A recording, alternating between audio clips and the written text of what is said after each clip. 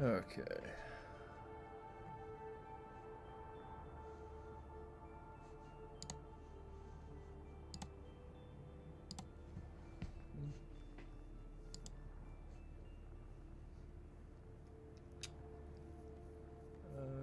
Let's see.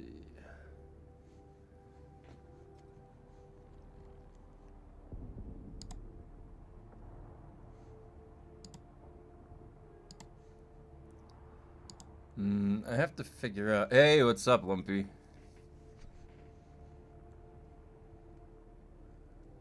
Hi, Grumpy. How's it going? So, this just pops up on my feed now. Awesome. Hey, it's all coming together. Um, what's Two Fox had a good idea. I woke up to it this morning. He was saying that I should do some testing station carries for anybody that wants to or needs help with the testing stations. So I don't know how the logistics of that will work because you'd have to be, on this server. But a lot of people came over to this server. You go live right when my infant goes down for a nap. Works great. Oh, nice. Nice, Jeffrey. Yeah, my brother just had his third kid. You might see my brother here every once in a while playing with me. That's King Team. His name's Tim. But yeah, he lives over on the East Coast. He's got 3 kids.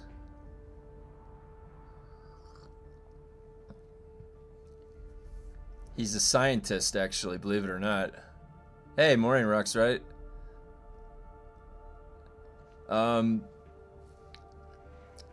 That Vitizen base builds, Jiraxel found it less than 60 seconds. Where is it? Oh, that one. Oh, wow. That's hilarious, Grumpy, that he found it that fast. Nice, first kid. Waited until 40. Wish I started earlier now. Yeah, I'm 42. I don't have any kids, but my wife and I certainly had talked about having kids. We had a bit of a late start too. We didn't get married till a few years ago, so we had known each other for 13 years or something, but we didn't reconnect until COVID.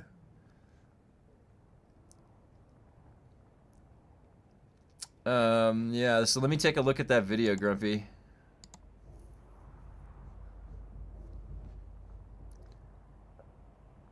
World's Largest Base by Erica Hidari.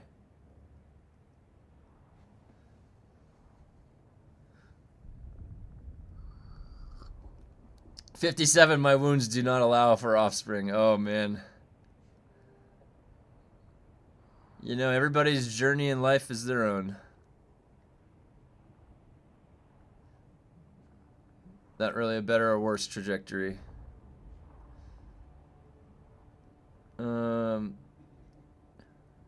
Wow. The archway thing, that's pretty cool. Yeah, holy cow. Let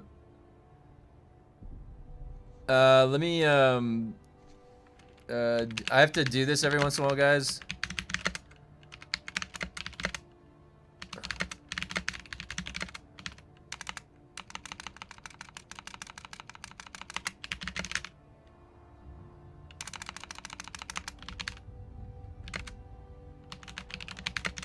Oh, I gotta post the link. Hold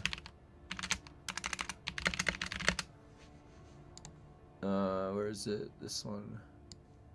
I'm trying to get you guys some extra keys. I have to do this where every like 30 minutes or 45 minutes, I have to post that link in the chat. I don't have a bot. I have to manually be a bot today. Do a sound. He gives an explanation of why it happened and how. Okay, I'll have to more thoroughly watch it later. But man, that is really sprawling. So, holy cow, like how did they get so many fiefs? Is that...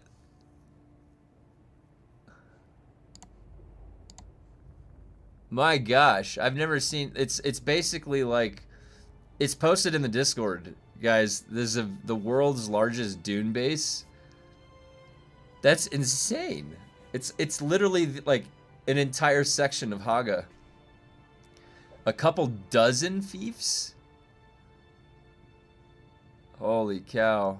I heard Exploration 40 perk is giving more schematics on Reddit. Hyperlight Drifter says. 18 fiefs, Cavil. I heard Exploration 40 perk. Exploration? Increases the amount of loot in containers, and then you're saying the Exploration 40 perk gives more schematics. So schematics, and we're talking about schematics as in these things? The schematic grade patterns? Yeah, I was actually, so right now, guys, I've been going back and forth a lot on my specializations, because once you get combat to 50, around there, you can complete the 20 testing station, in my opinion, because I was able to. So you're kind of free to go to some of these other ones. I was thinking I want to get crafting to 61 for this really remarkably good trait, but you're right. I was actually yesterday going into exploration because I want this vehicle damage resistance 10%. They're reworking the vehicles, and so this is going to become really good because this is going to, it's like a 10% resilience layer like from World of Warcraft on top of what they're already going to change, which is nerfing the damage. So if you get this in time, by the time that they add in that vehicle damage, which I don't even know, is the vehicle damage nerf in right now? Because some people were saying that it's like really nerfed, so I don't know if it's in right now, but you couple that with this, you're going to be very survivable in the deep desert, even when they're shooting grade 5 ancient ways. So to me, it's just win-win to go exploration. And so yeah, now that you're mentioning exploration, so let's take a look. Was there anything else on the way to 40? Is it 40 good? Minus 20% stamina climbing cost, guys. You know how much I climb on things. I'm a wall crawler. I'm literally a wall crawler, like they say. Yeah. Maybe I'll take it to 42. What do we got up here? Vehicle sandstorm damage. Ooh, the inventory slot capacity is so nice. Vehicle recovery cost, minus 25%. Whoa, hey, that's pretty good. These are all really good. Did you guys notice that? The exploration tree is really good. Like, when you think about what you're going to be doing in Dune, am I going to be flying around? Am I going to be getting attacked in the deep desert? All these things, it's like, yes, it's all the exploration tree. I picked up a copy of as a gift for a friend, so I might have a new guy in the community. Oh, sweet, Jeffrey, nice. Everyone making me jealous. I still have Call to Arms quest missing. I can't do Landsrad after Chapter 3 update. Oh, wait. So, Galadorn, can you explain what the issue is that you're having? So, you have Call to Arms quest missing.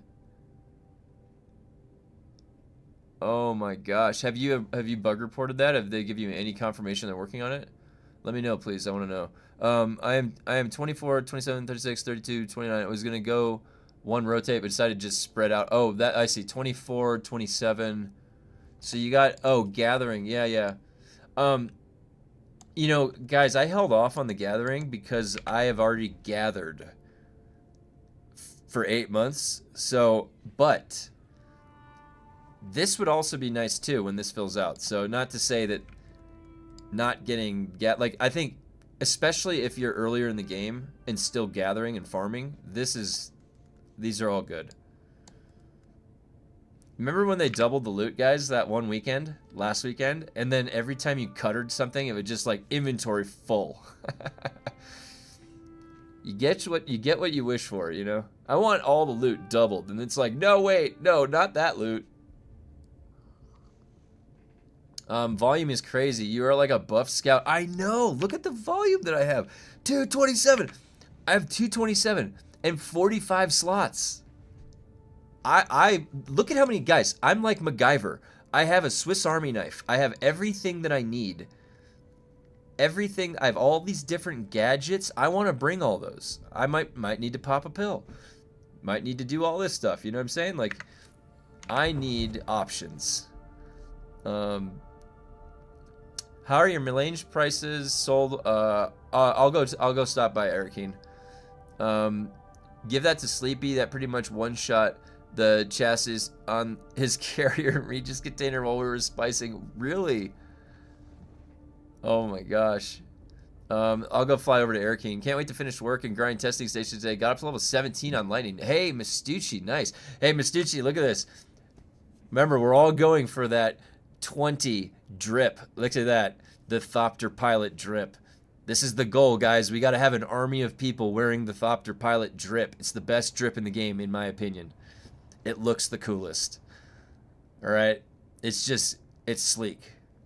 You earn it for beating the 20 difficulty station. I'm going to be doing on, well, it's my server. So if you're on my server, if you transfer over my server, I'm going to make an area in Discord where if you need help in the testing stations, you can sign up for it. And then I'll come in and then we can do some carries.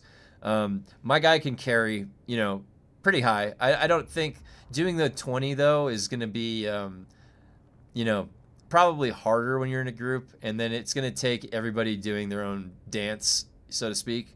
So, but we can see how high we get up to. So, and that was Two Fox's idea. So he posted that in the Discord. I thought that was a great idea.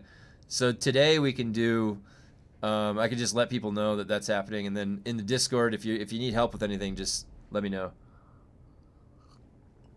Okay, so I did Gathering to get the Tool passive trait in it. Apparently that affects your suspensor belt. Yeah, that's what I did too. Right here. Where is it? Tool Power Drain. Tool Power Drain. 10%. Oh yeah, let me go to Erikine and check out those prices. Let's see where we're at. Let's see where we're at. And is this going to be changing the color? It did. Now it's the legs. The legs are affected now. Look at that.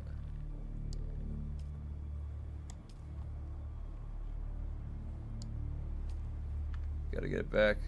There we go. Sector weather alert. A large sandstorm. Let me read your comment real quick.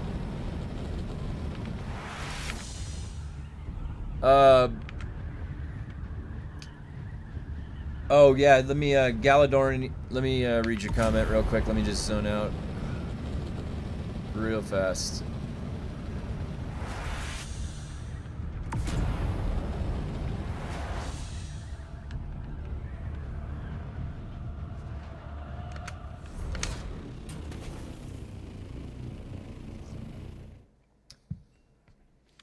Okay. Bug report every week since February 2nd. The cutscene to meet Dute Leto Raban disappeared after Chapter 3. So game doesn't recognize your faction. Oh, it's 5. And a declared faction blocked from Landsrat since. Oh my god. That's a critical error. That's a critical error. Galanorn, so can you join the Discord and reach out to me? There was a link that I sent error, and it actually helped him get his account back. Or, sorry, that was wicked. Just find me in the Discord, and then shoot me a message, and then I will send you the link that I sent him. It might be a different link to email their support, so in case that might help, I don't know. I don't know if you haven't heard back from their support yet, but there might be another option we can try and help, so... we had a group of 4 doing the loading screen glitch, get up to 35. Oh, nice. So you got the 30 done. I've been soloing, so I did Dr. Lemminger at 20, the Dark Station, just meleeing him down. And I used the electric gun on the ads. Actually, I just used the electric gun on one ad, then I melee the second ad. And once I got a care package coming back over from Harmony in a few days. And once I do that, I will be able to infuse my weapon with another augment that I'm missing to get even more damage, and then I can start the 21 to 30 climb on Lemminger.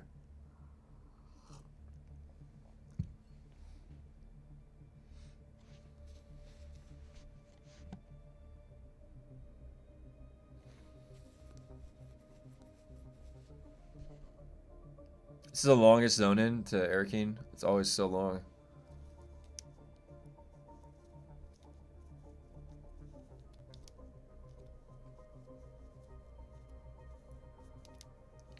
Hey, what's up?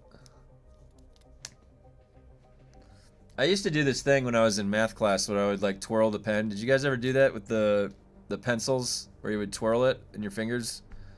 I used to be really good at it, but I've lost my practice. It's been a while since I've been in a classroom.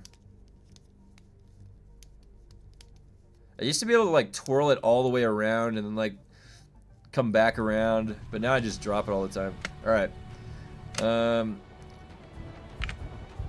Wait, no, I just got here. Do you guys remember when you could suspense or dash inside Arakeen? Wait, let me see some of your comments. If you want to do a scout or siege, our siege, make a new tune, pop in, and I will fly you around. Oh yeah, Grumpy has offered his services. If anybody's coming over to Farhold, we're on US Farhold. Oh wait, I gotta do Dune Awakening, 40% off sale. Alright. Yeah, Grumpy has offered to help people out starting over on the server, so come on over if you want. I got a guild, we can invite you. And that's the fun combo mode. Good job, Grumpy. Alright, I've always gone knife for speed, but not committed to it. Do you find rapier better? So, because I was soloing Dr. Lemminger, he has a part in his fight where he goes and meditates. It's when the ads come out. So the fight should proceed where he meditates and starts regenerating health, and it's a timer to kill the 2 ads that spawn, the suboids that come out at you.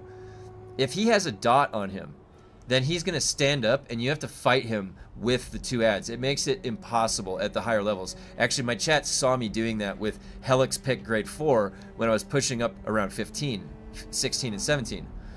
And it wasn't until I got a drop, a static needle, grade 5, that it changed the way that I could push Lemminger, and I pushed it up to 20 and I killed him. Because when he doesn't have a dot on him, he just sits there and he meditates fine. And then the fight becomes very easy. My god roll would have been the replica pulse knife, because that at least offers a functionality on the boss that gives me back stamina. And stamina, as you know right now, is like, it's the reason that I slotted Suspenser Dash, is so that I could get some distance to regenerate stamina. Suspenser Dash is actually to help me regenerate stamina better. So anything to help me regenerate stamina is going to be is best in slot. So the Replica Pulse Knife, now the Replica Pulse Knife is not common, and I only have a grade 4. So I couldn't push Lemminger 20 with the Replica Pulse Knife, which would have been my top pick. So I'm using Static Needle because it's grade 5 and it does not put a damage over time on the boss. It's that simple. Helix Pick, also, the dot is like 60 seconds. It lasts for like 60. They're off. It's supposed to be like 6 seconds. They're off by like a 0, like a place value. And because of that, the boss stays poisoned forever. You can't compel them. You can't heal. You can't do shit. So I had to deslot Helix Pick. It was for the PvE push, ruining the boss fights solo. So Static Needle. And Static Needle is very powerful, and I've actually been getting used to the rapier timing. I'm actually, like, if I swap back to the dagger, it'll take me a minute to adjust back to the timing for the parry, because it's different, and your brain kind of wires to it. So, I don't prefer that the rapier has 2 attacks. I wish it was still a block and then the attack chain, personally. But I've actually pulled off some weird parries, like jumping the ebb and flow of rapier. I've got these weird parries flying off all the time. So I don't know. Maybe it is better. It's like a proc. It's like your parry is like a random proc on the rapier. At Epsilon or Iridani, some guilds try to destroy the economy. Cheapest Melange prices now 1 million Solari. Oh yeah, let me check out what they are. Sorry about that. I get talking. I want to make sure that I get through everybody's comments, so you just have to bear with me sometimes where I start reading through them. Okay, so on our server, the spice. Whoa! Someone bought it all off. Someone bought it all up.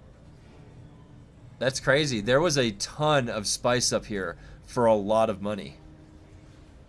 Do you think it expired? Hey, Sent. They need an option to turn off Arakeen video. They need an option to make it so the field of view is not like 30%. I'm like, my field of view is set to 30 in Arakeen. Like, look at this. Why am I this close to my character? Why am I this close? Like, zoom me out. What the hell? It's annoying. Let's see. Literally just joined. Are we discussing who used to twirl their pencils? Yeah, that's what I was. I was a pencil twirler. I used to twirl because my degree is in mathematics, so I spent a lot of time in the math club room at college on campus, like 8 hours a day. I'd be in there, and so I don't know why, but it's like this habit. It comes out of you're always holding a pencil or chalk, and actually I learned something about chalk. All right, whenever you're writing on a chalkboard and you hear it start to squeak, have you ever heard that? Do you know how to get it to stop squeaking? It's actually interesting. It's a resonance that's happening in the length of the chalk, and so you break it in half and it'll stop squeaking. It's not the texture of where it's hitting, it's resonating and causing a squeak. So you just break the chalk in half and then it's fine. I've spent a lot of hours, like thousands of hours in front of a chalkboard, like doing math stuff with chalk. It was one of my favorite things to do. I used to be I'd just be like, were you rock climbing? No, I was solving math problems.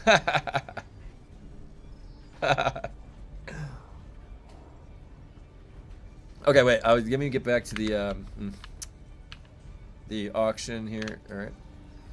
Now, let's see what we got anywhere. Oh my god, you guys, I have a grade 5 Idaho's Charge coming back my way. Best in slot. If you guys didn't know, my particular choice for best in slot gear is it's not gonna change, by the way. I'm not gonna slot this differently. Idaho's Charge, and you would want that grade 5. IX Core leggings, grade 5. Circuit gauntlets, grade 5. Forge boots, Forge helmet. That's my best in slot. And then you would have the Adaptive Holtzman, Elohim, and Accelerator.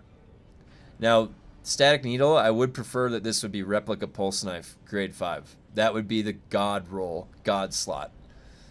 And honestly, the Experimental Lightning Gun has really grown on me recently, and I'm probably always going to keep it there. And then you need an Ancient Sway. Now, the other guns I don't have because I'm waiting on getting the Perforator or Shell Burster or Regis Triple Shot. Mantooth has some of those coming back over for me, so I don't have those just yet. Alright,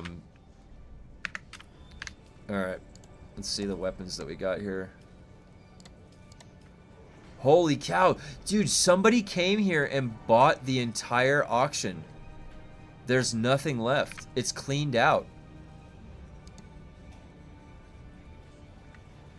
The auction house is cleaned out. Sold today for $980K. Nice. I miss chalkboards. I have a classroom-sized whiteboard in my office, but I miss the chalk now. Yeah. I like whiteboards too, but the chalk is like it's like you're rock climbing. It's like your hands on it. It's like Conan Exiles is the mouse wheel zoom, but they removed zoom out with the cycling action wheel. Oh yeah. Oh. Definitely like the zoom out better. Oh, interesting. That's right. Oh, so Galadorn. Yeah, you're speaking about Conan Exiles and how it didn't translate to Dune. Yeah.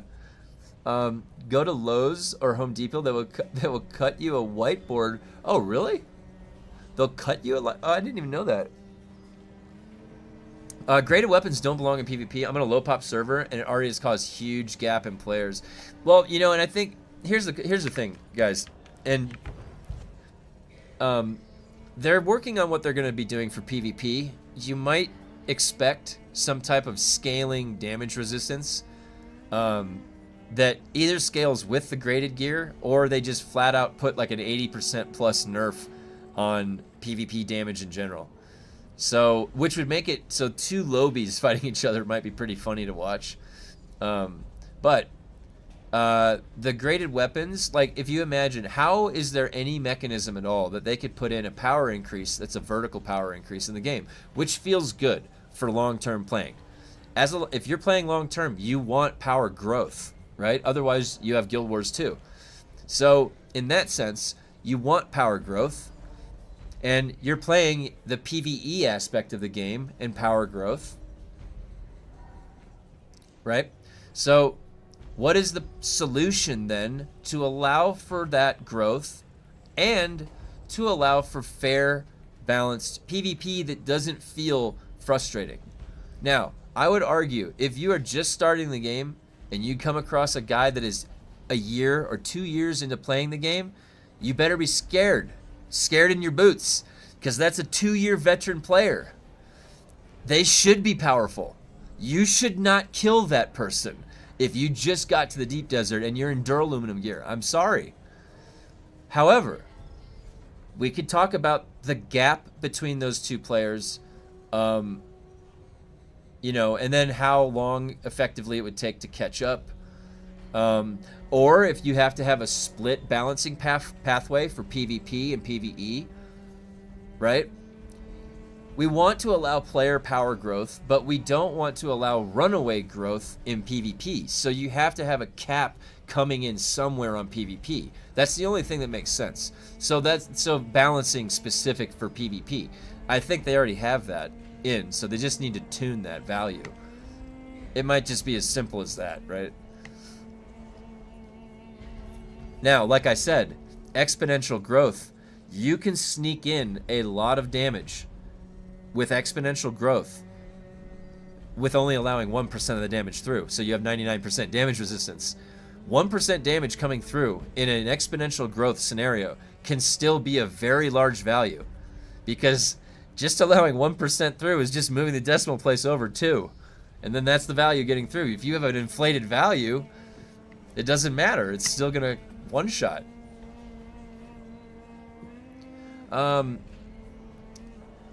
They should just limit them to dungeon augments and add plenty.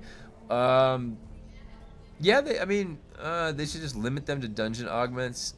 I mean, I think that they have to split the balancing and then just put a pretty big resilience layer in PvP, or make resilience gear available.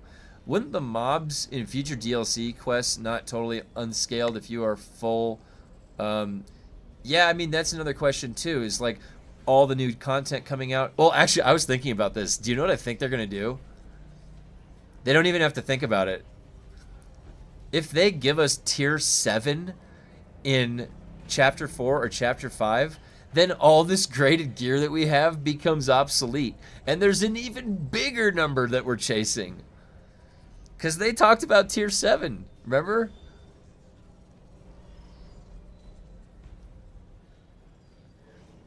Yeah, Gregory, in my mind, I played World of Warcraft from the beginning.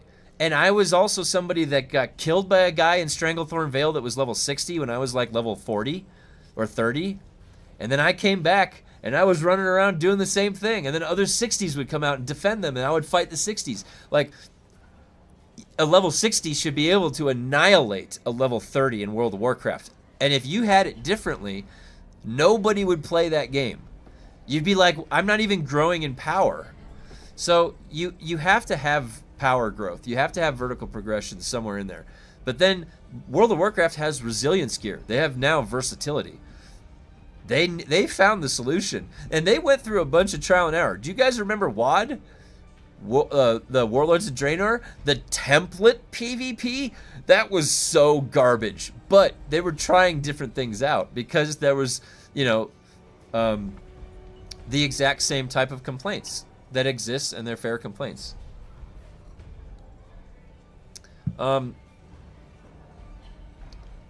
So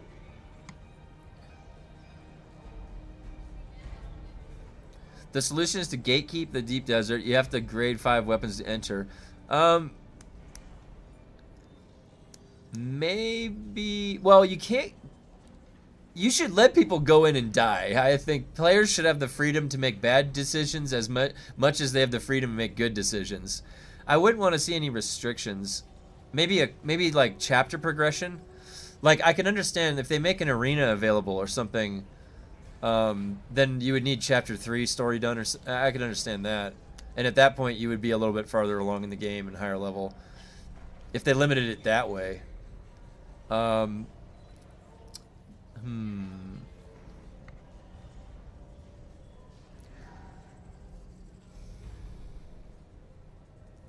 It's not an easy solution, to be honest. Like, there's no one solution to it, right? Is there actually schematics? No, of course not.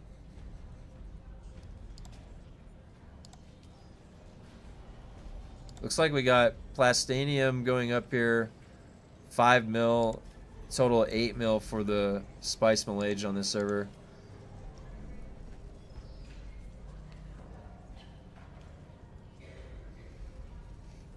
Slim pickings on this server. I think people are buying it up, though. I think that's what's happening.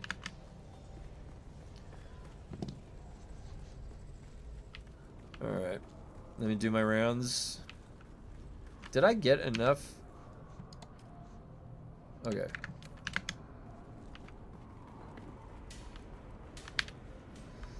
How's it? You back for more, Oh, let me, eh? Lieutenant General Sub-Rogue, there's no evidence I was lurking in Stranglethorn Vale. Oh my god, yeah. Hey, the Sub-Rogue right now in retail looks really strong. I was watching Peekaboo play his rogue. I used to have I had an assassination rogue that I would play back in Legion. That was really fun. I think rogue is like one of the best classes in the game in World of Warcraft, in my opinion. They can make plays happen in PvP like no other in the arena. They're really good. A really good rogue is crazy. Ah, yes.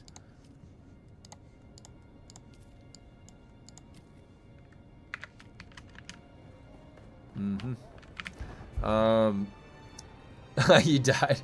The reason people quit is the mismatch between older players in the DD with better weapons. You know, there's probably a lot of different reasons why people quit, and in my opinion, if you look at the player count, we lost 50% of the player count in like the first month or in July. 50% of the player count. Some of that would have left anyways because it's a new game. People don't find interest in it. But in my opinion, we lost 50% of the player count because they went on vacation right after they launched the game. And then the hackers and the dupers ran amok. And then it just completely obliterated anybody casual.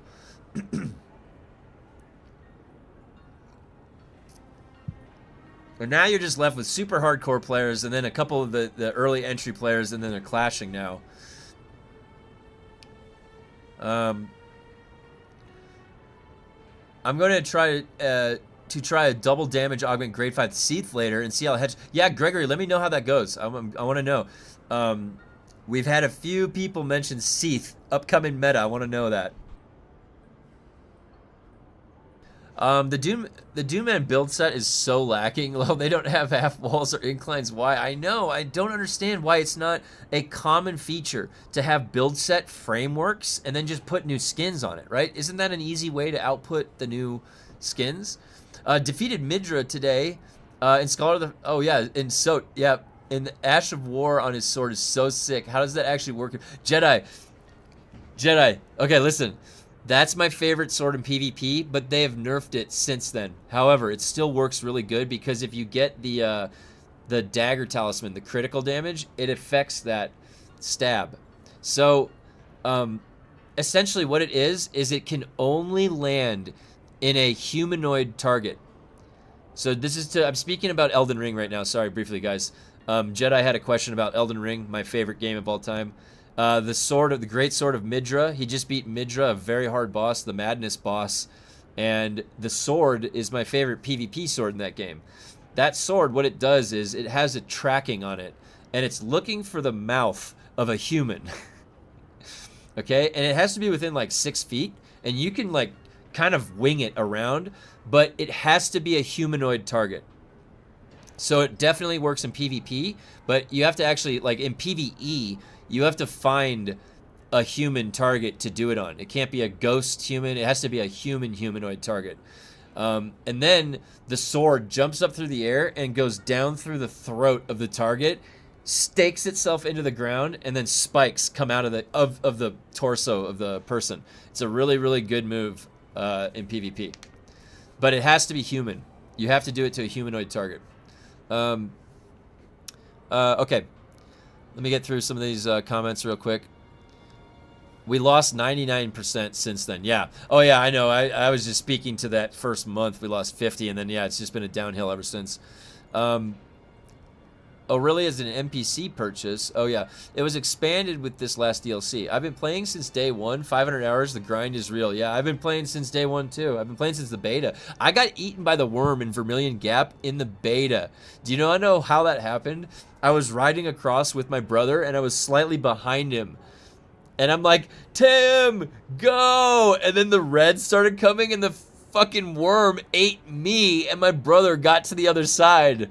And he was like, he looked back, he's like, oh, that sucks, Kevin. That was my beta experience in closed beta. I got the bike made, and then I was driving across, but because I was slightly staggered behind him, he was offsetting the waves of the worm, and then the worm just came and ate me. We talked about this last week, and I want to say it is the Observer set. It looks so cool. Yeah, the Midra sword is badass, but it's really not usable on like bosses or anything practical. I was just using it for PvP because what you do, and listen, Jedi, you have to fake people out.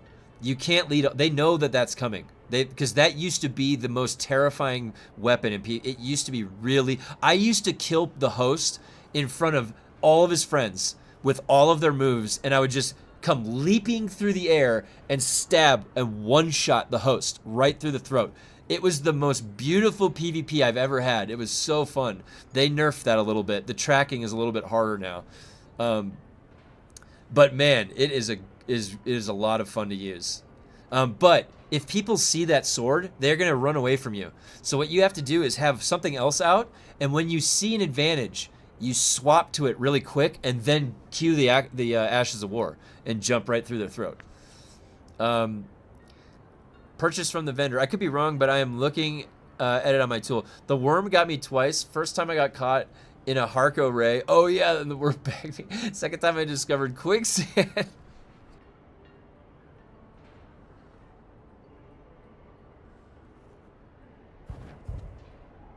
I've been eaten by the worm. Is it 2 times? Yeah. 1 time in the beta, and then 1 time was, listen to this. You know how you do the quest to get the last gun? I thought that was the only way to get the last gun. You turn in the cutter, and that was when the game first came out. And so I finally got the last gun. I was telling my brother, I was like, we can go raid bases. I can go shoot down the Thopters now finally. And my brother was farming spice, and he said, and I was nearby in the deep desert, and he started taking rocket fire. I was like, Tim, I'm going to come protect you. Bear in mind, I've had the last gun for 45 minutes. That's it. So I get down, and I start, I'm on the sand, like, last gunning people. I'm like, Tim, I'm going to defend you. Like, I'm defending my brother. And then I didn't see, out of my left field of my vision, a freight train worm just eats me. Just gone. I literally was boots on the ground for 15 seconds. I'm like, Tim, I got your back. And then he's like, Kevin, where are you? I was dead. I got eaten by the worm. I just got the last gun. And so I thought there was no other way to get that last gun. I thought I was screwed. I was like, oh my God. I can't do that anymore. I can't go in a base. I can't. Running a faith strength build right now with 3 weapons so they don't see the sword. Yeah, that's the way to do it. That's the way to do it. Make sure you get the Shard of Alexander to buff the damage of the Ashes of War. What else is good? The Rotted Sword Talisman to get the damage buff. The Dagger Talisman for critical damage buff. It's like 17% crit damage on the Dagger Talisman, which is also really good if you stab somebody too in a visceral attack. Guys, I don't know if you know this. I am a huge From Software fan. My favorite games are from... if you get me talking about Elden Ring or Dark Souls 1 or 2 or 3 or Armored Core 6, I could talk for days about those games. I love those games so much. I have such an appreciation for a game developer that respects player time like From Software does. So if anybody ever has any questions about Elden Ring or any FromSoft games, feel free to ask me. I don't mind. I always love chatting about that. Okay, let's go get the rest of the stuff done today.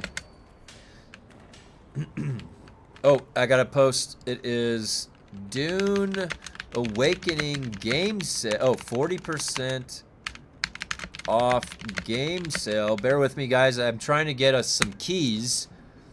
Some free keys, so I've got to post that in the chat. I got ate by the turbo worm back in the fall. Landed my Thopter, exited, max red bar melee, no breach, eat in 3 seconds. That's like my nightmare in this game.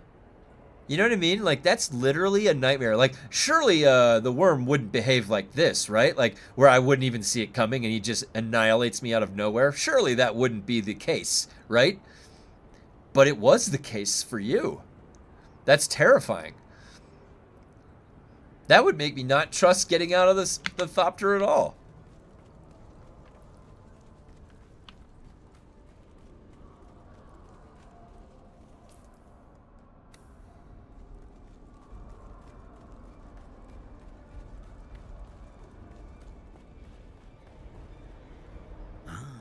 It's you.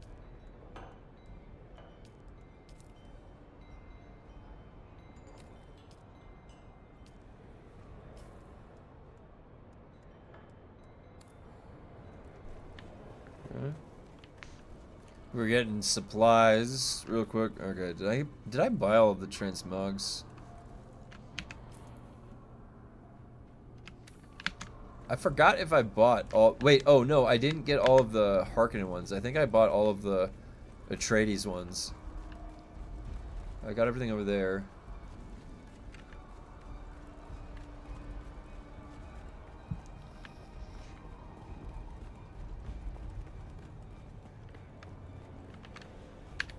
Oh, hey there, friend. So, do many guilds build like a guild base that's shared? Is there any advantage to that? Or is that mostly reserved for what you would do in the deep desert?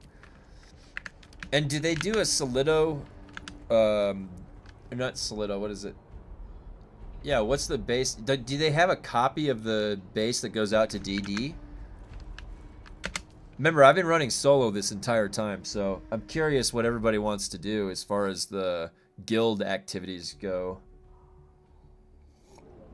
My time for guild stuff will be a lot more limited probably than you guys to engage with each other is, but I am available on the weekends and stuff, so usually.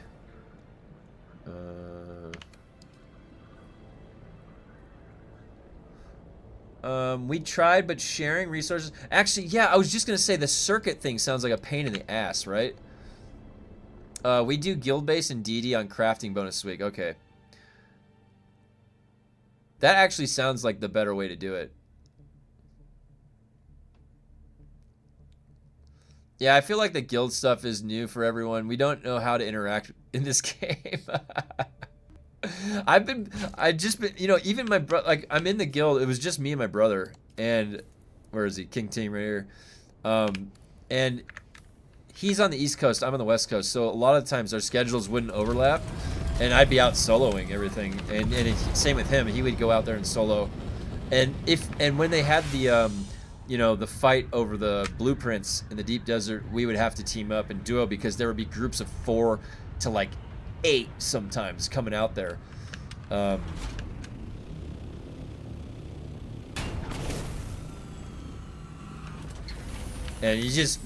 honestly, you just can't contend against that many people sometimes. So there's that lag. They said they were gonna fix that. They said the PTR is gonna fix that exact lag right there. That's what it's gotta fix.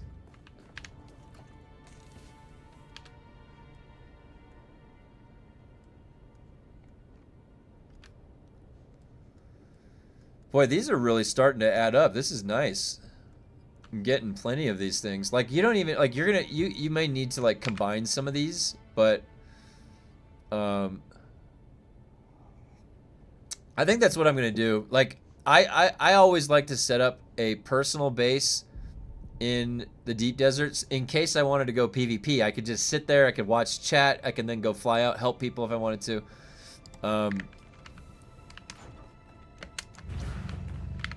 Yeah, and so, okay, let me read this. So, problem is that some people are farmers, some are completionists, some just want to get into action and die trying. My group had mostly the third group. I'm a completionist. Yeah, you know, my brother, he's a completionist. He plays games to play the full story. He takes his time. He plays very thoroughly. He collects everything. I have a real I like doing that too for some games, like the FromSoft games. I take my time, but I definitely have a habit of punching through to the end game and getting the top gear, getting the best loadout like as quickly as I can. And so I always, my wife will tell you, like, I always miss things on the Resident Evil playthroughs. I'm looking to beat the guy or get to the end and not search. So, and it's a bad habit that I have. I play with one other guy and we share a base. Works good. Circuits work great once you figure them out. We do stuff solo and duo. Deep Desert, Spice, and Crawler and Carrier's fun. Tom Vanderbilt, thank you.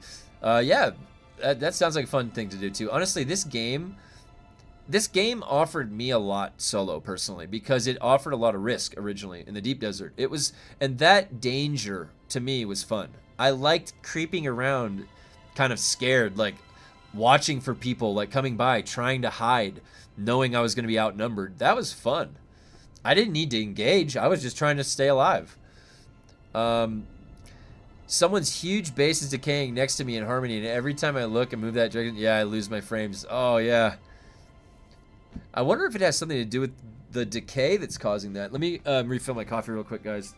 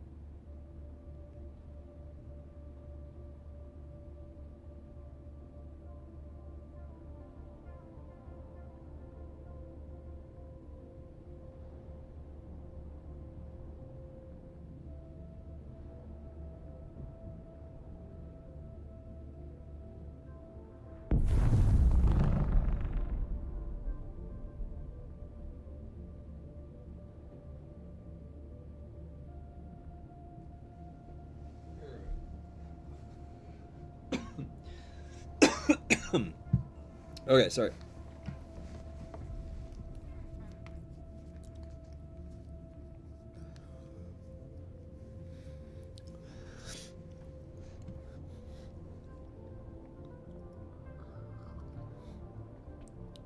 Maybe min-max completionist is a better definition. I want to jump ahead too. Yeah. So I have the FromSoft games 100%ed, but those are the only ones that I do that to. So I think that when I have enough interest in a game, then I try to 100% it, because then it makes me feel like, honestly, when I have that completed and it's 100%, it's like I'm free. I can do anything that I want. There's nothing like restricting my decisions. I'm always just like, I can play the full end game, and it's just a lot of fun. I'm having a lot of fun right now in Dune, like wearing this transmog, knowing that it came from 20. Anything that I do in the game right now feels good. That's the essence that Funcom was missing in the beginning of this game. If they had launched with something like this, that you knew that you could progress to an achievement of visual looks, it would have been killer, man. Ugh. I know there's a lot of people that quit because there was nothing like that there.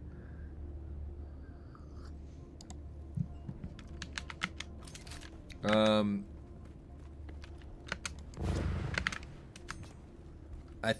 think I'm getting. I have to check.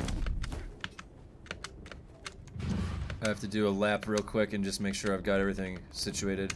I've got the base back, the other base backed up. There is a little bit of a weird lag. Are they? I thought they said they were working on that. What's our Farhold server status at? Let's check. Dune status, Farhold. 17. Actually, you know what? It was usually like 10 right now. This is really early in the morning. So, and on a West Coast server. So if this gets, honestly, if this like midday is at 35, 45, we might be okay. This server might be okay. I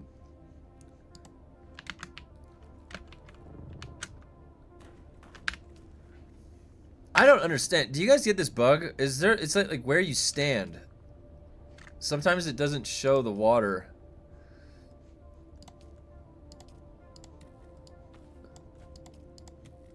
All right, cue more of that. I'm getting low on erythite crystals. I might need to go do a run.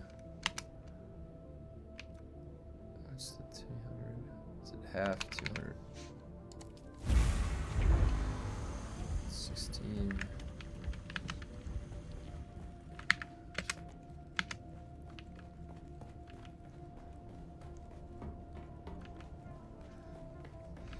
Let me go do a lap real quick. Oh, whoa. What happened to the engine? Wait, why can't I get out?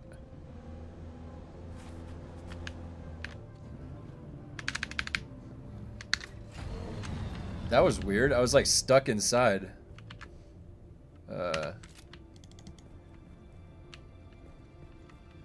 Which one's broken? Is the engine? Be back in a bit. Can you send out... Oh, let me see what you said here. Hold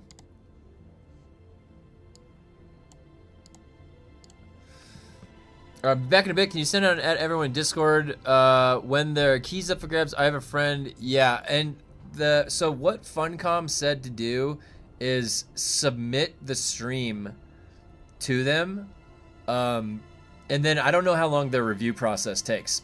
So if that's like a week or 10 days or something, but they said you can get extra keys by doing this. And so I'm going to keep, thank you for reminding me, by the way, too. Dune Awakening. And yes, I will. On major announcements, guys, by the way, in the Discord, make sure you follow the announcements channel, because I've added a specific channel that's separated, that's the announcements, where I can post stuff about the schedule and changes to the schedule and anything like that. And keys and stuff. Things of that nature, I'll post there too. Okay, 40% off sale. I have to post this in the chat. I think I have some cobalt. Oh no, it's okay. Don't worry about it. I have to do a lap for other things, batteries. I'm just gonna stop by and get some erythite real quick. It gives me something to do. But yeah, Grumpy, if you want, for other people also as well, the guild chest. Anything extra, we can put stuff in there for people. It's been really helpful. A couple months ago, I was the only person on my siege. Now a mid-sized guild moved in. They do their own thing. Kind of nice seeing some life come back. Hoping I don't have to move to another world. Yeah, I think a lot of us are in that same boat too, because my base will not be able to move. So, I will be, if this server is one of the ones that's consolidated, then I will have to relocate. This big, beautiful, look at this arc. See, from this angle, right? When you look at the base from this angle, okay? It has some nice asymmetry going here. We have a lot of varying angles and directions. Now, granted, it may not be the pleasant asymmetry, but asymmetry nonetheless. Okay.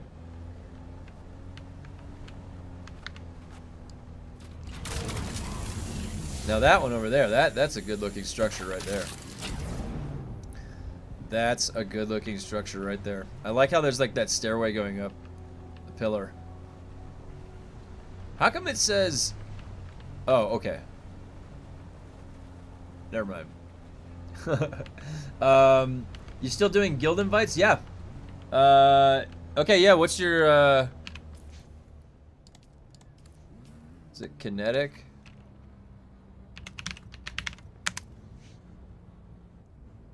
What's the name? What's the character name? Vladimir, because I'll show you why I can't move it in a sec.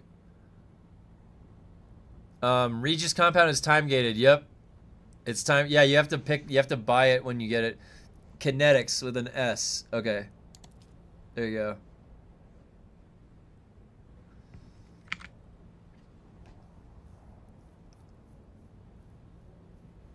I love the smuggler set. My base has a steampunk vibe. Yeah, the smuggler set looks great. In-game connects. You still doing guild invites? Yeah, connect. I just sent it. Let's see. Is there? Yeah, I got you in. Okay, cool.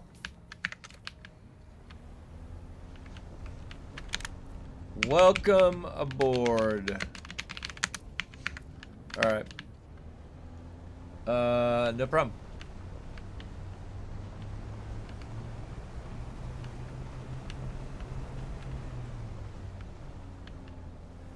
Uh, 29 days, 19 hours. I swear, does that timer... Like, didn't I just refill my feet yesterday? And shouldn't that have been 31 days? So why is it at 29 days right now? I swear that thing moves faster than it should.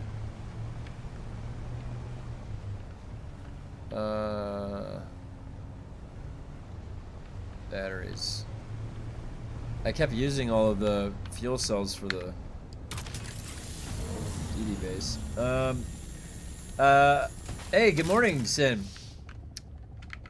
Good morning.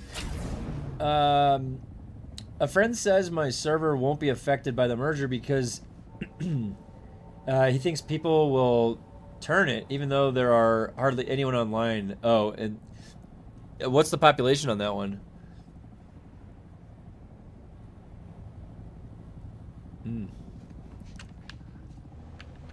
What's the population on that server?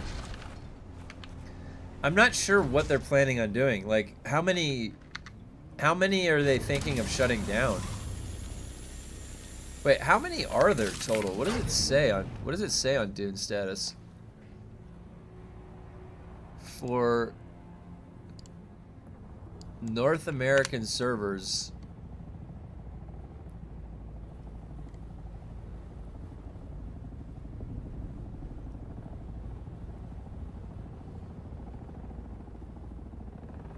Nine out of 1,000. Hey, Johnny, what's up? You know what's funny? My,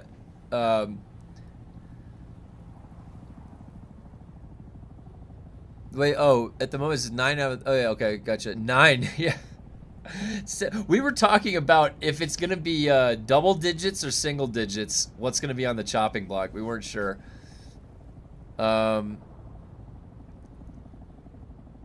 Of course they are time gated. Imagine players had fun and actually used the endgame systems. You know what? We got the perfect amount for that too. Fun has been detected. We've got unfun shows up right at the door. Bigger generators, yeah, mine's 31. Well, mine's 31 days, but I swear I just went up to the fief yesterday morning. I do it every morning. Maybe I missed yesterday. If I skipped yesterday, then maybe that would be 29 days.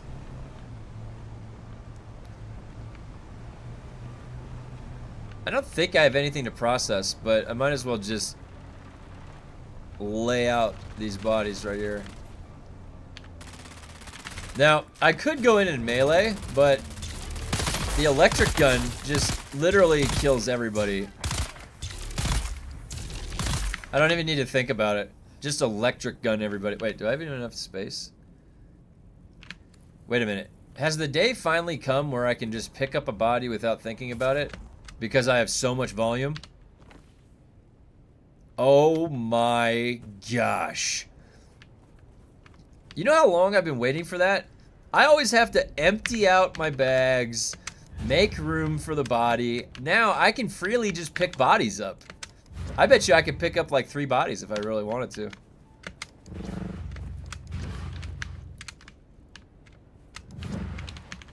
Uh-huh. Nice and neat. Look at that. So much room. You know what? Exploration, guys. Exploration. That was the sleeper the whole time. Giving yourself more inventory space. Oh, yeah. Did I get that?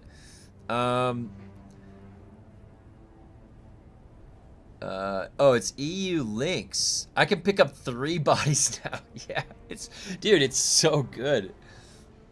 That's the best part.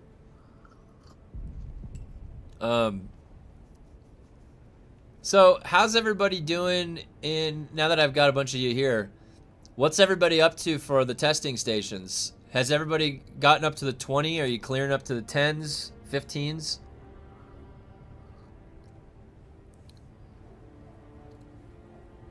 Got the corpse compression, or what's it called already? Oh, is there... Wait. Is there a specialization that makes the corpses way less?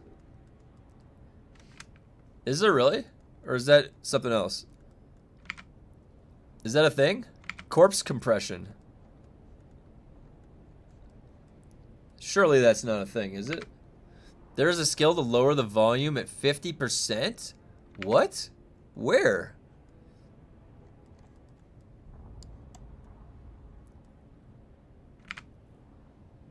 Holy cow.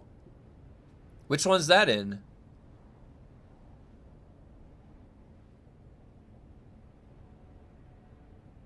It's like level 58?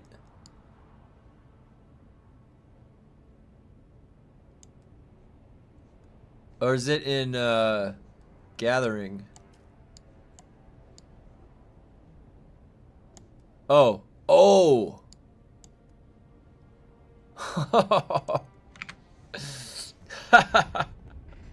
That's actually really crazy. That for like a lobby. That would be really good for like in your early day, like. So if you're leveling up your character, going Gathering would be probably pretty good, right? Wait. Realistically, like, when is the earliest that you start doing specializations? I was at Endgame when I started them, but did anyone start fresh? Like, when is the earliest, like, level that you would be that you start doing these specializations? Does it start right off the bat? You could do it really quick, right? I think I can get Mantooth. He's probably level 27 or something. Only in Dune can you have a storage box full of dead bodies and no one bats an eye. Do it in real life and loses their shit.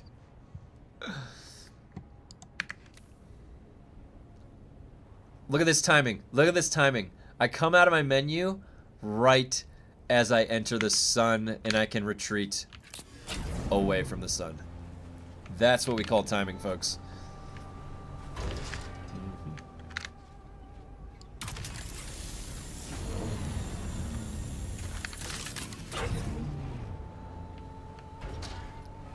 Alright. 100-ish. Gathering was where it's at because of spice. Yeah. Honestly... Wait, what happened there?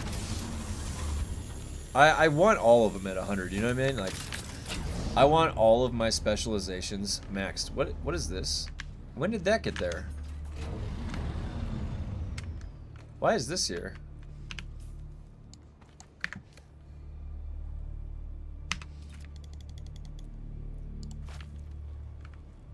Sector weather alert.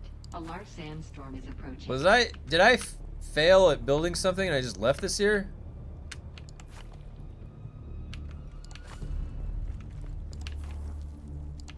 I did. I just left that there. That's egregious. It was just sitting there. It didn't look good at all.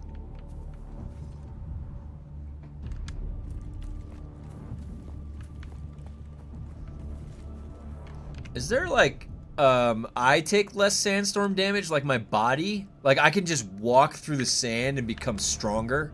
That would have been a cool specialization, don't you think?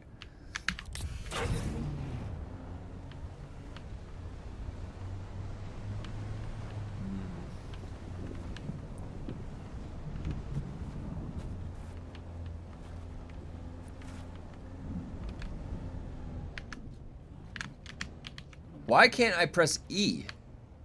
Oh.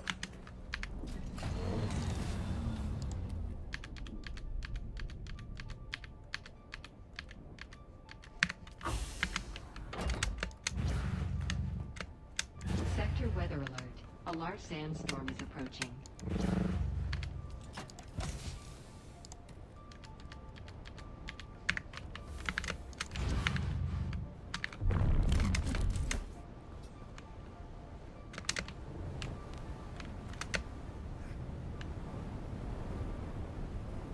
Oh! Wait, why am I walking slow inside?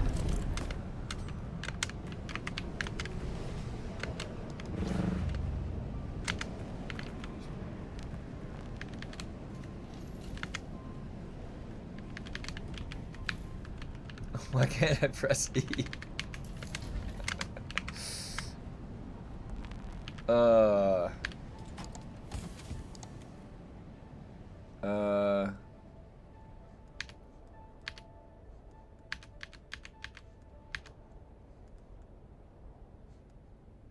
Um...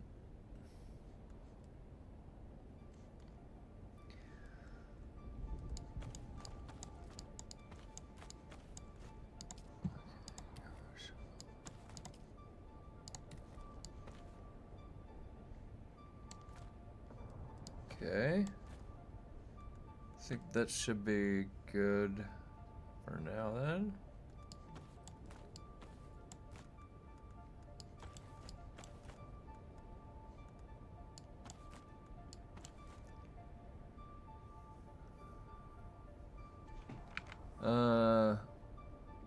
Key presses are not being registered. Game breaking bug.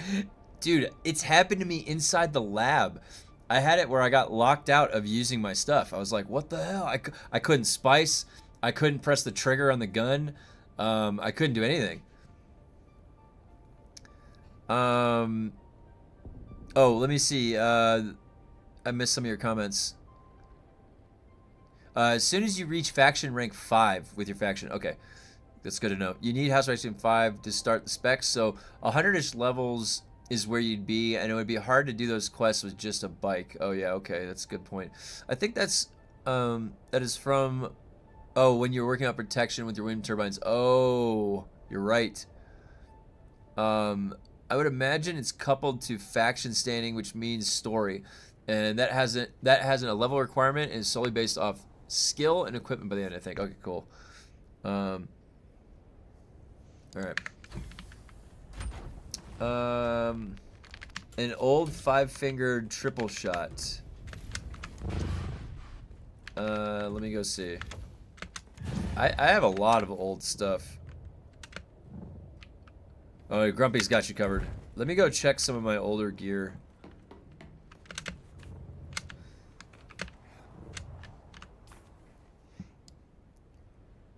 Grumpy's base is where is it? Right here, right?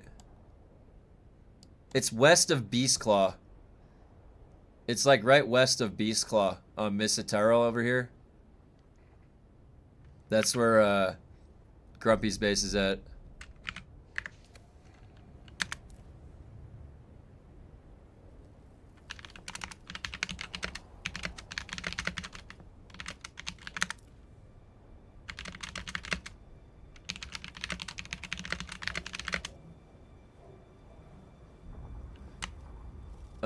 I think that's good enough description. All right. Yeah, we've got a bunch of people here now. It's pretty cool. So if anybody else is coming to the server on Farhold, let me know. I can invite you to the guild. And Grumpy had offered to help anybody out that's starting over on the server too. We might be able to save Farhold. What's it up to right now? Dune status, Farhold, where are we at? Farhold. So if we were to sort, let me refresh. Sort. Farhold is right now in the North American servers 1, 2, 3, 4, 5, 6, 7, 8, 9, 10, 11, 12, 13. We are number 13 by population for Farhold. That's pretty good. I would even argue that, like, if you're in the top 10, you're probably 100% safe, right? And then top 13 is probably top 15. I don't know. How many are there?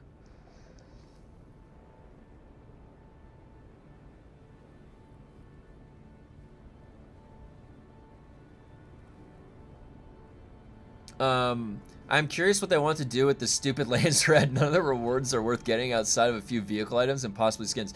Yeah, the only thing that's worth getting is the swatches you put on your machines.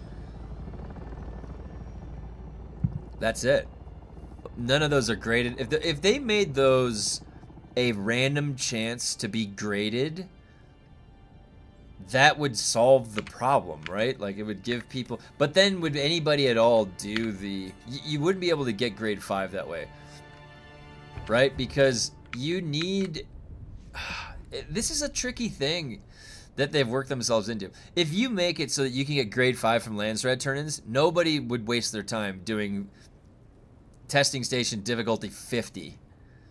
It's mind-numbing.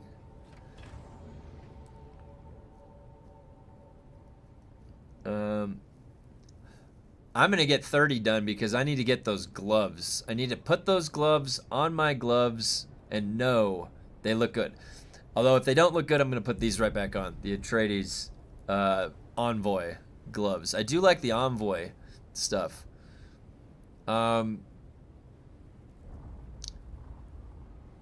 It should show bases of guild members on the map. I agree, Jarl. Oh my god, that would be... Why don't they have that? No, it doesn't. It doesn't show the guild. These are only people that have added me to their authorization. Right?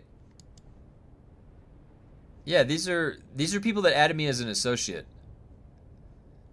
I agree that oh, wait.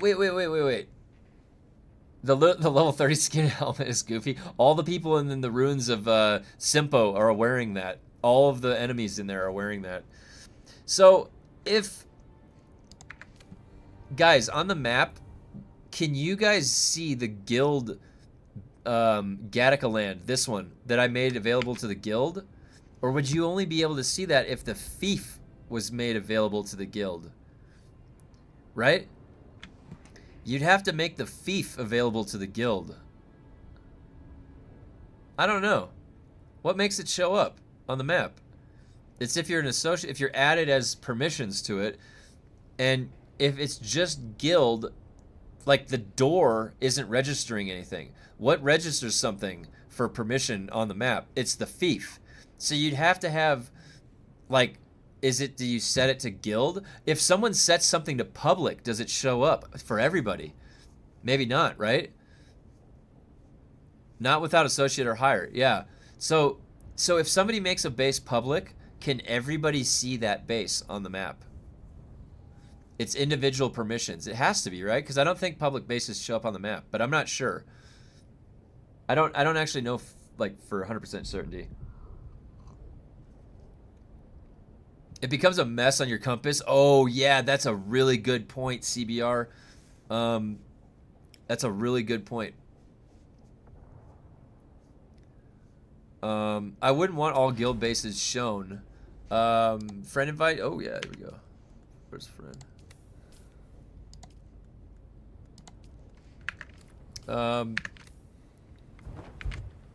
I just added you to the fief, so it should show up.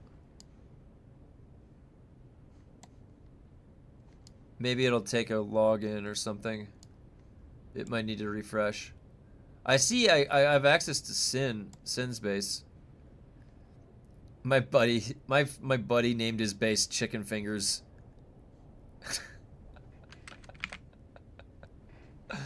That's my friend Parker. Oh my god.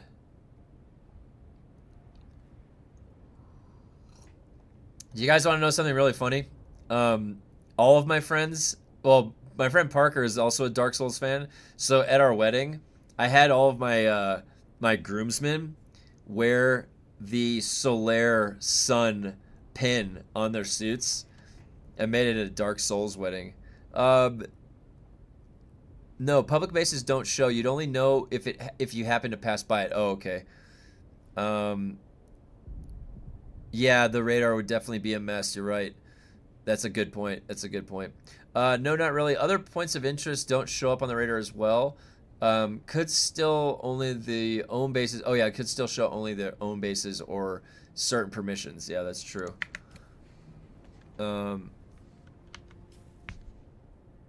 Oh, there's Grumpy's base. Yeah, okay, I see it. Munitorum. That sounds like a Warhammer name. I believe that Grumpy is a Warhammer enjoyer. I am also a Warhammer enjoyer. I love playing Darktide. Darktide is a fantastic Warhammer game.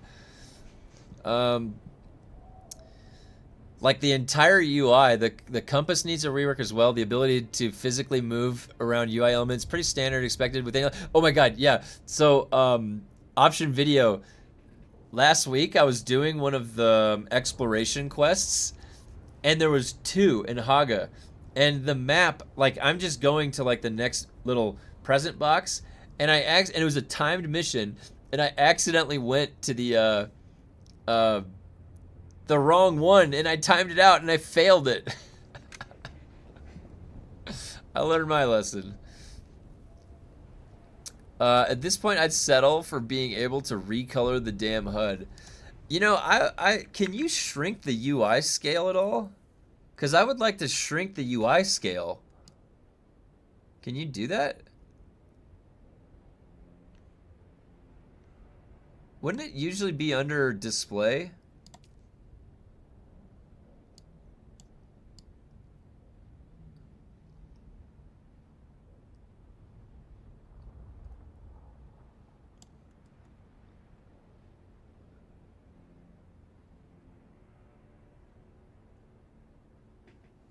I've never even seen this. Is this usually an option? Hardware cursor? I don't even have to think that hard usually with other games. My freaking mouse cursor?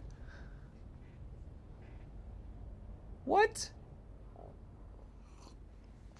Oh, guys, I gotta post this in the chat. Hold on. Dune Awakening, 40% off game. Oh wait, 40% off game sale, extravaganza. Okay.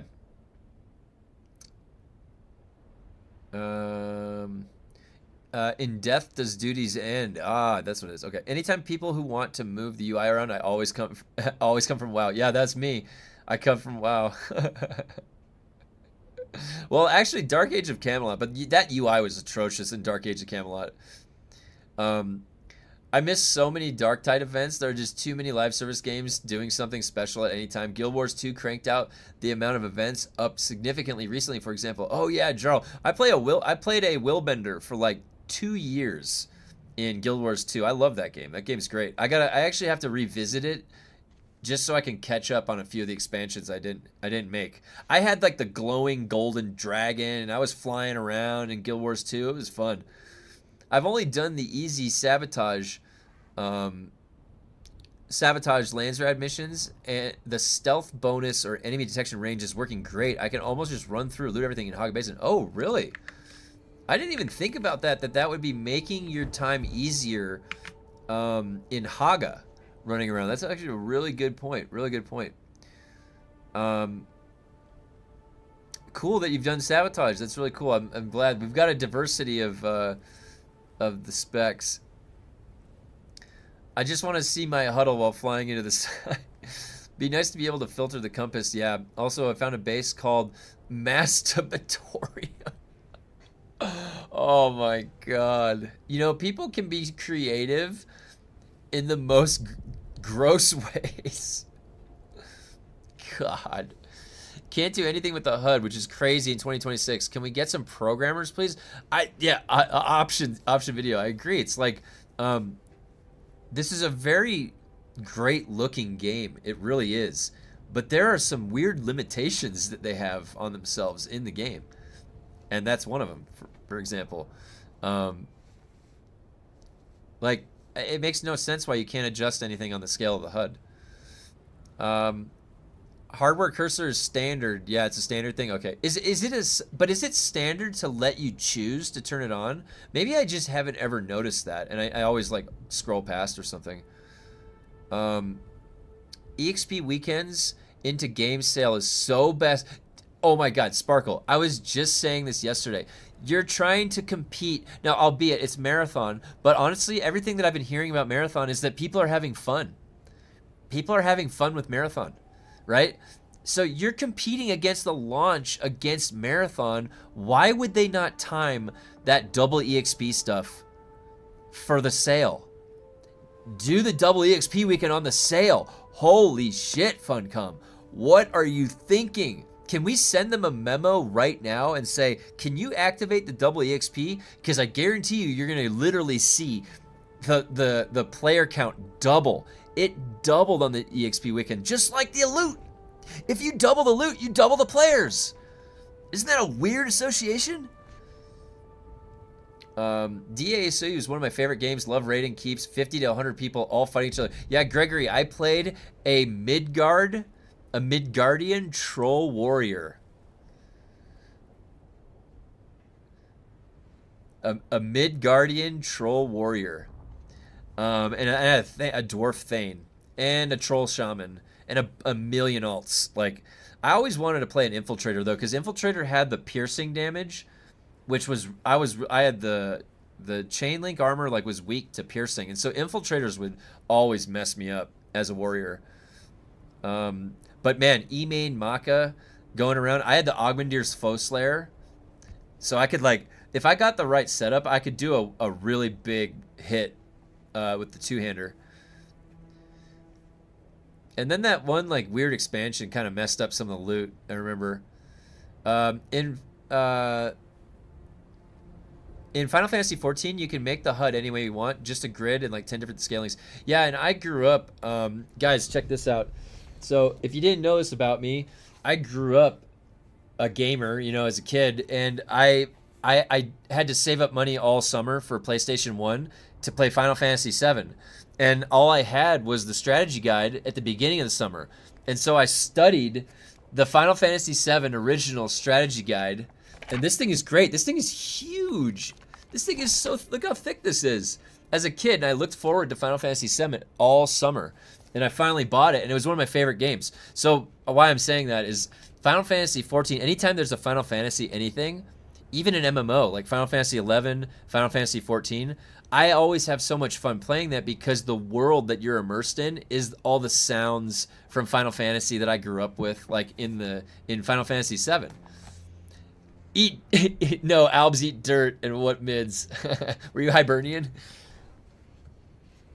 But anyways, yeah, for Final Fantasy XIV, I always loved the sounds and stuff, and it's just in that world. I had a samurai, a dragoon, and a warrior. Guild Wars 2 had an X-Pack drop recently. Oh, I'll have to check that out, Sparkle. Yeah, guys, if any of you guys are playing other MMOs, there's an MMO channel in the Discord. Feel free to post in there about it. I'd love to see your characters. Why didn't they drop the damn game sale right after the banning? So much hate. I could have saved some dollars. I know! Dude, do you realize the timing? Guys, they were off by 1 week, and they could have just swapped or put them both together, and that would have made 10 times more sense. But no, they don't care. Why wouldn't they put the two together? It makes sense. Fix the trade interaction on Funcom, I know. Yeah, hardware cursor option has been a thing since the early 2000s. Oh, okay. Yeah, it would have been nice if Funcom stopped using AI to code their game. Is that what's been going on? Are they vibe coding up in here? Marathon is being shot already. The only games you don't want to compete launches is World of Warcraft, Call of Duty, and Grand Theft Auto. Yeah, GTA 6 is going to break the internet when that releases. There's been so much build up to that. I can't play Marathon. The visuals are tickling my brain. It's like a bad ASMR playing Marathon. You're like, no. That's funny, Jarl. Oh, Highguard is getting shut down. Yeah, Sparkle. Yeah, I saw that. Half-Life, Counter-Strike. Yeah. Yeah, Hib Bubble Warden. Oh my god, dude, the champion. Dude, I don't know what it was, but there was always, and maybe it was the Wardens too, that would always show up the champions. That was a rough combo. I remember that combo. And what was the race? The race for the champion? They were kind of the bigger, like troll-like guys for Hibernia. Evening all from the UK. It is Friday evening, Dune night. Hey, Phil Kitty. Hey, what's it going? It's a good day for Dune. We're just hanging out right now, chatting about the games we've grown up playing that we used to play. Oh yeah, I got some new emotes, guys. I've got so I felt bad that we kept having the unfuncom. Oh, the ogre, that's what it was. The unfuncom emote, but also if funcom does something right, we have the funcom emote. Also, take a glass of that spice whiskey. You want some of that. If you get any good loot, we've got the cosmic loot chest. Also, I do knee charge. It's my favorite skill in the game. And there's the spice emote. Oh yeah, I also stand in the sun a lot. I lose track of it. I have the sun emote. So, as I get more members to YouTube, then I'll be able to put more and more emotes in. So I'm trying to get some funny Dune emotes. I want to have some really, really solid Dune emotes to use. So, and also if you join the Discord as well, you can use the emotes in the Discord. The YouTube is connected to the Discord, so the emotes will appear there as well. Dune is on the edge of defeat if they don't properly tune party play in dungeons, though. Tell you that much. Only hanging on by a thread because of an accident. Think about that, fellas. Well, if you guys remember, the repair glitch, that is another accident that allowed people to go solo farm the DD labs without worry. And as soon as they fixed that, like literally they fixed the repair glitch the first time, and the player count just plummeted. Ooh, a mod deeb emote. Here, yeah, let me write that down. If you guys have any emote ideas, let me know, because I am making a bunch of emotes myself. So I'm just gonna, so mod dib. That's a good idea, actually. The mod dib emote. Okay, cool. Yeah, if you have any more emote ideas, let me know, guys. I want to have the best Dune emotes in existence right here. That is important to me. This is my favorite game right now. I'm playing Dune. I've been playing Dune since the beta, so let's get the best possible. I have some of these Dark Souls emotes that I'll rotate out a few of them because for me they make sense. Like, because I'm a huge Dark Souls and From Software fan. But this is really at the core a Dune community. And I want to make sure that we first and foremost have very good Dune emotes. So if I ever run out of slots or anything, I will swap out some of the underused ones and go with some of the better ones. Deep Desert Loot, Repair Fix, and D5 Debacle are the three big events that put the game in a spot it is now. Yeah, I would say aside from them going on vacation and losing like 75% of the player base right off the bat, then the remaining, which was still a pretty good number, amount of the player base, then had, I would agree, there's probably there's probably 5 major events. They nerfed Suspensor Dash, they nerfed Suspensor Blast. They nerfed Crippling Strike. They changed the loot in the Deep Desert. They had a crazy Landsrad control point shift where all guilds lost their stuff. The D5 debacle. And then they fixed the repair glitch. I mean, it was basically just one thing after another, and there's all this stuff. It was just like the player base was just getting gut punched, and they just keep hitting you there. They're like, yeah, over and over. And by that point, you're just like, okay. I'm kind of done. And you were just losing players that entire way. Just look at the Steam charts. It's just losing players that whole way. I will say, well, no, Sparkle, the vacation did have something to do with it. Because while they were on vacation, they could not run the customer support required to handle the amount of loss incurred, what the hackers were doing, and then hacking to overtake vehicle permissions, hacking to overtake base permissions. People just left the game completely. And it was in the first month of the game. And you can go look at Steam charts. Oh my god, why didn't anybody tell me I almost died?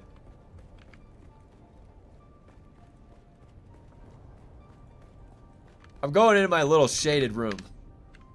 Nobody can hurt me here. Yeah, let me pull up the Steam charts real quick. So look at this. Dune Awakening.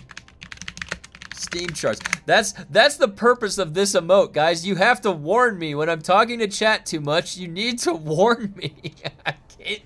I lose track. No. Okay, wait, hold on. You're missing the point though, Sparkle. You have to understand how wide scale this is. If you have hackers like killing you, and they're catching up to you because they're faster than anything, that's cheating. They're hacking that.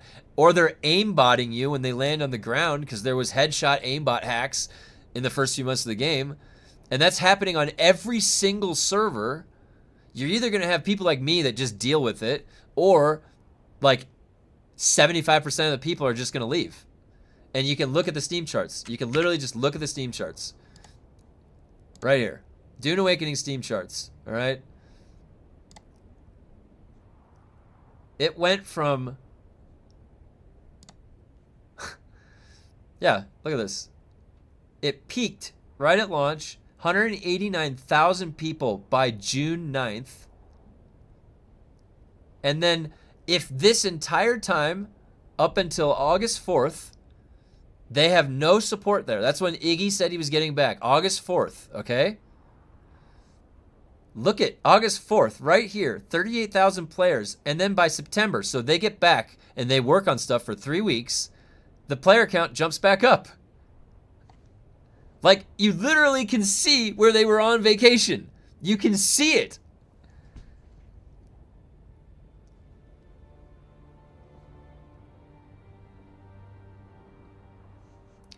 You have to have the support necessary to say, don't worry, we're banning them. Don't worry, you're getting your stuff back. But if there's no one there...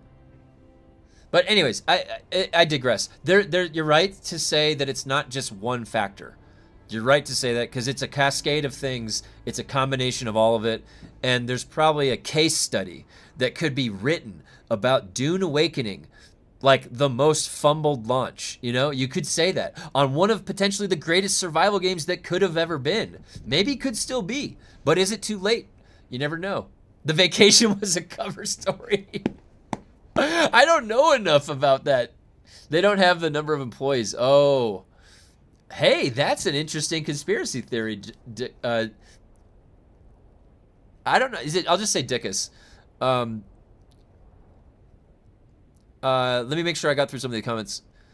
I feel like they're sitting on a very large pre-launch investment. They sold like 1.5 million copies, so after the Steam cut, they made at best 100 million. Oh, interesting. Yeah, I mean, if they made enough, then it could carry them through until the console launch and then make another enough. It's a meme at this point. Don't worry, the game is a disappointment because they're on vacation, still on vacation, bro. I didn't encounter any of that, but I hear what you're saying. They are not the great at dealing hack. Yeah, and Sparkle, and again, I don't mean to disagree in a way that says one of us is right or wrong, because I think we're both right here, is that it was just everything. Like, it was the fact that they weren't there. It was the fact that they couldn't handle it when they came back. It could be the fact that they don't have as many people there as they should have. They had enough people and consulting to develop the game, but then once it launched, they didn't have everybody still there.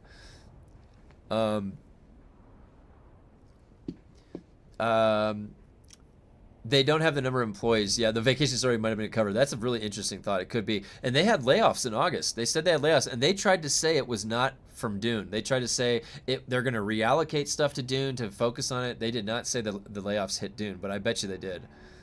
They didn't have the logs and tooling to deal with the issues in the game. That's right, Jarl. Remember what they said?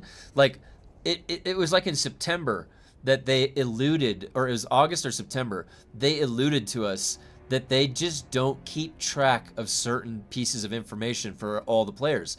That was how the duping was. You were getting away with duping. They didn't know how to keep track of, how to like separate it from, they just found a new item to like, oh crap, they duped an item. You're right. They didn't set up the proper, and how do you not have the appropriate back-end API set up for your own your developer admin hub? I don't understand that. They should have universal control and universal sight of all analytics. It should be very simple to set that up. You could say that, put the nail in the coffin. Yeah, I could see that. Cyberpunk was a fumbled launch too. Now, Cyberpunk, I very much enjoy Cyberpunk. I played it when it launched, and I had the whole highway of people T-posing, and I could not get above 40 FPS. But I had a lot of fun with Cyberpunk because the builds were interesting. I could do these like gorilla hands and then have a baseball bat. It was fun, and the quest line's really fun. Now, granted, it was missing a lot. Like Cyberpunk needed another 2 years or something. It needed better AI. You need to be able to go into some of these buildings. It felt like you're on a Disneyland ride. Like, I can't go in that building. I can't just go wander around, really. After you cleared everything on the map, there was no more stuff to do in Cyberpunk. The DLC was really good. Keanu Reeves' character was amazing. Wasn't that so cool? Like, I thought he was just going to be like a standing NPC. Like, Co Carnage was an NPC, which I thought was really cool. But Keanu Reeves was this awesome character. That was sick. That was sick. But yeah, when it launched, it was clunk. Right now, if you play it, it's a lot better. Cyberpunk right now is a lot better. They launched it, like, in my opinion, that's not even a year early. That's like 2 years early. That's how bad that game launched, the state of it. You know, another one too, No Man's Sky launched like that too. A lot of disappointment, but then they turned it around. No Man's Sky turned it around. I have even played a game such as Wolcen, all right? Do you guys remember Wolcen? I played that game. I went through the whole end game of Wolcen. No Man's Sky as well doesn't get enough shit. They updated to make good. Yeah, it was like 2 years. They had some major update, like, right, 2 years, and it really fixed the game. I'm still playing Cyberpunk CP 2077. Except for HDR, it runs great. Yep. Oh, on Linux. Nice. You run Linux. Cool. Yeah, Cyberpunk, my wife loves that game. You know, I played the classic Kevin build where I've got my bare fists, my gorilla arms, and a baseball bat. But do you know what my wife did that on her build that was, I was watching her play and I'm like, dude, this looks way more fun. She did a Netrunner build. She was like making these guys like, you know, take care of themselves like on their own. She's like dialing in like from outside the building, detonating people. It was so cool. The Netrunner build looks so much fun. Was literally typing No Man's Sky as you said it. Yeah. I played it at launch. Outside the first month of bugs, that made it unplayable for me. It was still really fun. Oh, yeah. That's how I feel too. I went back for the DLC. It was really good. I haven't finished it yet, though. Cyberpunk now, with all of the updates and DLC, might be the top 5 single-player games all time. It's really fantastic. I mean, it really does bring a fidelity to the quests that you do. The missions, they feel so gnarly, some of them, with Keanu Reeves there with you. Really cool stuff. I can't express it enough. If you haven't experienced Cyberpunk 2077, I would recommend it. Yeah, absolutely. As a single player RPG playthrough, it's a lot of fun. It's a lot of fun. Wolcen was such a disappointment, was so much better during beta. So guys, you know what's funny? If you look at my YouTube channel, the highest viewed video I've ever made was Wolcen. And it was after they nerfed my build and it went right back into the like difficulty 187 dungeon. And I'm like, here's the build, how it performs after the nerf. And everybody is just like, no, oh my God. Like I had like hundreds of comments and it's just like, it was, they gutted the build. It was like that thing that spun around your character. They just gutted it. Dead. Divide the damage by 100. And then everybody viewed that video in horror and they're like, no! And then we quit Wolcen, never to go back. And we also found out in Wolcen, half of the entire skill tree wasn't even working. Half the skill tree wasn't even working. Dune Awakening reminds me of Elite Dangerous. That's an insult. Wilson was pretty fun, I thought. I had fun. I went all the way to the end game with Wilson, and then we found out it didn't really work. Netrunner builds are still broken even after all the balancing nerfs. I'm gonna have to try. Hey, you know what? Maybe one of these times on the weekend or something, we could do something fun. But if I do anything like that, I could do a Cyberpunk playthrough. Be really fun. You know what game is on fucking blast right now is Neo 3. Yeah.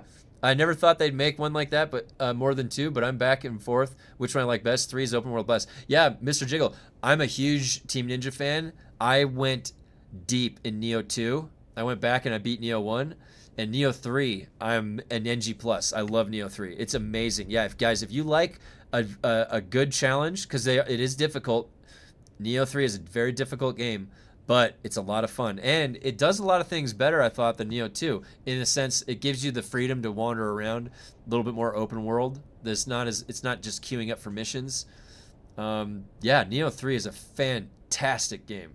I actually played it on stream when it first came out for a little bit. So it's in one of the VODs.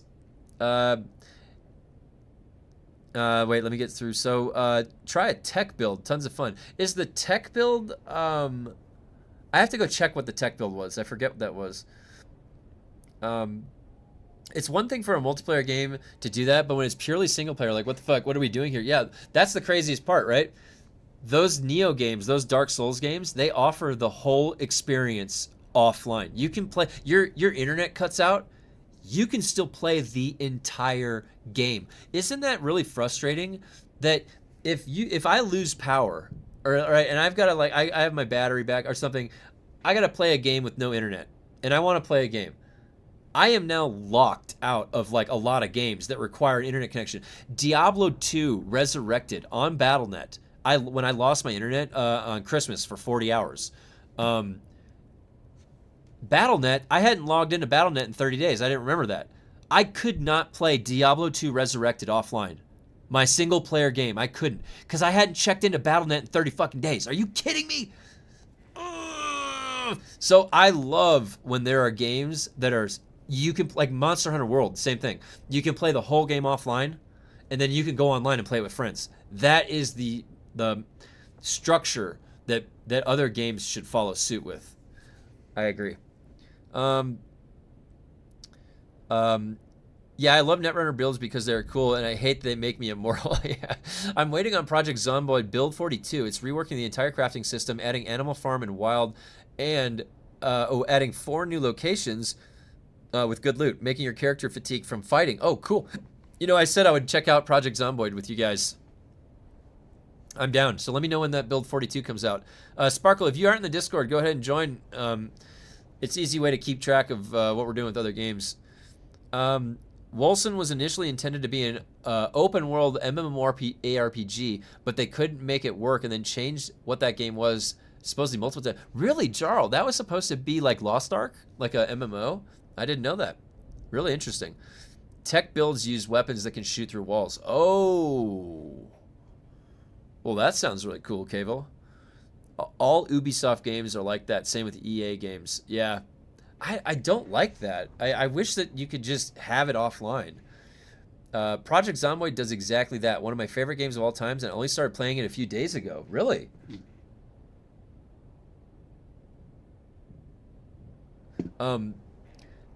Interesting. Yeah, so I'll have to check. So yeah, so there's been a lot of changes because I played Project Zomboid when it first came out. That's when I bought it, when it first came out. I'll have to check it out though, because yeah, like from everybody that I've been talking about, they said it's pretty good. I sometimes like to play games when camping with no internet. It severely limits what you can play. Yeah, have you tried Starfield? Yes, I have actually. Let me see if I can post a picture. Where's my Starfield guy? Hold on. I enjoyed Starfield. Some people didn't like it. Where is it? Starfield. Where is it? Starfield. Oh, is that? Oh. 1 sec. There we go. Here's Starfield. All right, wait. Where's my? Do I not have any photos? What? I have 71%, 70% of the achievements on Starfield. I don't understand. Where are my? Where's my photos? I thought I swear I've taken a picture of my character. There's a purpose to what I'm saying right now. So in Starfield, I went to NG 10 plus. 10 plus, guys, in Starfield to get the jet black armor. And I got it. I beat the game 10 times.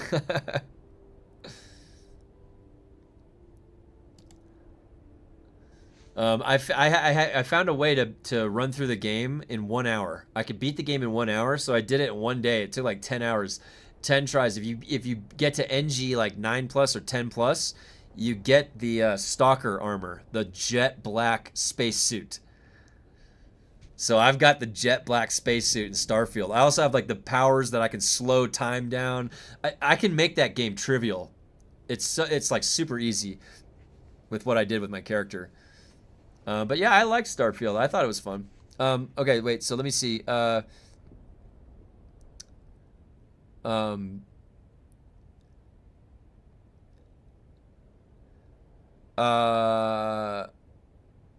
Limits what you can play unless you have your own database of ripped games. Yeah, that's right.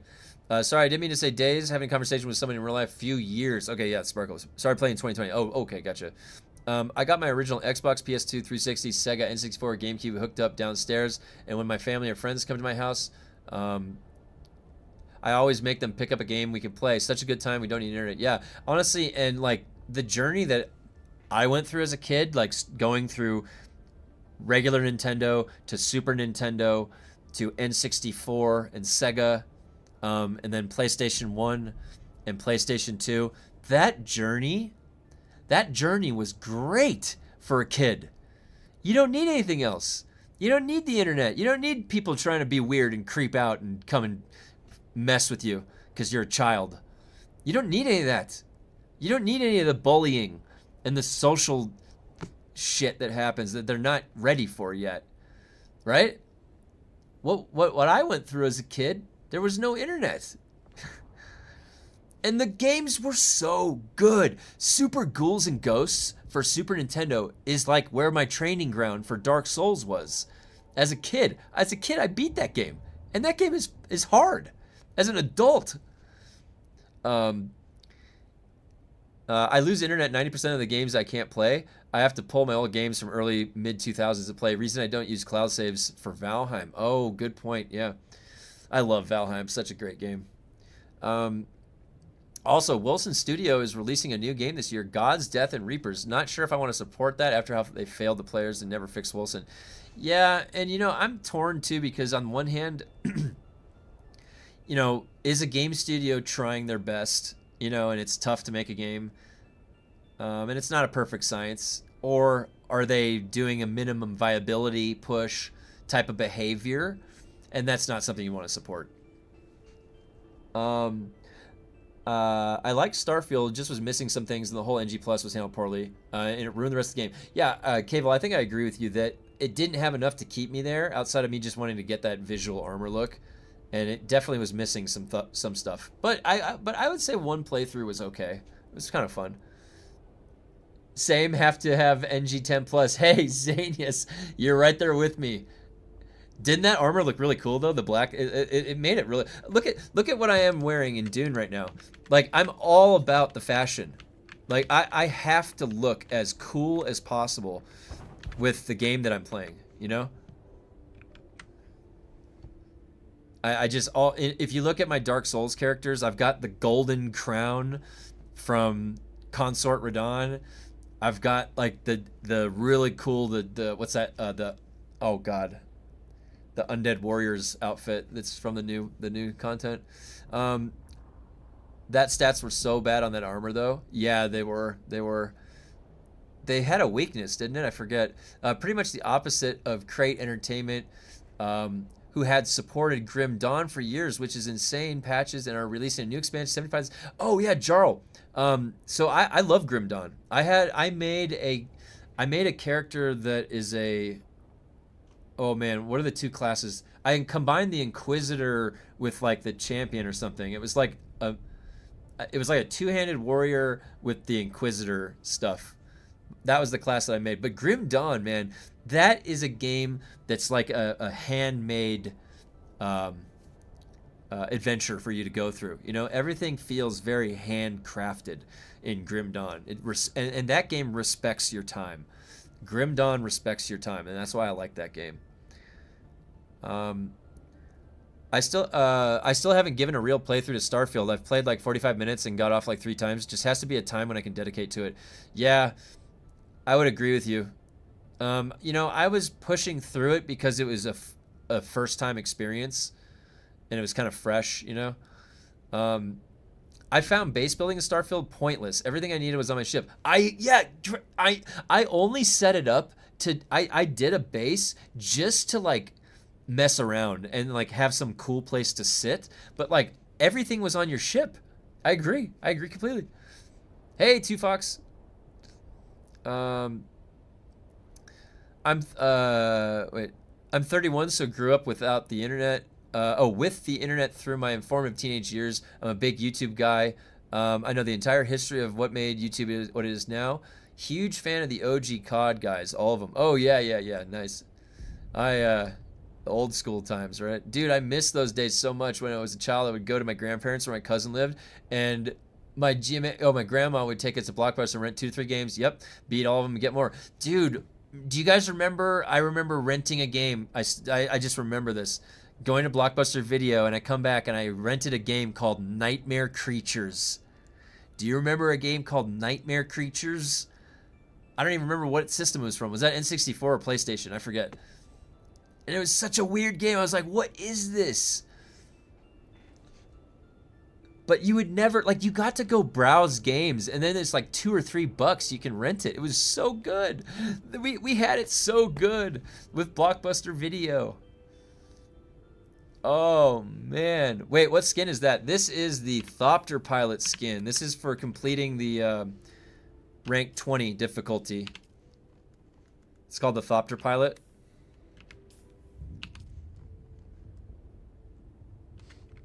And that is for completing difficulty 20 testing stations. It goes on light armor. In my opinion, it's probably like the cooler looking... It's one of the cooler looking sets in the game. Especially when you put that Moritani on it. The Moritani really ties the room together. I have a shop right next to my house called Video Game Cavern, and I go there every week to pick up old hard copy games, like $2 to $15. So much, dude. Mr. Jiggle, what the hell? You live next to a place called Video Game Cavern. I envy you, because I wish I had a place called Video Game Cavern near me. That sounds awesome. Oh my! I miss going into the comic book store and buying my next Spawn comic. I used to collect the Spawn comics by Todd McFarlane. Among other comics, I did all the comics, Marvel and DC. I had all the comic book cards that I would collect. Grim Dawn was good, yeah. I bought my 3rd account today, going to transfer to a small pop server, farm them, and return with anything full. Oh, nice idea, Mazit. Yeah. It's a good idea. Got sidetracked by conversation a little, but last night I was farming spice on a medium field on an incline, and the worm path through the hill with 0 warning. Oh my god. Oh, so you survived. It went right over you? Oh my god. That'll be a while. Well, and hey guys, if you're on my server, Two Fox had a really good idea in the Discord this morning. If anybody is on this server, Farhold, I will be hosting carries, testing station carries. We can do them next week or on the weekends whenever I'm on. It doesn't even need to be on stream, but if you need help and you're on this server with a testing station, I should be able to carry up to like 10-15. Should be no problem. So let me know, and we could probably arrange something and try and do something fun. And honestly, if you guys in the guild, if you want to try and foreman one of the testing stations, it might be fun because it's challenging, and it's actually a pain in the ass. So, let's see. So, let me just get through some of the comments again. I had a panic attack, and I'm still sitting here this morning shaking up a bit. Scared me so hard I thought I was done for. Didn't do anything, though. Oh, that's so crazy. Hey, you know what? The adrenaline is what keeps you feeling like you're alive, you know, when you're playing the games. Hell yeah, that shit was so good. I think PS1. Oh, yeah, Nightmare Creatures. Yeah, PS1. It was Nightmare Creatures PS1. It's such a weird, like, a weird memory. I hadn't thought of that memory in so long. But it's in there. It's in my memory. I have it there. I was a kid and I saw it. Bit still suit us. Yeah, it's really great. I like how it's very tight to my form. And it has this like worn leather sort of look to it, which I really appreciate. The Argozos is greater than Moritani. Okay, let's see which one that is. Argozos.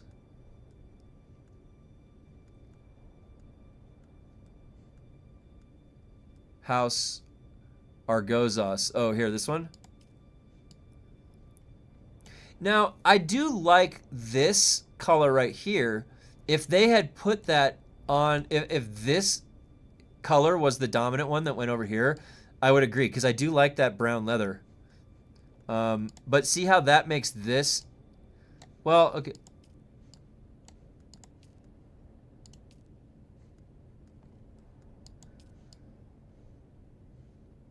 What does it do? Oh, it keeps the cape like that. Okay, so what does it do to the helmet?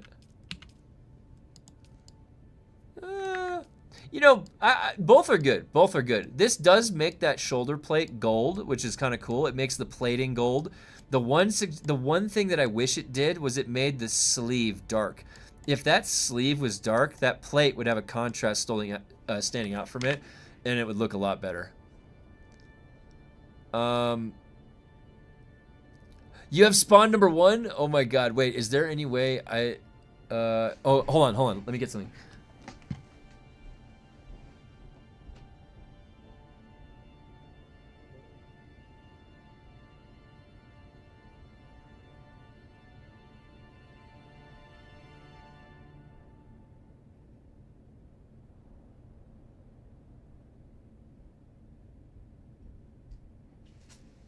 Okay.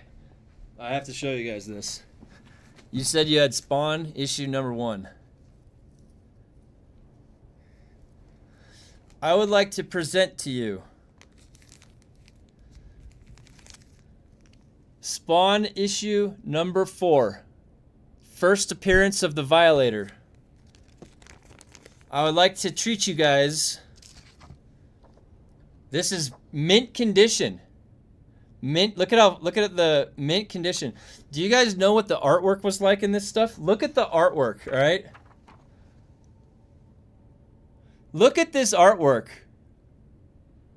They do not make comic books that look like this. You see how awesome this looks? Hold on, wait, where's some of the good stuff? Like his energy that he had. This was the shit back in the day. This is, and then where's the, he turns into the little clown, and there's the male Bolgia. And it still has these inserts, the inserts in them. It has this giant insert, I don't know what that is. And then remember he turns into the John Leguizamo version of himself? Yeah. And then I have issue number 5 too in the back. But number 4, oh, you have number 1 signed by it? Oh wow, number 1 was more expensive than my allowance, and so I started with number 4, and it was a place called Graham Cracker Comics back in the day in near Chicago. Man, I was such a huge comic book nerd, you guys. Like I loved comic books.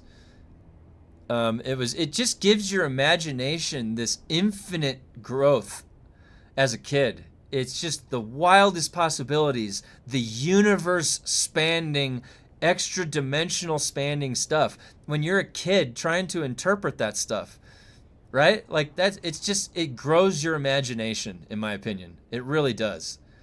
I need to get my old games from storage, about 500 games in the original box, 90s, late 2000s. Dude, Jarl, post those pictures of that in the Discord. I want to see them. I want to see the old stuff. I'm level 30, so I don't know if I could even do that. If I can, you're back. Yeah.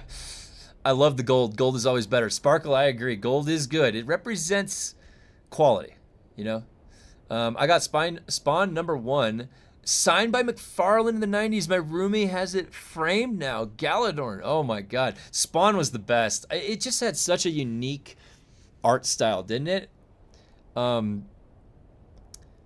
Also having the Max #1 signed by Sam Keith. Oh, nice. Y'all want me to sell off my book collection? Yeah, I have hundreds of signed copies of novels. Yeah, you can. So, Two Fox, there's an IRL channel, and we could probably post pictures of our IRL stuff in there. That should be sufficient for now. We got lucky and got them when it was released. Nice. That's the best. Just like half of life is just being there, right? Like you get through half of life just by showing up, and the other half is walking the path, right? So yeah, sometimes you just got to show up, and then you're there for when that thing happens. And all my money diverted to Magic the Gathering. Gregory, I remember in Graham Cracker Comics back in the 90s, where I used to get the comic books. I remember as a kid, there was this glass case of cards that were very valuable, and there was one card that was $400 in the 90s, and it was the Black Lotus card. And I was always just like perplexed. What could cost that much? I'm getting like $15, you know, every 2 weeks for mowing the lawn. So it's not that much money as a kid that I get. And so $400, I was like, what the hell is that? And it was the Black Lotus card. Signed Stan Lee, Ultimate Spider-Man Collection, signed Kurt Vonnegut's. Wow. Signed Ray Bradbury. Wow. That's a great collection there. Holy shit. Kurt Vonnegut. Fahrenheit, is it Fahrenheit 9/11? Or wait, Fahrenheit 4/11. What is it? What's the Kurt Vonnegut? And Slaughterhouse, I cannot remember the Kurt Vonnegut books. Slaughterhouse 5, right? Or something? Kurt Vonnegut. Slaughterhouse 5. Yeah, I was right. 451. 451. That's what it was. Fahrenheit 9/11. What the hell? Where did that memory come from? You have done it now. I'm going to spam the RL 40K models. Go ahead, Grumpy. Let's see it. Go put it in there. Sector weather alert. My friend Kemp, one of the officers, he'll love to see that Warhammer stuff. Kemp is a really big Warhammer fan. When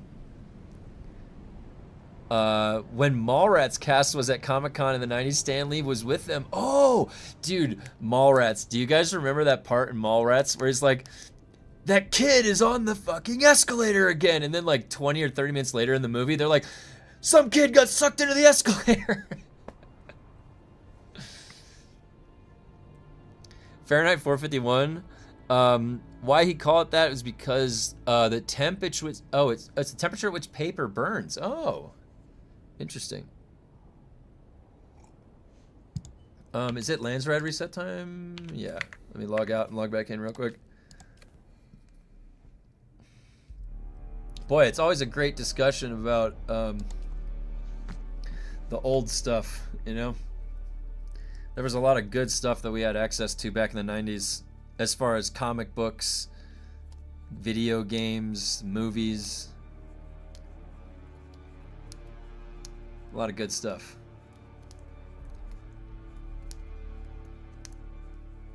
Oh, let me post in the,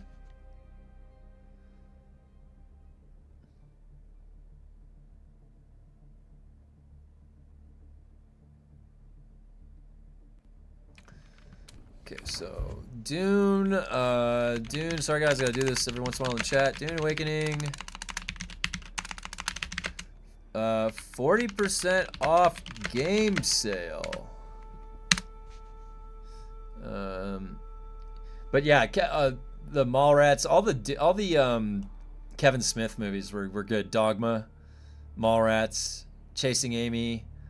What was the other one? Clerks, Jane Silent Bob. Although I didn't really like the Jane Silent Bob ones that much. They're all right. Alright, let's see what we've got here. This is combat. I'm gonna accidentally do that, but I'm gonna just get exploration.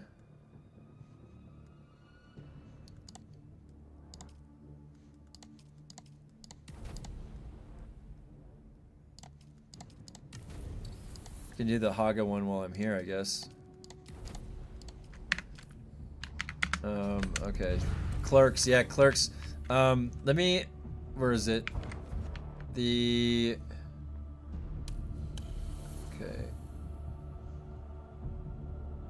Shovel to the Haga Rift thing. Hold on, just give me 1 second.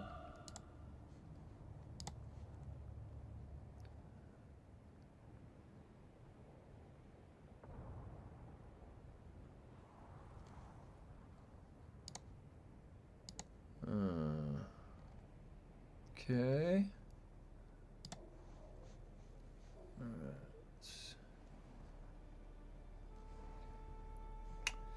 Okay. How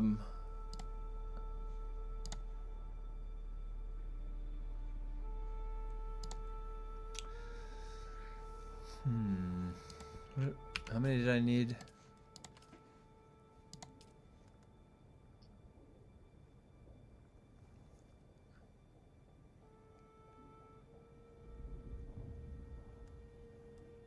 Might be tomorrow. Might be tomorrow for that.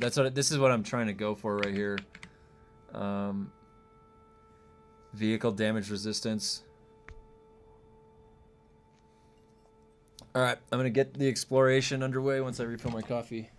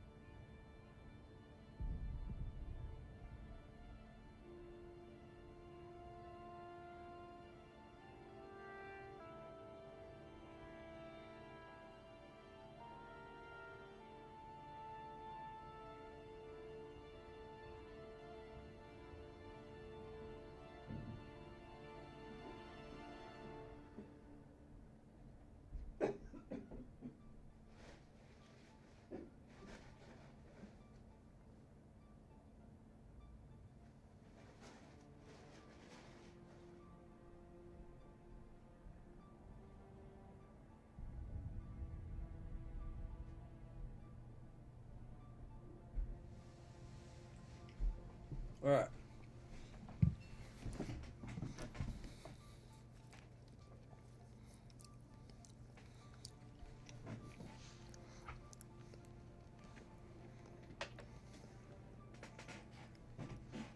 Okay, sorry about that.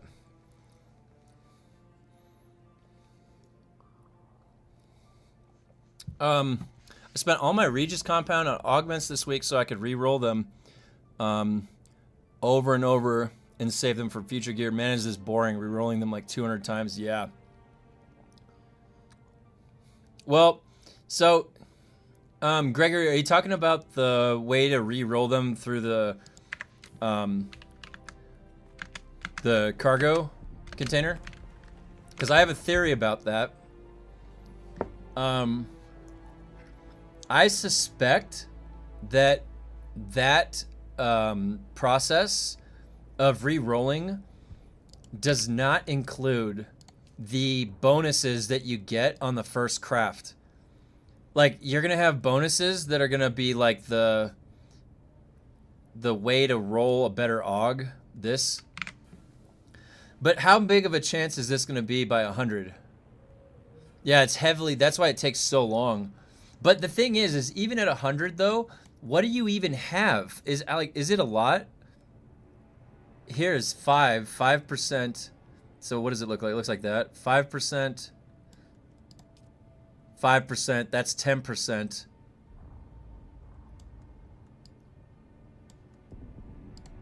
Okay, and then there's 12.5. 15%. 20%. So you get a 20% chance to roll the higher value. Yeah. But that takes crafting at 100.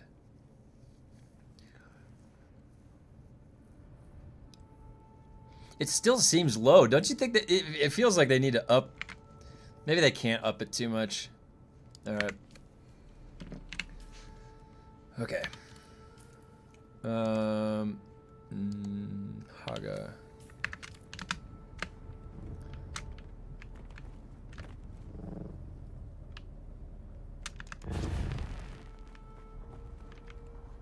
It's green.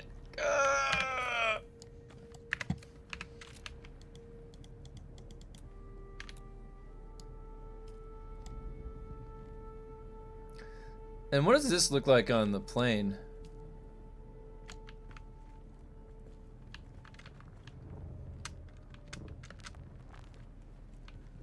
It's pretty cool. It looks the same sort of. Oh, that made that darker and a little bit over there. Okay. Okay.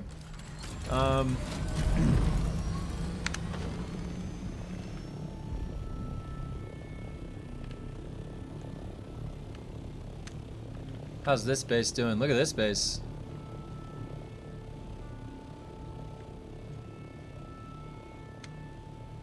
It's like an industrial base.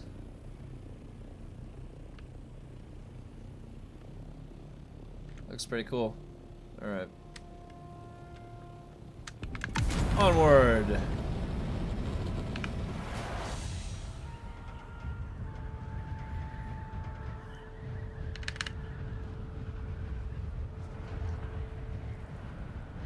A couple of my signed books uploaded IRL. Okay, cool. I'll check them out.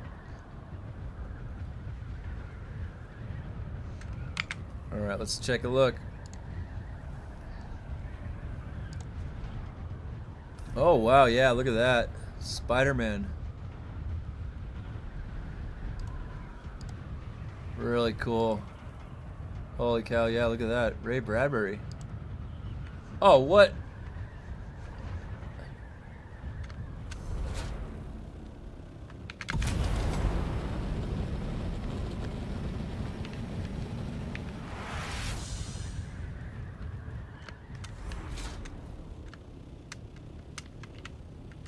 See, this spotlight is cool. I want to use this spotlight, but I want to do the thing, you know, like in Batman vs Superman, where Batman jumps on the hood of his like flying, hovering thing, and then I go engage. And it would be cool if I could just keep this lit up like that. There would be no way they could allow that to happen. How would they even begin to program that? They could at least leave the light on. Like, if I exit my vehicle, they should at least leave the light on. Or I should have a button, like a little, like, remote thing, right? Beep, beep, beep, beep. You know, and I just make it turn my headlights on or something.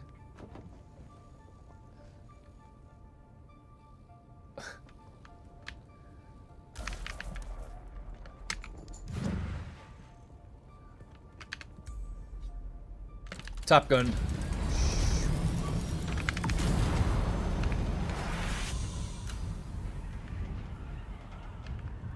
Okay. Steady. Steady. Okay. Better than yesterday. This turn always gets me. Get it! Yeah! Ah! Oh, they just gotta not boost the whole time. Well, I'm gonna boost right here.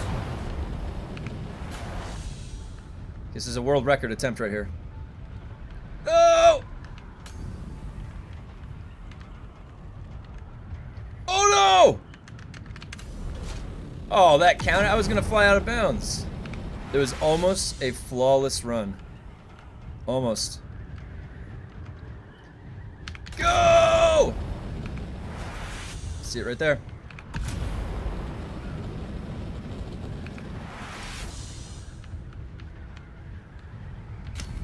Boom. Flawless. All right, 30.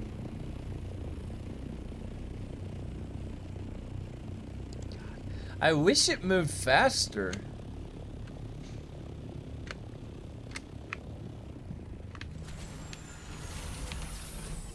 I really wish it moved faster.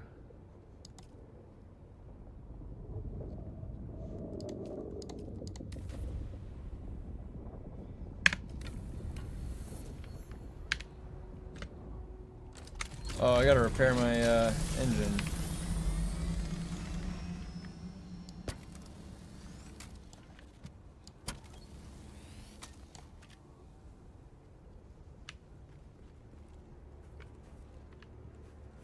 Oh, the boosters. That's what was going on.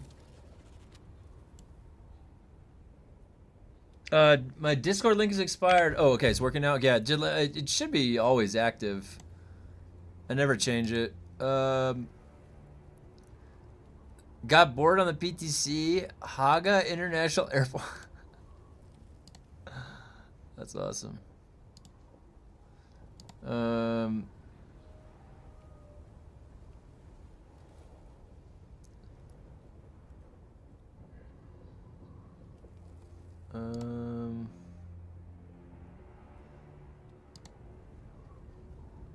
Okay, hey Dazzler, what's up? Nice, you joined the Discord. Cool.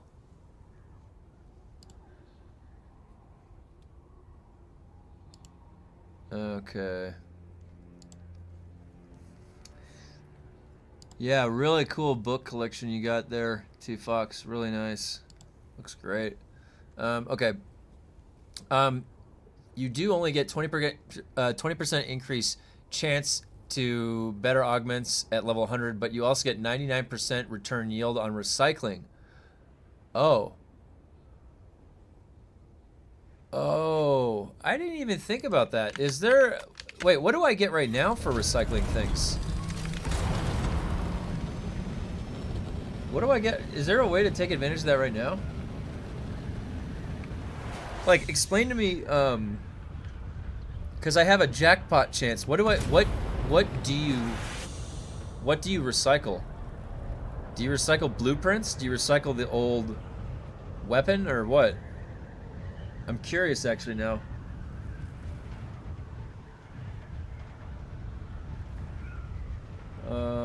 If my math isn't off, yeah. I'm wondering what the returns are from recycling. I have yet to recycle a single thing.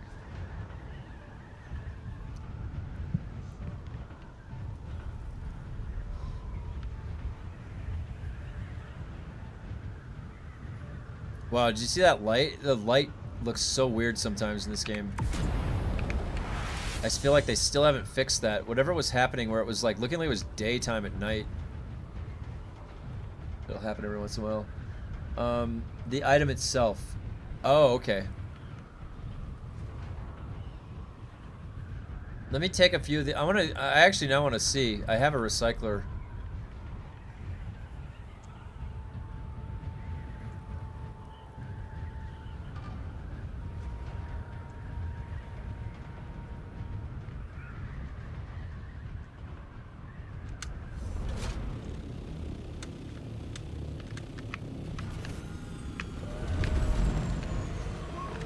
First I'll need some items. So can you... Let's see what we can recycle.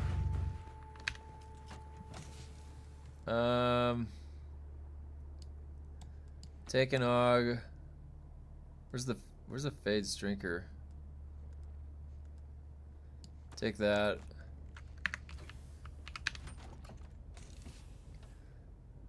Grade 4 fades drinker.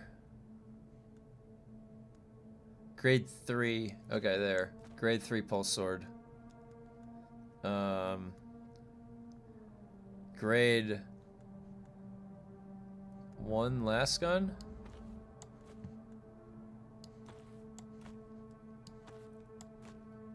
Capacity. No. Wait. Whoa. What's that? Capacity expander? Okay.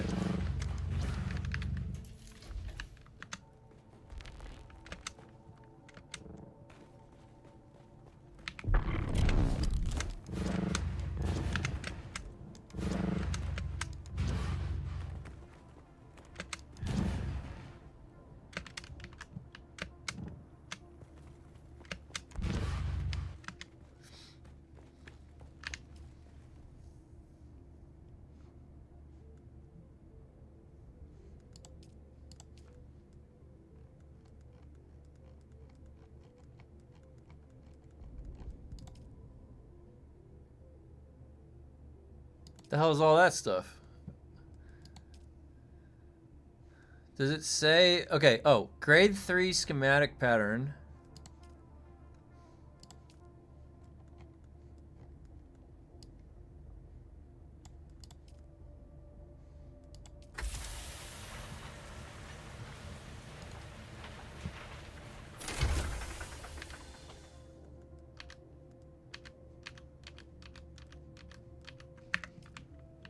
I need to get some of that stuff out of there.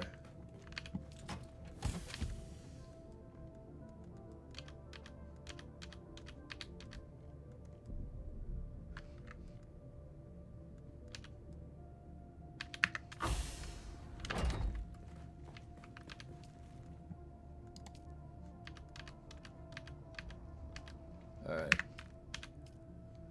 Now, let's see. Sardaukar Intimidator, is this the blueprint? That was a lot. 20? Okay. Disruptive coating. Increases the shield damage of any... Wait, do I want to get rid of that one? Grade 3?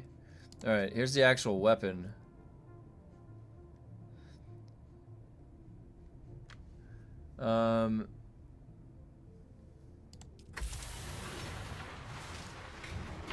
Okay.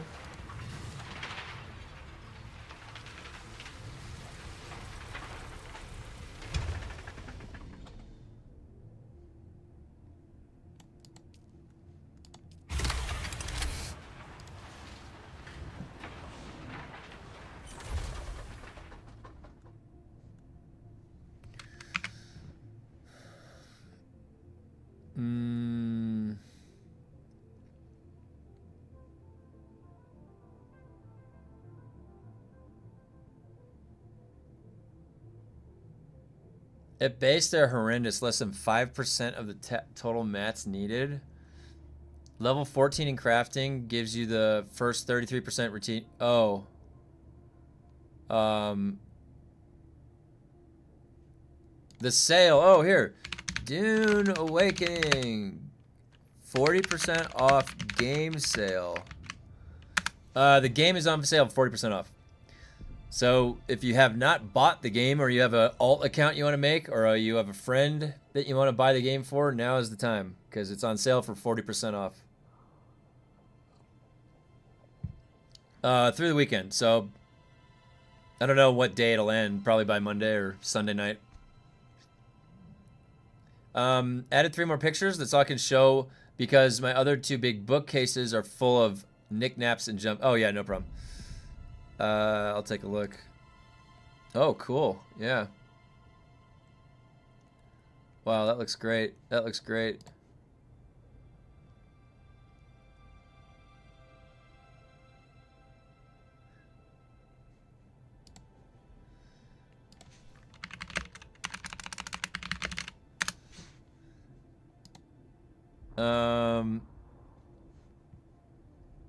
Okay. So, yeah, all right. So then where is it coming from? So I have the recycling, you said the first 14. Oh, recycling yields. Oh, there, 40, and then another one, 30. Oh, so like 100%? So double. So you get double the yields. That 100 one's so good for crafting.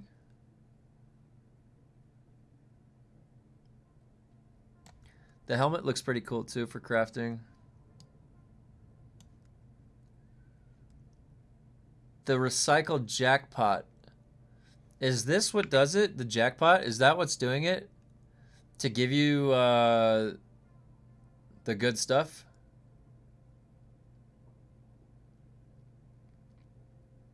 Is this what we want?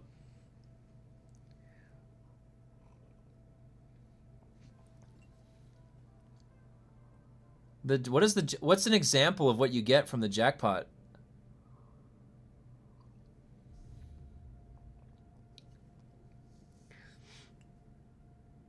I want to see the sabotage helmet. Which one does that look like? Ooh, it looks like there's a hood. That kind of looks like the... Yeah, the Swordmaster one looks weird. Or the combat one. This one looks so weird. Where is it? Yeah. This looks weird. It's like a bucket on your head. Where's the other one? Here, we can put the helmets. This one might be good. The Explorer. This Explorer helm looks cool, I think, too. From the tooltip. What do we got here? This one, that's like a cone head. There's all of them. I think the crafting one looks good. This looks weird.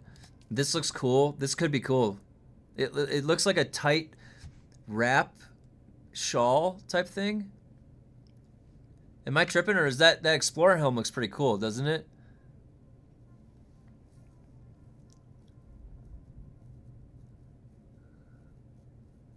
Like if you squint, you can kind of see it. It looks like it's got some kind of a wrap, and then you've got a mask of some kind with goggles. And if you're an explorer, you're exploring out in the Waste Not, Want Not is the really nice perk at level 61.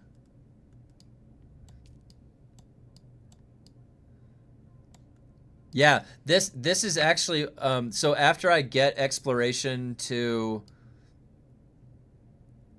33, I'm going to get the vehicle damage resistance. That's what I'm doing today, and then if a little bit tomorrow. And then crafting is going all the way up to 61.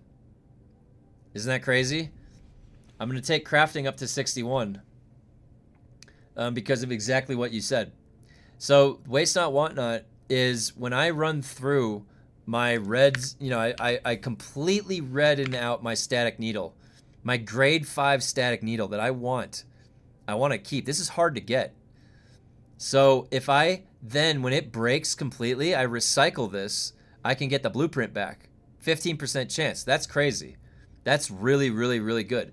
The only other thing that's better than that, in my opinion, is the level 100 one. It's schematic doubling chance. So when you learn it, you can get 2. That's unreal. With Jackpot, when I mine titanium, you get a few strobidium. Really? Is that a jackpot for mining, or? Oh, jackpot yield. What the hell? I didn't even know that was there. Jackpot yield? God damn it. Am I going to have to get a little bit into the gathering now, too? This is good. 2.5% is low, but that's still good.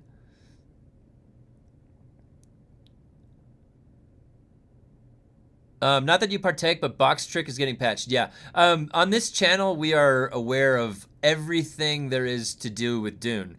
Chances are, if there is something in Dune that's occurring, we're aware of it at this channel. Everything's pretty well posted and documented in the Discord. Everything is then bug reported thoroughly from our end, so Funcom can fix it, but information is always available here. My channel is more of, I definitely want people to understand that If you ever have any questions about any of the games that are appearing here on the channel, you can always ask the questions, because I love sharing information. If you don't know something, I'd love to help. So, and I also, you know, just the way my mind works, I'm always trying to figure stuff out. So if there's a way we can test something, or there's a way we can look at it and investigate it here, that's ideal. Recycling jackpot, all ingredients possible, even spice. Oh. Recycling jackpot, all ingredients possible, even spice melange.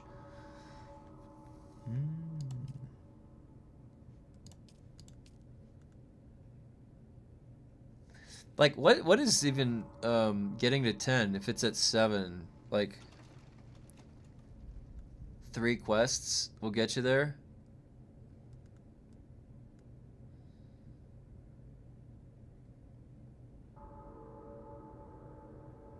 Yeah, I mean, that's gonna be good to go eventually. When man, this is the thing. I want like everything. I want all of these things.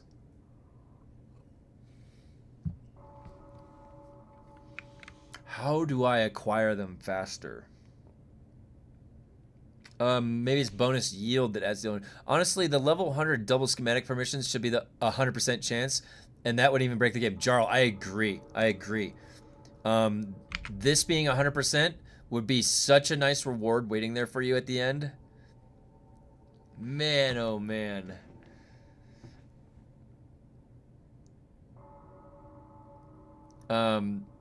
I stopped at level and gathering. Oh, which level? Oh, low level? Yeah, level 5, yeah.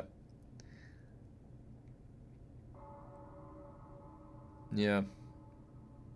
Alright, did I get the other... Oh, I didn't get the other one that was in Haga, so I gotta go to Smugglers. Look at that beautiful armor in the sun. Isn't that gorgeous? Such a nice patina.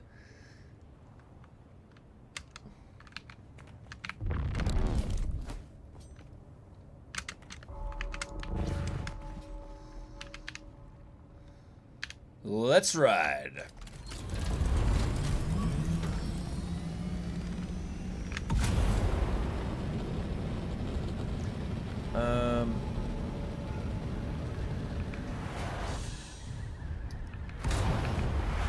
And if you guys join the guild on this server, let me know, because I have to tag you a role in the Discord.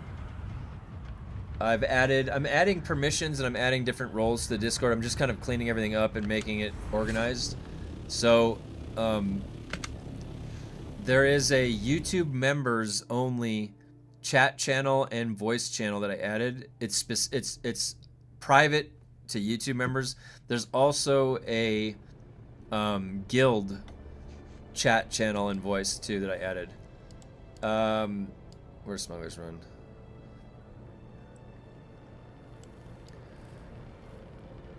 So on the Dune side of things, the Dune community will be here at the minimum until the specializations are maxed out, right? So we've got a bit of a long haul ahead of us for you know, just sandboxing the game a little bit, progressing, you know, further in the testing stations, helping people out that need the testing stations run, all that kind of stuff. So you know, it's just going to be that type of a journey, maxing out the specializations until the Chapter 4 stuff hits, the DD rework hits, and then we're going to have a ton of fun in the Deep Desert. The thing is, when I used to engage with the Deep Desert, I was solo, and I was also off camera, so that I can make sure that I always was controlling the situation, and I could cause myself success. It might be a totally different situation now that I am streaming the gameplay, and I don't really know what to expect. So that, to me, is fun. Things that I can't predict and like that, I always have fun with that.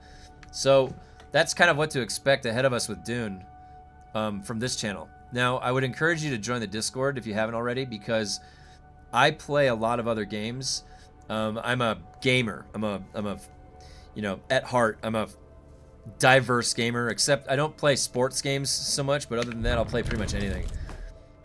So I play MMOs, I play other survival games. Valheim's going to have the Far North coming out. I've got a dedicated server for Valheim that I've been running for a year or so. So anyways, the community here that has been building has been great. I couldn't have asked for a better community already, and it's just going to keep growing. And so it'll be important just to have the Discord organized appropriately. I've got the roles all set up, and I'm continuing to try and add the most clever emotes possible for Dune. I've got a few extra slots that I can swap out some of the unused Dark Souls emotes that I've got, and I've got down some of the good ideas that you've tried to get as many as I can in the ideas that you guys have. But if you still have any ideas for emotes that you'd like to see, you feel free to let me know. Oh shit, I was in the sun, wasn't I? I was talking in the sun. Thanks. That's exactly what the emote's for. Yes. The double EXP needs to be the default rate, not like 4 times EXP. I'm not gonna log in and do 5 dailies, 1 level day. I definitely think that the double EXP weekend felt really good, and I don't know why they didn't do it again this weekend for the sale. They're competing against Marathon.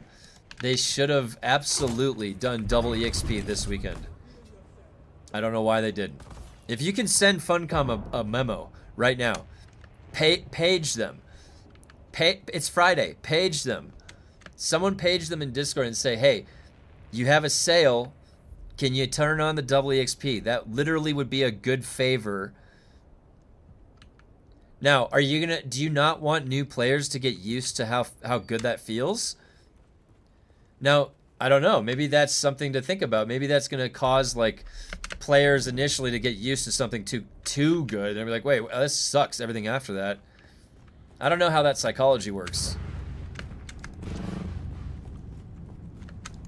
Maybe there's something to be said about that, but I'm not sure.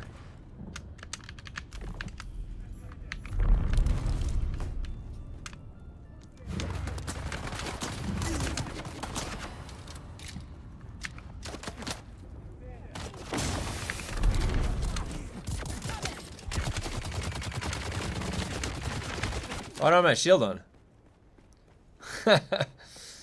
Suppose you need one of those, huh?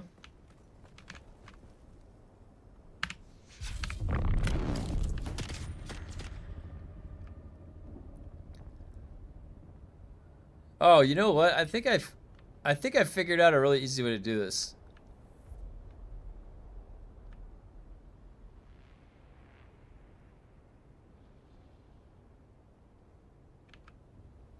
It's right in here, isn't it? Yeah, it is.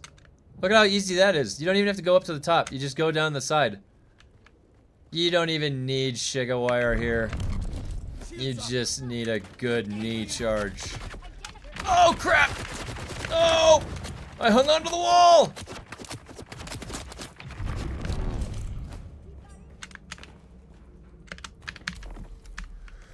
Take a breather, let that recharge. I have to say, Dune Awakening 40% off game sale. Boom. Okay, I have to do that every once in a while. Okay.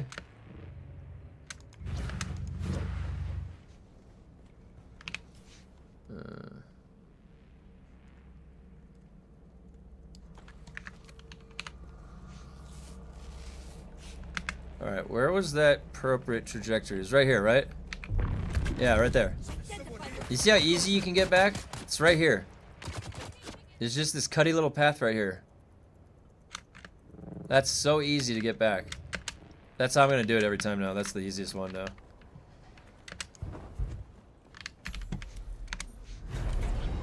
Come on, get up. Oh my god, I hate when it does that.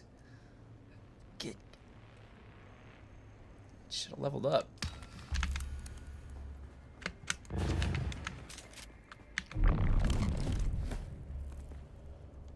Nice view. Look at that.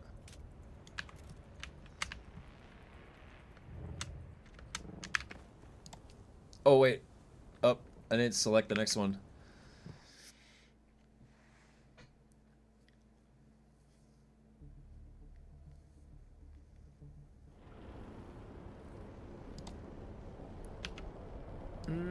Okay. What did I have? Did I have Taiki? I think I had Taiki.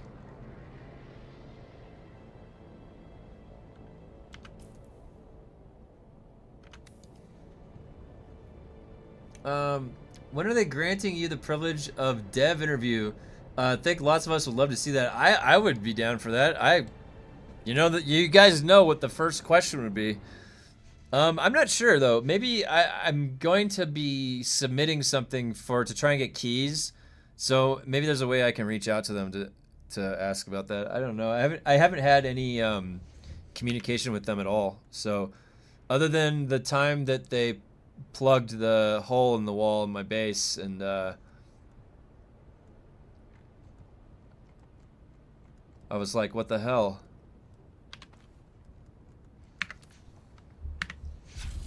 Yeah, I'd be down for that though. Maybe you guys can ask them in the Discord. I'll see what I can do in the creator Discord. The thing is that there's a lot of creators in that creator Discord. Oh my gosh.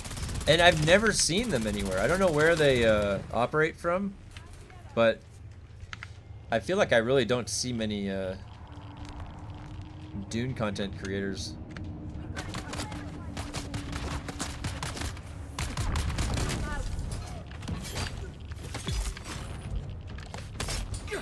I parried you, sir.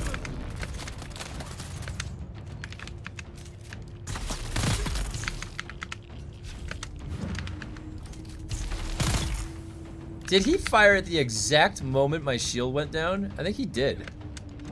What a shot. That is like Robin Hood right there with a sniper rifle. My God.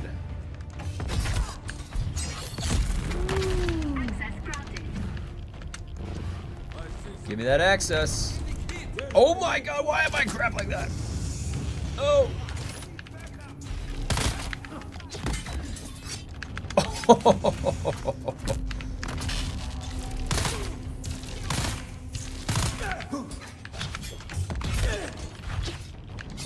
Oh my God, I missed it right dead in there.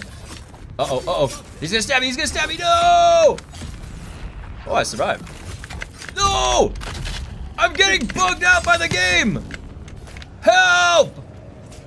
They're killing me! Alright, I'm free, I'm free. False alarm, nothing to see there. Give me that.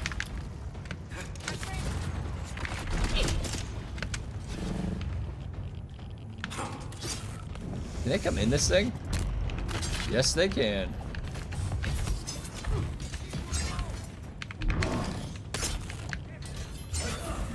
I can't believe he's dodging it like that. Oh my God, let me get I can't get stamina! Give me my stamina back! Hold on, I got an idea. I have to bait them back for my attack plan. That guy's dead. That guy's dead. Alright, there we go. Attack plan alpha initiated. Dead. Oh, I have no stamina!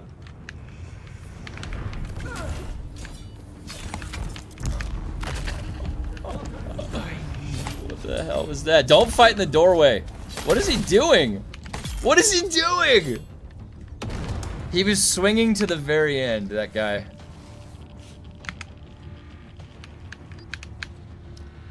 Well, that was fairly exciting.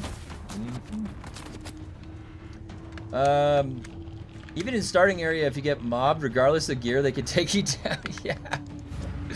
That's the state of melee combat. It either doesn't work at all, or it totally fucks you. It just like pins you against the wall.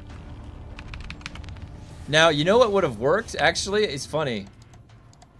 Suspensor blast would have been able to get me out of that. Good old drunken Idaho build, right here. This would have got me out of that in a jiffy. Nothing to see here. What's up, guys? Weren't expecting that, were you? Uh-oh. Why is that guy lighting me up? What the hell? Oh my God. They got my shield down to like 1. What the hell? That wasn't a good showcase of anything at all. I just got lit the fuck up.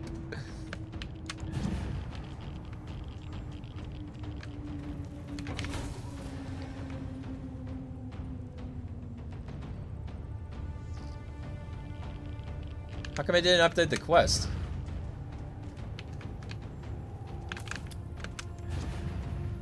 What the heck?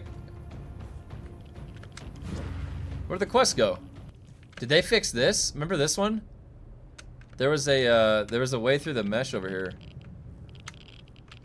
Nope, they didn't fix it. I'm trapped. Oh crap. No! God damn it, Funcom.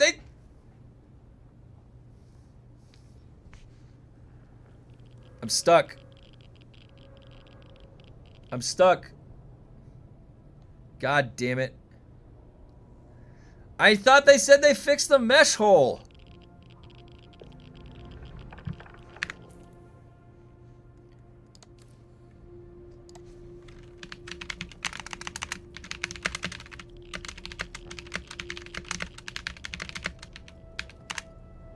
How do you spell the wreck of the freaking Taiki? I can't Taiki that.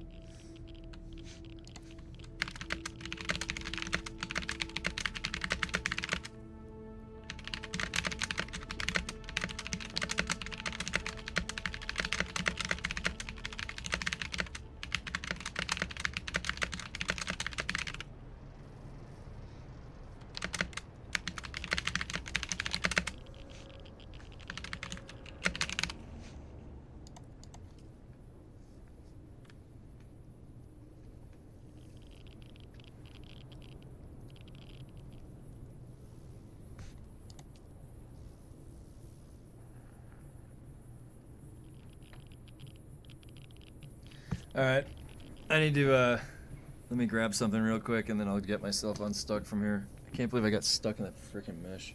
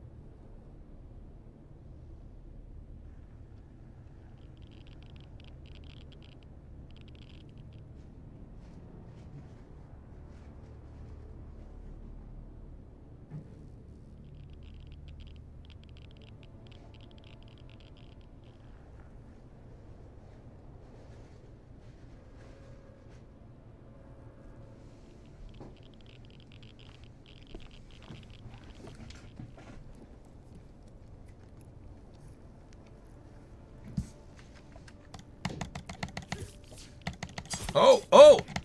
The rapier got me out. You see that? The backstep of the rapier got me out. Okay, be careful in this back part of the ship. It's right there. It looks like it's safe right here.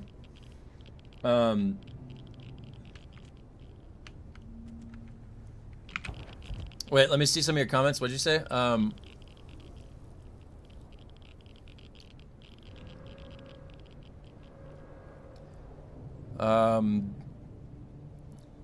How many years do you have playing video games they should reach? I have been playing video games since I was 5 or 6 years old. I'm 42, so 35 years, maybe more.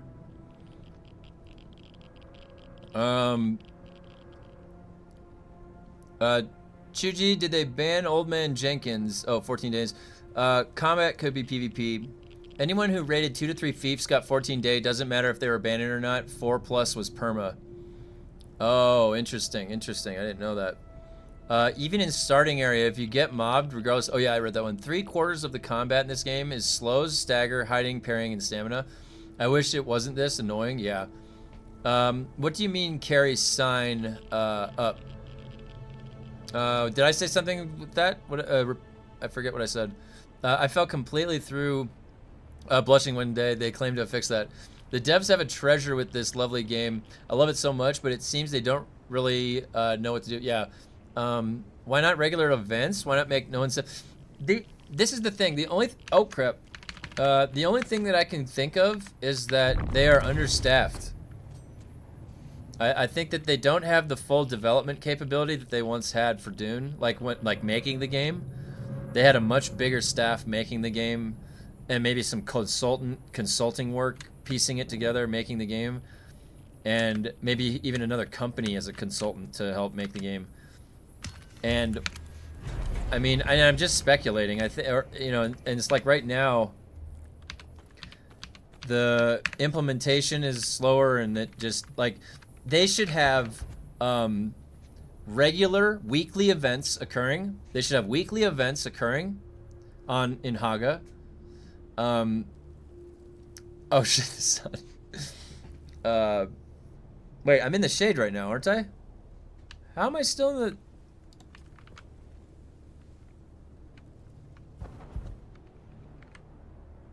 Okay.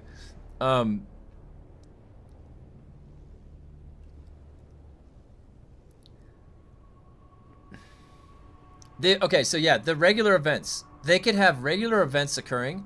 They could have a cosmetic shop that makes them money. They could, why not even have one item in the freaking game that you can buy that's a cosmetic? The only thing that tells me is that they have 0 people available to develop the art, the process for implementation of a new item for art asset. They have a really slow process for it. We have this armor set. This all came with Chapter 3. We've got a couple others that came with Chapter 3. But we didn't have a system of anything set up that is putting stuff like a weekly event timer or anything like that. There's no cosmetic shop. So I don't know. Are they that confident in the game that the sales in the 2 big areas are then going to be the lifespan of the game? They had to have thought of a monetization model. Or else, is the game going to eventually shut down?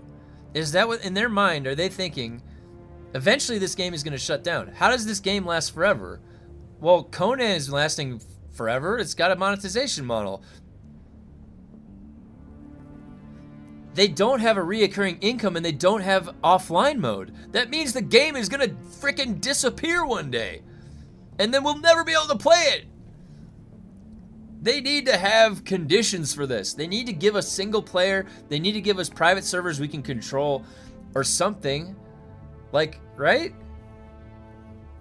Why don't they just copy the Valheim and the Conan Exiles model? And then you also have the official servers that officially play with everybody. Hey, what's up, Jordan?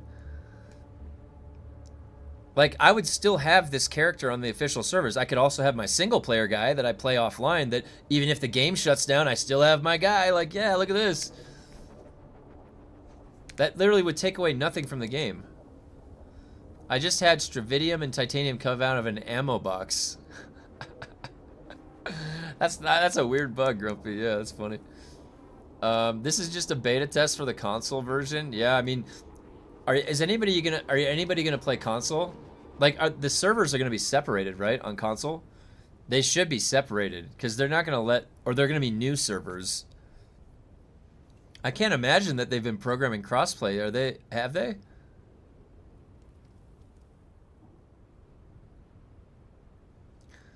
Offline, single player, and co-op and self-hosted dedicated are a must for games like this. I agree. Jarl, it literally is how, yeah, it's going to make the lifespan of the game multiply by 10.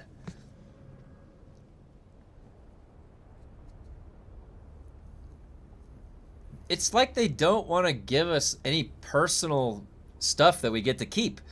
Our items all decay eventually. Like, nothing's going to last forever. Well, why don't you make it feel like it would last longer? Because then people would stay around longer too.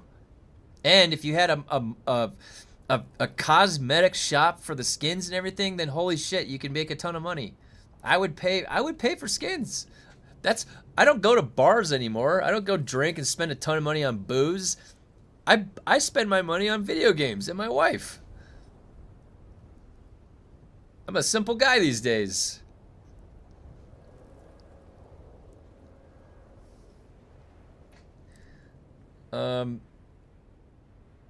Iggy told me they do play their game. Well, I mean, maybe they're all casual gamers, as developers.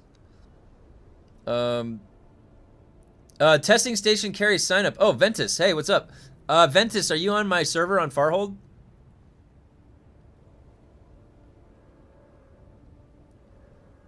Ventus, so for the I need you to join the Discord, and I'm gonna post something in the Discord.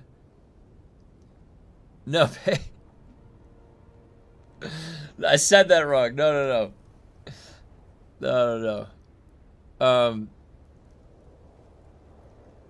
Yeah, so for anybody for the testing stations, Carrie, if you're on Farhold, come join the Discord. And, well, so for the carry, it has to be on my server because I can't transfer anywhere. So, if you guys are on Farhold, I can help with the carry, either in the guild. You can join the guild, or if you started a fresh character over here, I can help with the early testing station carries. I can probably do up to 10, 15, so we can get some of that grade 3, maybe grade 4 loot for anybody that needs help. But today is just I'm putting the word out so that you can come into the Discord and sign up for it. I'll make a post in there later today. And so if you need any carries, or if anybody in the guild wants to do a group testing station thing, we're going to do that.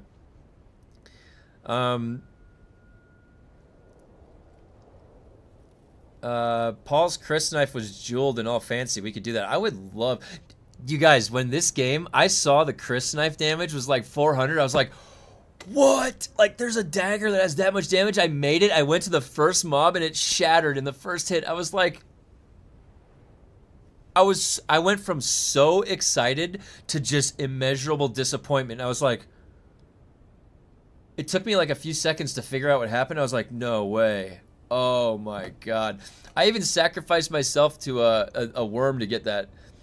They haven't said anything about it, but they said that console needs to agree to make crossplay. Oh. Yeah. I would pay for cosmetics too. I do it in Arc Raiders too. Good way to support the game. Yeah, if you enjoy the game, I mean, yeah, you enjoy the comic book you're reading, you buy the comic book. You don't want to rip them off. You want to pay for their service so they keep making more. It's how the world works. And so yeah, if it's a good enough game and I value that game, I'll spend money for cosmetics. Elder Scrolls Online, I love playing that game, and I would always spend money on cosmetics. And you know how you get the crown for being subscribed for that too. So, I do have an old character I haven't used in a while, but I lost all my gear and stuff of my first guild. Oh, okay. Well, if you ever transfer over here, or if you're back here again, let me know, and I'll be here. Rusty for life, Faro forever, fun come. That's right. That's right. The fun come. We've started an initiative over here on Farhold. We're gonna see this game through. We're gonna see it to the very bitter end. I told my brother that a long time ago. I was like, I'm just gonna survive as long as I can. I'm just gonna outlast everybody in DUNE. I have a calm mind, so I'm not worried too much if I'm not doing anything. You know, I'm okay with just chilling on my character. Like, look at how cool my guy looks right now. I could spend a lot of time just understanding how cool my guy looks in this DUNE universe, going and doing a little PvP, PvE. It's all fun for me at that point, because it's already got that achievement built into there. Notice on your last run, does it seem like NPCs are not reacting to skills sometimes and attack multiple times over and over? Yes, it's interesting you bring that up, Lumpy, because there's definitely an inconsistency of the mobs that I've been facing. So I even went into the Deep Desert testing station the other day, and it was really weird. Like, I was one-shotting everything, but their behavior was really strange. Like, there was no sound sometimes, and the waves would just come out, like back-to-back waves just coming out, no sound. Sometimes the heavies, they just swing. They just get stuck in a loop of swinging and shrugging. I've had it where the scouts suddenly lose interest in me. They're staring at me, and they turn their back to me and just stand there. I'm like, I was literally in the middle of fighting this guy. What's he doing? So I don't know what's going on with the AI. That has to be a back-end server communication, right? That's jamming up. Something's getting funny on the server side, maybe, and it's causing that behavior. That's what I would think. It's because it's definitely weird. It's inconsistent. I still feel like the loot drop rate is busted on the cauterizer though. I actually got 2 or 3 cauterizers grade 4 to drop off of Dr. Lemminger in testing station 24. Was where I got the cauterizers to drop. My stamina goes to 0 so fast. Oh yeah. I mean, the thing is, I had discipline breathing slotted, guys, for a long time when chapter 3 came out because stamina sucks. But let me tell you, I was still getting zeroed out with stamina. The only thing that I found that helped me get stamina back was Suspensor Dash, because it lets me get a distance from the boss that's gonna tag me and interrupt. Like, so I ended up wasting more stamina dodging than just doing a Suspensor Dash, and you're not taking any shots when you're doing the melee bosses. So it really made sense. No, I did not press the dodge. It does exist. It exists from Dr. Lemminger, but also I got the drops on the double weekend. Honestly, which felt like quadruple. Like, that double weekend felt like quadruple. I'm not gonna lie. Like, cause the drops, I literally on stream just yesterday, I got like 0, or no, it was 2 days ago. I got another 0 blueprint drop on stream, and that feels terrible. It feels terrible. It's like 0? Like, not even a chance? I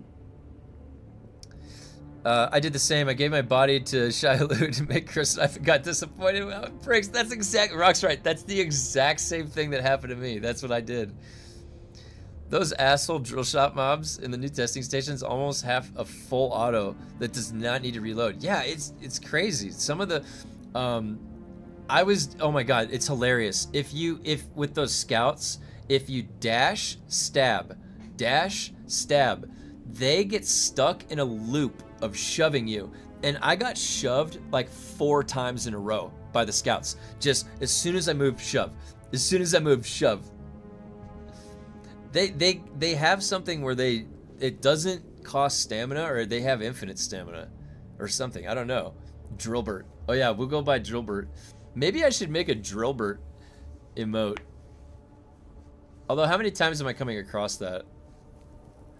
We have to think of the most clever Dune emotes. We've got some good ones going so far.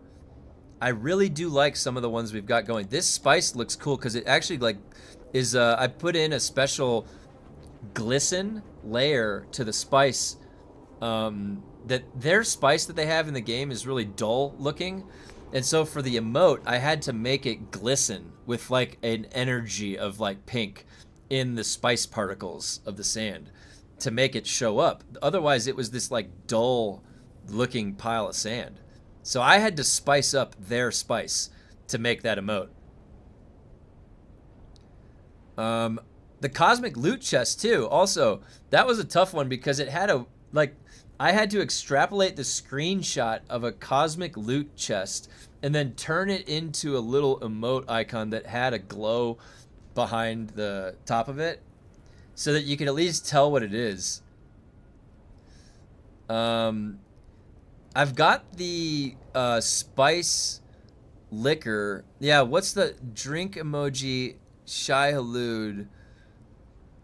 I'm only on difficulty 12 on my main, on the dark one though. Okay, so hey, Ventus. Let me tell you, that's who I killed at difficulty 20 was Dr. Lemminger, and I've got the build for you. It's really, really easy to beat him if you have to make sure. Well, first of all, what weapon setup are you using on him? Because I just meleeed him with static needle, and I shot one of the ads with the experimental gun first when it spawned, and then I used melee on the second ad while he was meditating. Dr. Lemminger, it's really important to remember though that you don't want to use a melee weapon that has a poison or a fire dot on it, because that'll interrupt his meditation and you'll have to fight both of him and the ads when they fight you. So it's really important if you're doing the dark station progression, testing station 24, that you have a melee weapon that does not cause a poison or a dot or the fire dot. So cauterizer, helix pick, you want to try and deslot those as soon as you can. You want to get static needle, replica pulse knife, those two. I think the sword is too slow. Oh, so your shotgun. So no worries there. You would just want to make sure that he's not bleeding when he shifts into his meditation phase. Or you don't want him to be on fire, because it can knock him out of the meditation. Yeah, perforator. So the bleed is like 6 seconds, right? Yeah, so if you notice him like going to meditate and he stands up, it's because he's bleeding. So you might have to just pause or just swap to a different weapon when he's about to summon the ads. The fight becomes so easy when you don't put a dot on him. It's so easy. It's the same exact things over and over again. And the only thing I really use is, like, you have to have Suspensor Dash to get away from him. You do 2 Suspensor Dashes. And the only thing that I change on the boss fight is I add foil. I use foil on him, and it's super easy. You just get in a cycle of using foil. And then in the last phase of Lemminger, if you knee charge after he comes out of ignore, you can prevent him from summoning the ads. So I had one of my kills where the 3rd phase of the bubble, I was able to just dash, knee charge, stagger, push the phase, dash, charge, stagger, and it was just that over and over, and he didn't summon any ads. When I tried 12, he got faster. He is fast. He's too fast to avoid without... You have to have Suspensor Dash. I think I had Suspensor Blast, too. Because there was one... When my Spice Mode wears off, right before the last phase, I want to save the green button press for the 3rd bubble, and so I Suspensor Blast when they're both on me. I did it one time in my 20... I have to actually clip out the time that I killed him at 20. It was on stream. I just logged in the morning, and it was at like 8 o'clock. Or it was right in the morning, right in the beginning. We just went into Lemminger and then killed him at 20. Okay, so the drink emoji. I have a drink emoji that I can replace too. That's the Dark Souls one.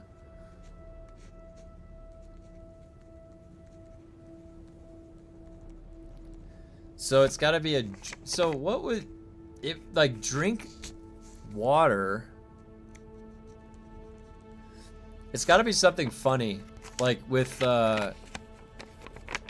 like, some cartoon face that needs to drink water, but it's like a Dune face or something. You know, it's like, ooh, thirsty.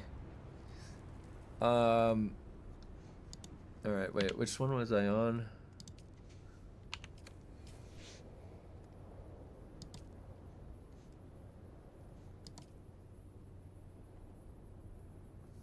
Did I get the other Blushing Caverns? Haga. I can go back to the Haga one after Blushing.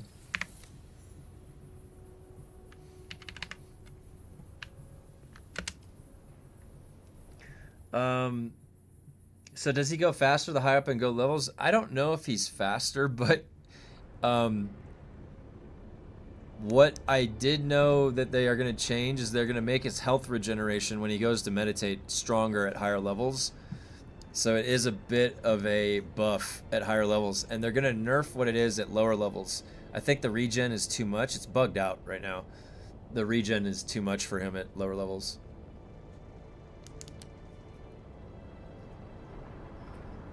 You should make an emote of that picture you have in the snow and make it when you... Oh. Okay, you know what? I'm going to do that. I'm going to do that. The snow picture, but I'll put my eyes as spice eyes. Snow pick. Spice eyes. Alright, that's a good suggestion. That's hilarious.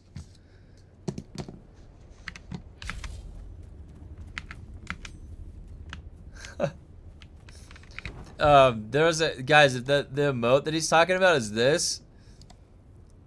The blown up picture of that is in the IRL channel.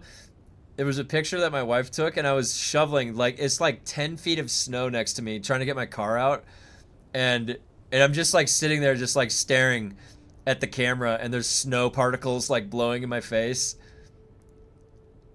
It was funny. It was just when we got this record amount of snow. I live up in the mountains, like elevation 7,500. So I'm way up high in the mountains. You can get 45 shots off before he goes shielded. Just have to be patient and play defensively. Yeah.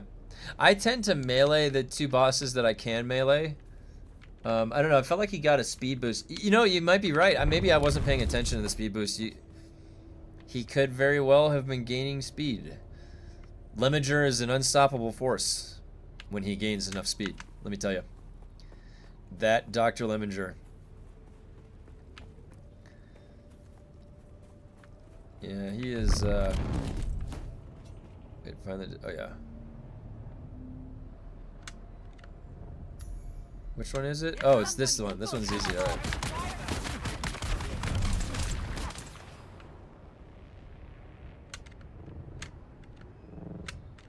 This time I picked up the letter first. Last time I didn't do that.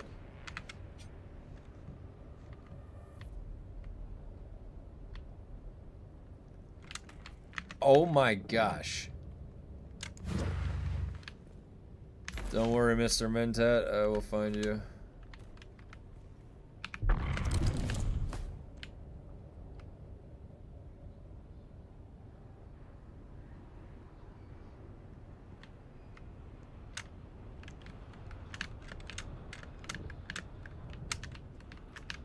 Identify yourself. Reveal yourself.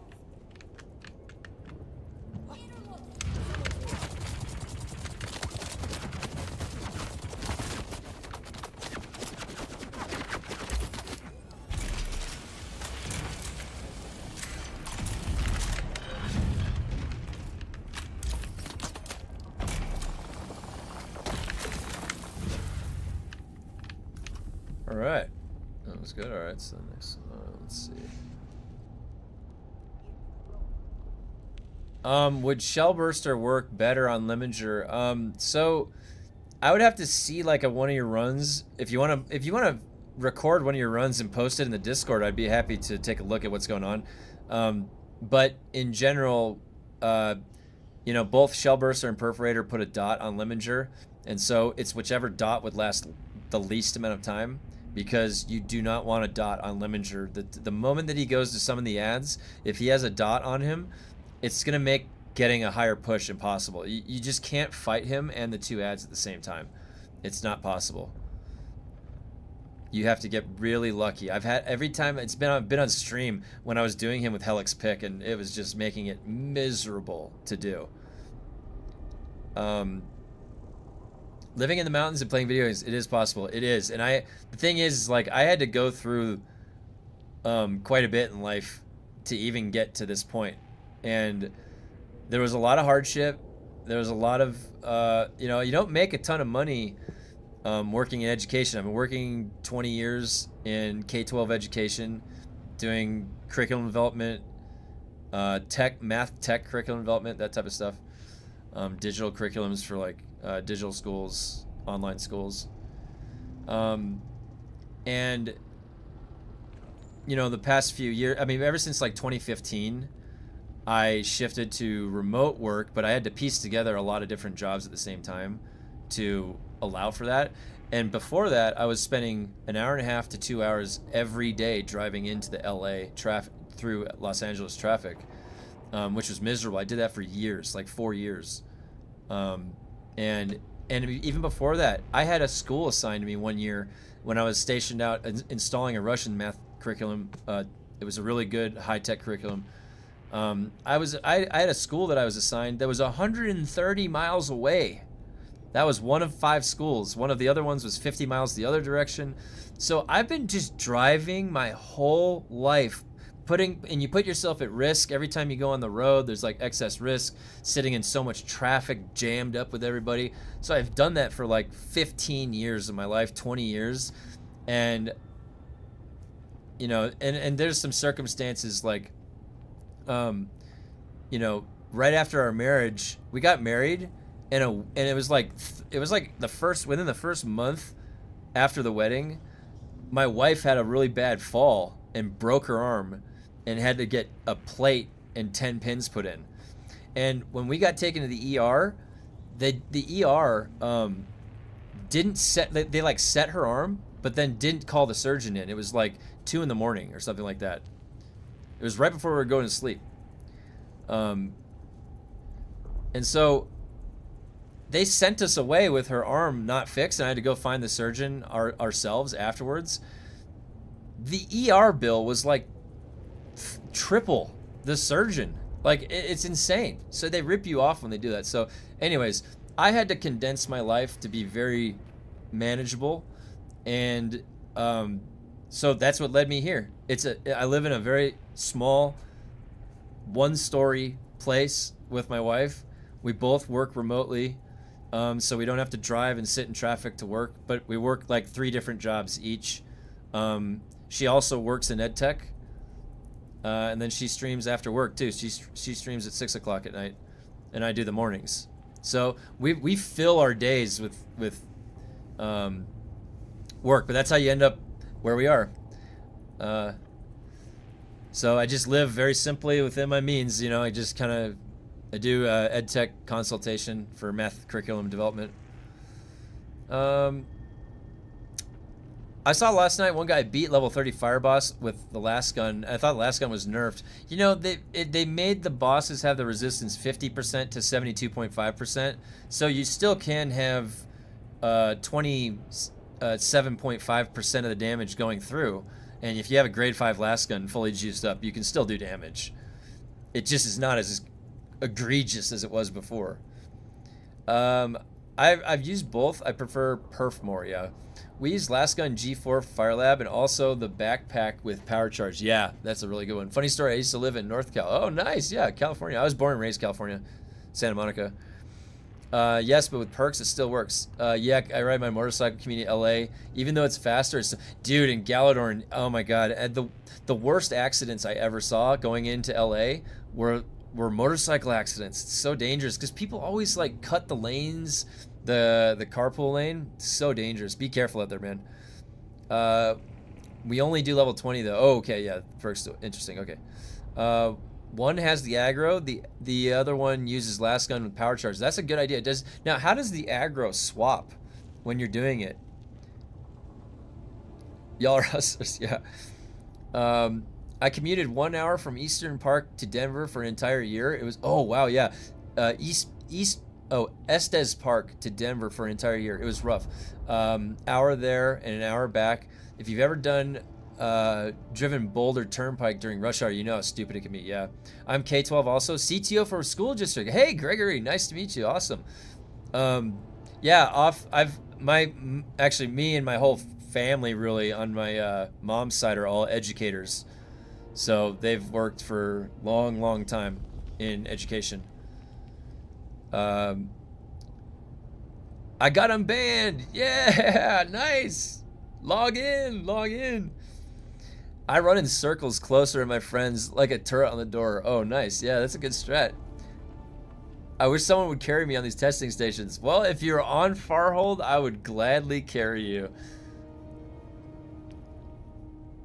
Congrats. Now do it again. All right, let's go to the next one.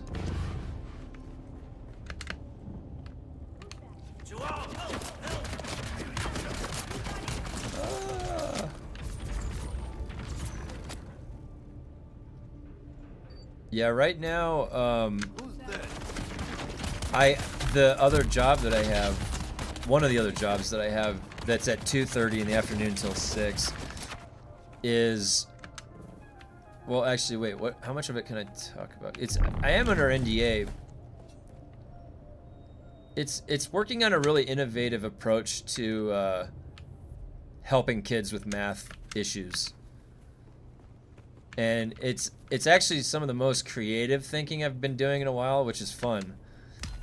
To think about how to come up with solutions to kids, and it's K-12. I mean, and I think right now we're focusing on the high school portion of it, but it's all helping with Common Core stuff.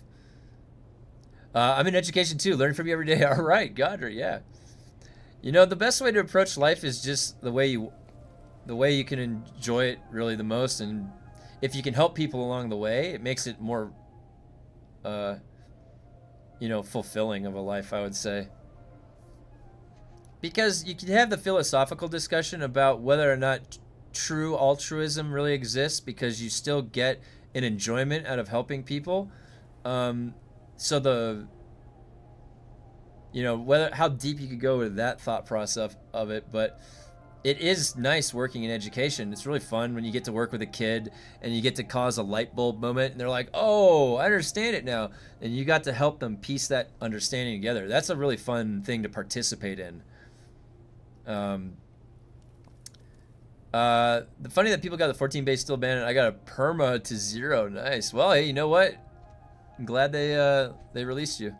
You know, it would be awesome if they set up a boss on one of the rock outcroppings and we had to carry her with buggies with rockets. Dude, that would be crazy. Like they had like some fortified position and we had to take it. That would be sick. Feels like I should wait for the server merge though. Yeah, I mean, honestly, Ventus, you could just wait. It's March 6th right now. So probably by the end of March, they're going to announce what the servers are that are staying. You're on Lawrence right now? Okay. Yeah, I mean, I would just hang around for a little bit, you know, a couple weeks, and then see what they announce at the end of March. They're going to give us plenty of heads up. So now, right when they launched the PTR, they took it down for an emergency critical something to work on. So it doesn't build the best confidence for all of this that's about to happen, like the server consolidation. I suspect there's going to be a lot of chaos. A lot of chaos. So I'm trying to be as prepared as possible, and I think a lot of people in chat want to be as well, and want to just keep playing the game and not have it like messed with too much. The sad part is, you know for a fact there's going to be some people affected by the server consolidation. Yeah, come to Farhold. Come over to, if you guys don't mind the ping on West Coast US, come on over to Farhold. Because we've got a growing group that's coming over here, and we've actually, what's the, let's see what it's up to right now. Let's see what it's up to right now. 14. People are still at work. All right, we're at 14. We're doing okay. We just have to get to 20, right? Because my old character I never use doesn't have anything anymore. Oh, yeah. I don't know if you can even like petition to get anything back, but you might be able to delete him and transfer a character over, right? There's a new Solari dupe or something. Prices are insane right now. Oh, should I stop by Airkeen? Let me go see. Oh, I didn't accept the quest. I'll do it when I get to Airkeen. I don't know. Let's go check the market.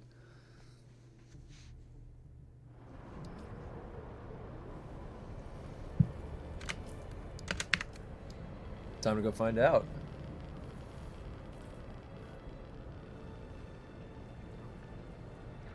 Man, can you imagine if they figure out a dupe for blueprints again? Oh my, that would destroy. That would ruin the game. They can't allow that. Everybody gets a grade 5. You get a grade 5. You get a grade 5.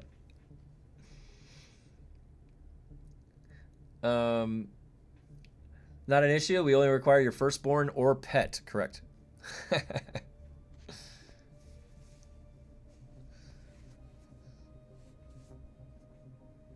This is the longest load-in in history.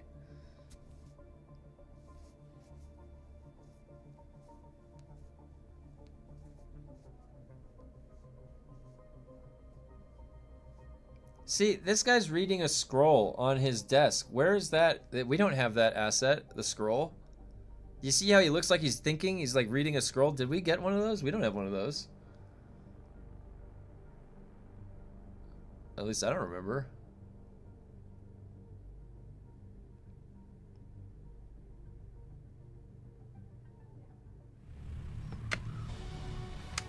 Okay, what's going on over here? Is there a new Solari dupe around here? Let me investigate this.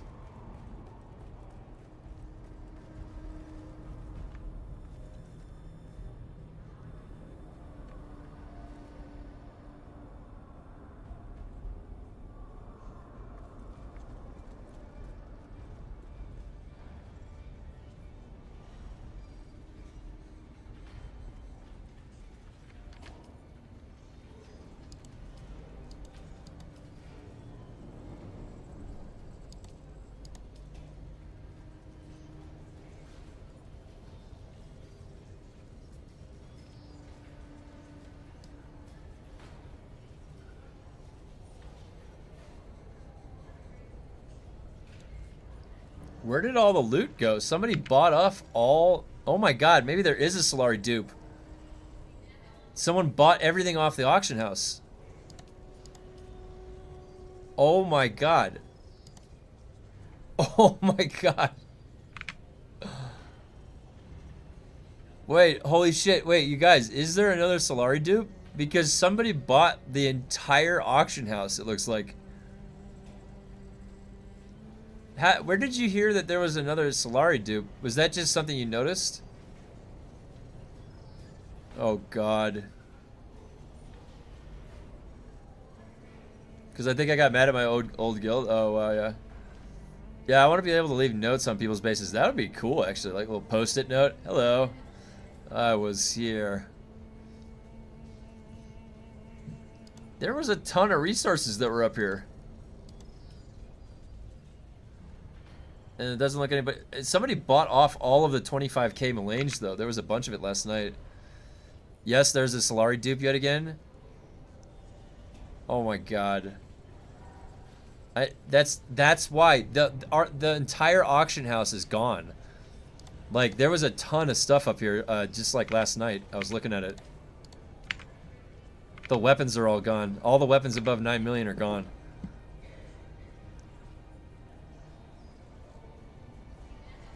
God damn it. There's a new Solari dupe. I don't even want to search for that. That's gross. Are they talking about it in the Discord?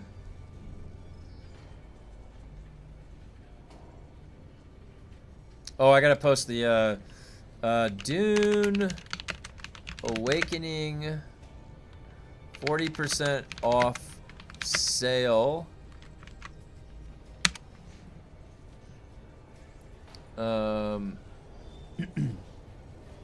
The base above me looks empty. Oh yeah, that's the one that there was one that was empty. I shouldn't have sold my G5 burning blades, my second pair, but with the new drops I shouldn't have sold them. Yeah, option. I was thinking about that because honestly, because I made this static needle prior to what they're going to do with the durability, and then also when I'm going to get my crafting up much higher. So I should have, like, I need another static needle to make that's going to be the stronger static needle. What's the server called? Our server is US Farhold Siege Gara Kulon. Yes, every week they switch servers and flip everything.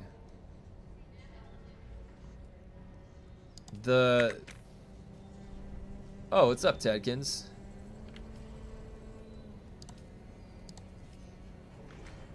This is crazy because there's nothing else here.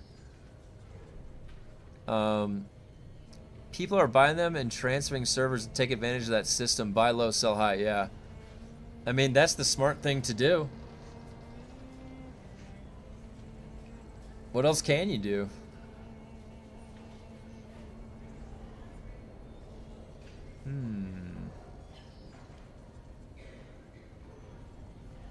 The highest grade here is grade 3. Everything grade 4 and 5 got picked up. And then, yeah, you're right. If it's grade 4 and 5, they're probably just going to go over to one of the other servers and sell it. What about the armor? The armor's even worse. The highest price is 5 million. This was actually at like 40 million. There was, all the categories had like 40 million plus a day or two ago. So our server got drained completely. Oh, looks like Tadkins went the combat spec. He's got the Swordmaster helm on.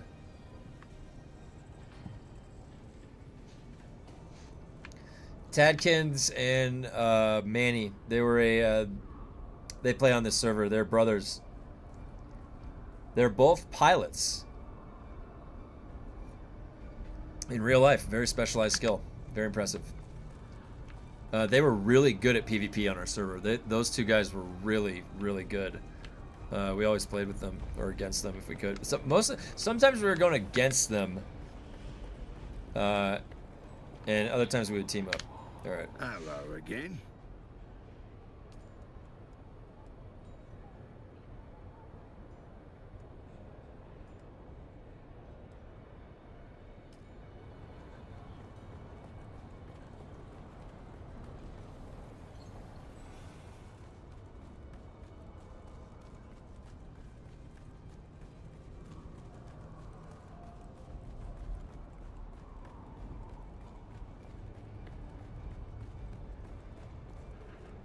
Hello again.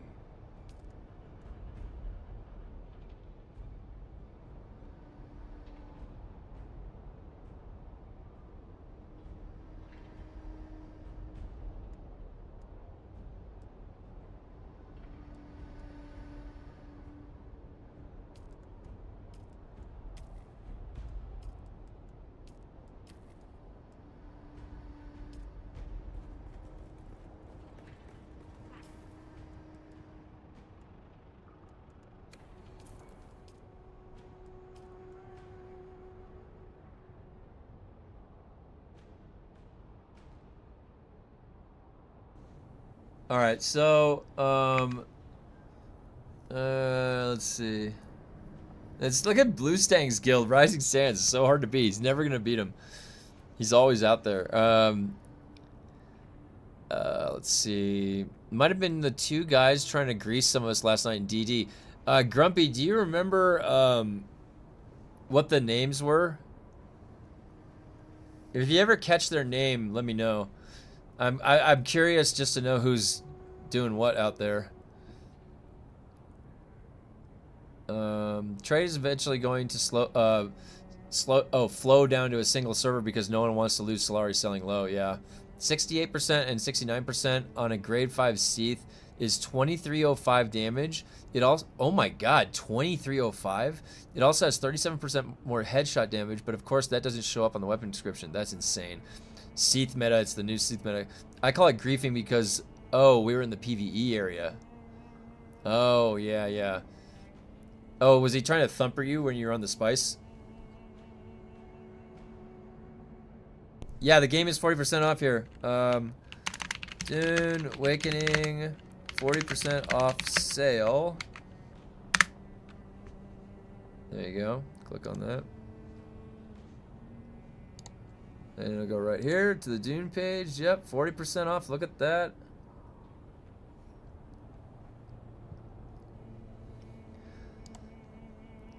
I just ignored them, and then he got bored. Yeah. I mean, if anybody ever starts trying to mess with me, I always just get right in their face. I always get right in their face, and I'm just like, what do you want to do? And usually they lose. Like I've had people who try and grief me before, and then I'll follow them. Oh,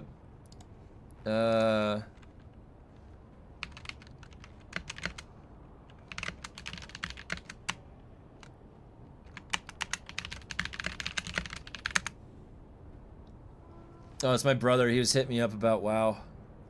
I'm up to level 84 or 85 on my Survival Hunter. My brother's playing a demo Warlock.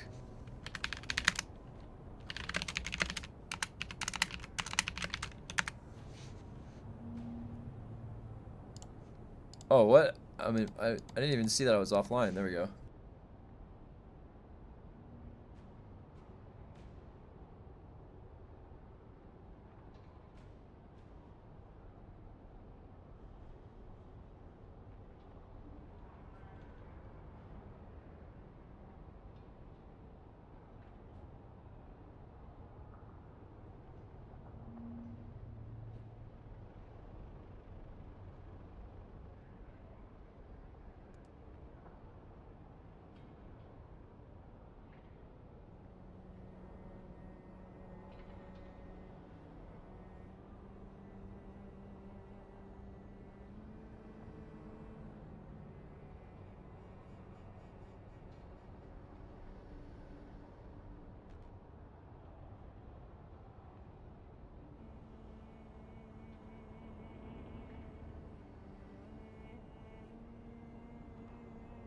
Oh, I'm sorry. I was talking to my wife for a second.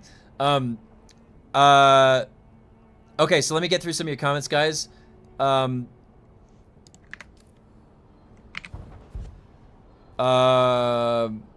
also running survival, so cost gaming. Yeah, I was gonna say survival. I started playing at the end of last expansion. I had a lot of fun. I love playing with my pet crow, Mantooth, just attacking people, mortar striking them, and I get to melee.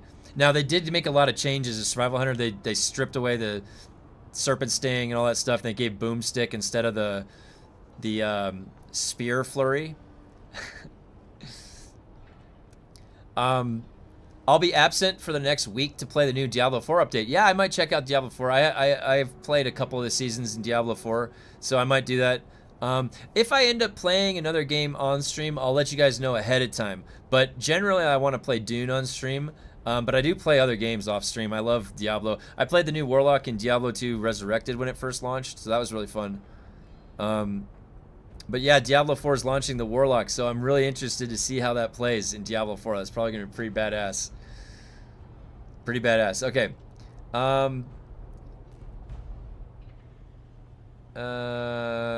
Alright, so that's why they... Oh, yeah, that's what they did to him. I was just too fast for them getting spiced. They started thumping. Oh, yeah. They used the shield and thump. They try to attract the worm when you're on the PvE spice plume. Yeah, I'll let her know. I'll tell you said hi. Yeah, Baldur's Gate 3. So if you guys, if you add me as a friend on Steam, I have my Steam friend code. You can see that on my showcase of trophies is Baldur's Gate 3 Tactician Mode.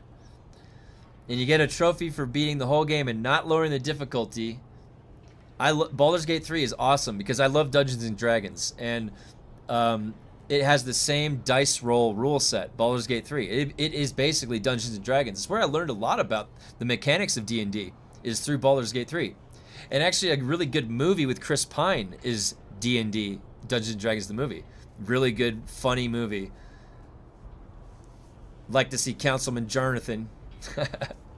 But yeah, Baldur's Gate 3 is awesome. I got sucked into Baldur's Gate 3. I played Baldur's Gate 3 a lot. I loved that game. The Dark Urge playthrough is so fun to do. I generally played, my main would be a fighter, a champion fighter. It's basically a whole new game with all the reworks to skills and gear. Yep. I'm back playing the game again. I'm so happy they fixed the issues that I was facing. Hey, Central Verdict. Yeah, nice. It's great. It does feel good. I love, my character's got the new transmog drip on. I'm having a blast in Dune. I have been having so much fun. I made it to the third act and I took a break. That was like 7 months ago. Hey, the third act is really fun. It gets a little bit gnarly, some of those fights, but the game is so good. Oh my god. Actually, you know what? Like, maybe eventually down the line, if you guys, if you do a poll in the Discord, if you want to like see me play through a game or something like that, maybe we can do that special one day or something. I'll post it in the Discord and then you guys can do a poll or something. If you want to see me play a different game, just for the fun of the playthrough. Because basically what to expect from this channel, guys, is that I have to max out these specializations. That's going to take pretty much the next 8-10 months, a year, right? This is going to take a year, basically. So we're going to be playing Dune all the way through Chapter 4 and Chapter 5. But there's plenty of other time in between. I'm off on the weekends and stuff, so yeah, we can certainly do that. If you want to see me do a playthrough of a different game, just let me know, and we'll set something up. All right. Yeah, Baldur's Gate 3 has been consuming lots of my time right now. I'm doing an Eldritch Knight Fighter. Oh, the Eldritch Knight Fighter, yeah. That's a little bit different of a playstyle, but a really good setup. Yeah, I always like having like a melee combat that has really good passives, where I don't have to think too much and I can focus on just a simple set of abilities to manipulate. Is usually how I try and set up my builds. Like my Survival Hunter. the way I set up my survival hunter actually pumps out some crazy damage. And it's not a build that is what people use like off Icy Veins or anywhere else. It was just my own build.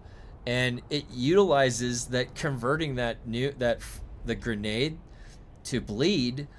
You're basically always bleeding everything around you, and so you're putting a 10% attack speed buff per bleed on your weapon, your melee weapon. It's insane, but no one runs that. I don't know why. I did notice less stuttering. However, when it does start stuttering, it's 1,000 times worse, less often, bigger peaks. Yeah, and I think they said the PTR patch was where they were gonna fix. Wait, they were gonna fix the actual problem. Oh, it was Haga. Nice. So they haven't actually. They just fixed like a few edge cases or that one thing that was happening with transfers. They haven't fixed the major like coming in and out of the inventory. So I think they said that's coming.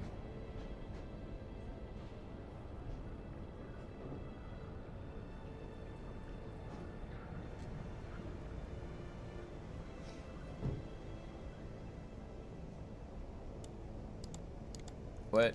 Nope, nope, nope. Yes.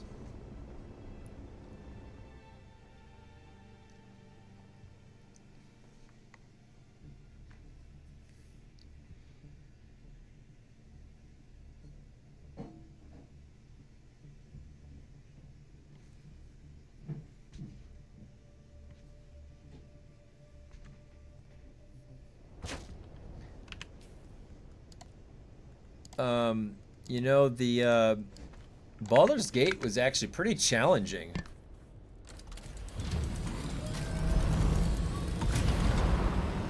I remember playing through that, and there was a couple times, a lot of times I got killed. I don't mind dying in games because I play FromSoft games, so you die like 100, 200 times a playthrough. But Baldur's Gate, I just remember there was times when I had no idea where I was going. I go too far, I get told. Dude, I remember I had like a 30-minute fight with this one guy, and I died. I was like, oh my god, I gotta go back and do that again. There's that lag. You go from your inventory right up here at this base. It always does that. Do you like the replica pulse knife? Yeah, the replica pulse knife would be the god roll. I only have the grade 5 static needle. I need a grade 5 replica pulse knife. I have a grade 4 replica pulse knife. I have a grade 4 cauterizer, grade 4 replica pulse sword. I've got all the weapons, but I only have a grade 5 pulse sword and static needle. I still need to get a grade 5 replica pulse knife.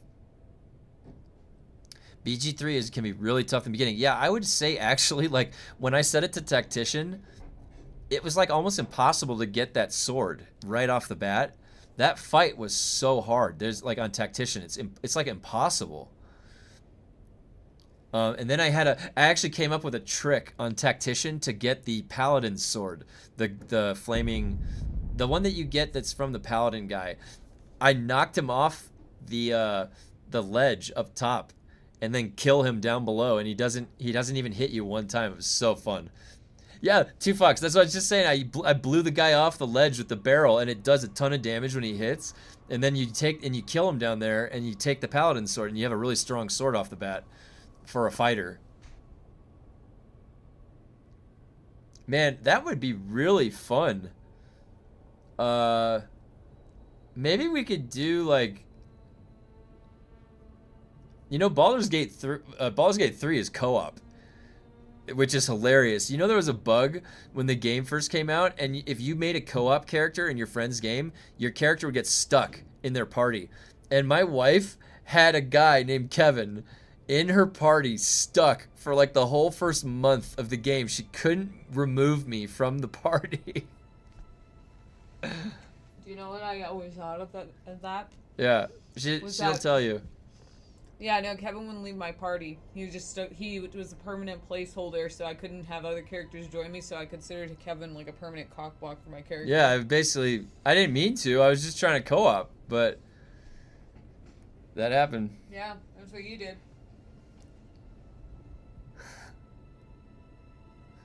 I like how she walked by right as I was telling that story. I had some stuff. I'm doing stuff in the kitchen. Hold on one sec. I need to take a bite out of my breakfast.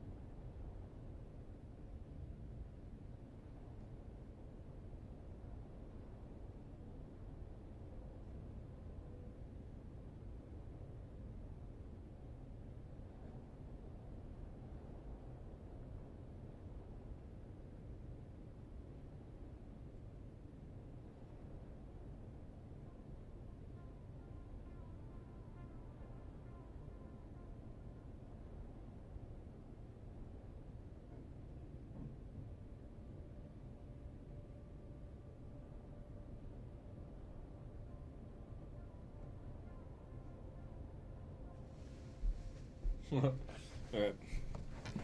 That was funny.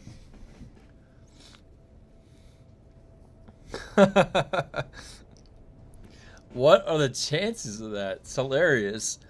But it was just funny because she like it actually like bothered her when it happened because she couldn't assign like a more powerful character or a different class. It was stuck with my early level 4 fighter.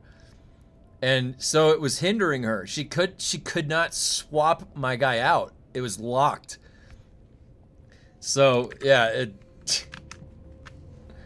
oh my god. It was like that for like a month until they unstuck it.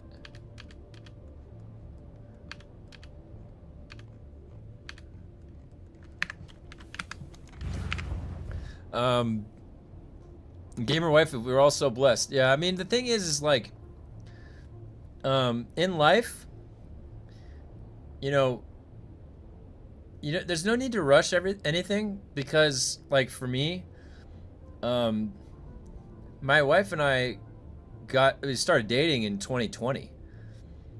So that was 6 years ago. That means that I was, what, 36. I was 36 years old. She played it briefly.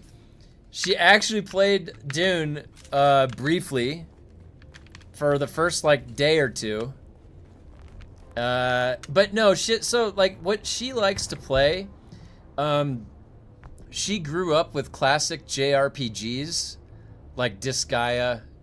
If you ever heard Disgaea 1 through 5, Valkyrie Profile.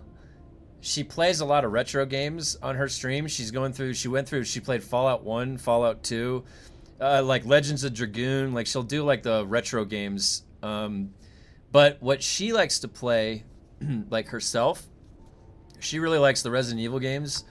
She's a big fan of the horror games. She doesn't play MMORPGs. I think it's a certain type of a genre that, like, people that like to play. Yeah, Shining Force. Do you guys remember the Power Ranger guys or whatever? She showed me that game. It's so funny. It's so funny. Oh my god, the humor in that game. It cracks me up. Their dialogue, those guys, so good, so good. But like, okay, so her favorite game like of all time is Nier Automata. She likes Shining Force, Shining Force. The Shining Force, man, so funny. It was a great game. It was. But yeah, let me see. What is she? She's working right now. She works. As soon as she gets off, I start working, and then we both meet up at her stream. What was she playing? She does like this. I got her into all the Souls games, so she platinumed the Elden Ring. She plays Night Rain. Oh yeah, that's right. We play Night Rain. We've been playing Night Rain. Mass Effect. She likes the Mass Effect series. Oh yeah, Legend of Mana. Yeah. Yep, I remember Legend of Dragoon was good because you wanted something like Final Fantasy VII, and it was pretty close. It was pretty close. I thought it was pretty close.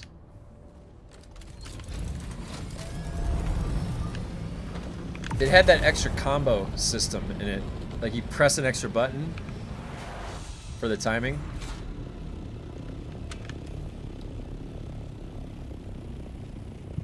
Oh, the timer.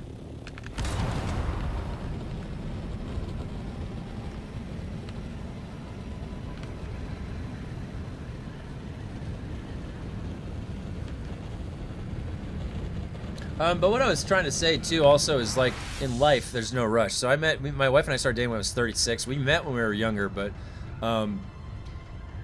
you know, if you would have told me like a couple years prior to that we would have ended up together, I wouldn't have been able to predict that. So life is very unpredictable. And honestly, you just sort of have to be patient to pursue your own interests.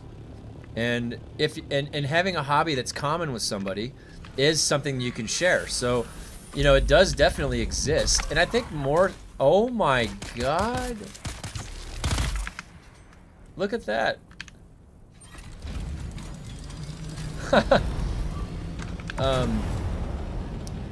You know, I think more so nowadays, it's more mainstream to be into gaming, whereas like if you went back farther in time, 10, 20 years, it was less mainstream. Probably much harder to find people with common interests, but I would assume it's probably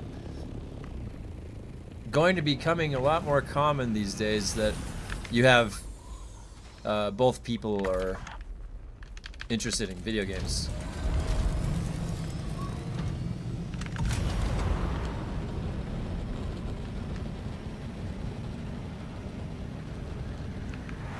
Time is of the essence.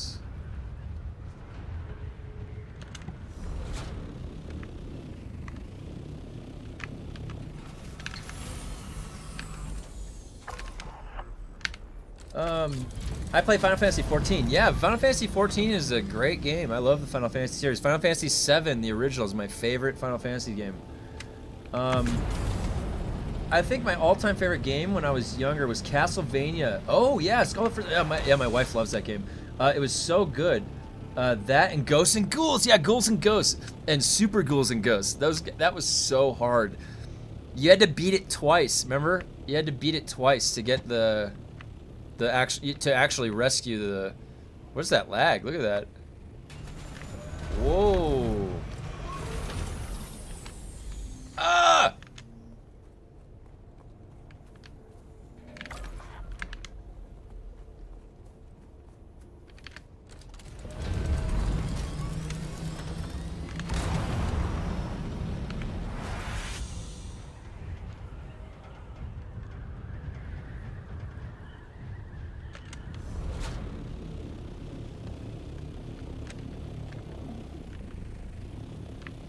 Oh, it's right there. Oh, it's on the slope!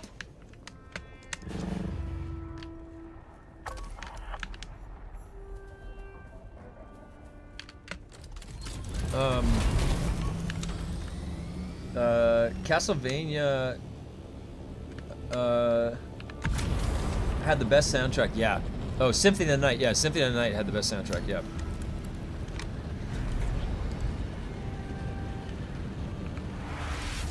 Yep. Castlevania was, dude. The first 3 seasons of that new Castlevania anime were really good with Saint Germain.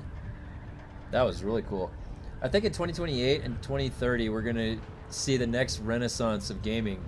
We'll finally see the end of WoW and Guild Wars. We'll finally get true innovation. Maybe, yeah. Never know. Just gotta survive as long as you can. See as much as possible while you're here, you know? Never know what's around the corner.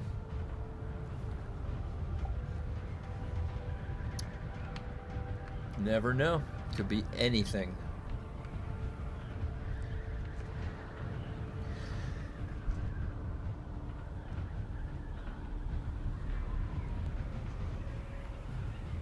Wow. It looks like that could be part of like what's back up there, you know? It looks pretty cool. Alright, let's see how high up I got now. There's always a lag coming in here.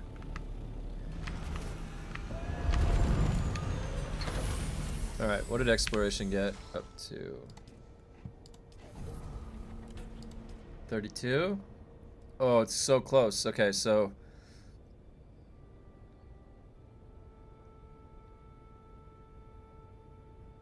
yeah, it's gonna have to be 3.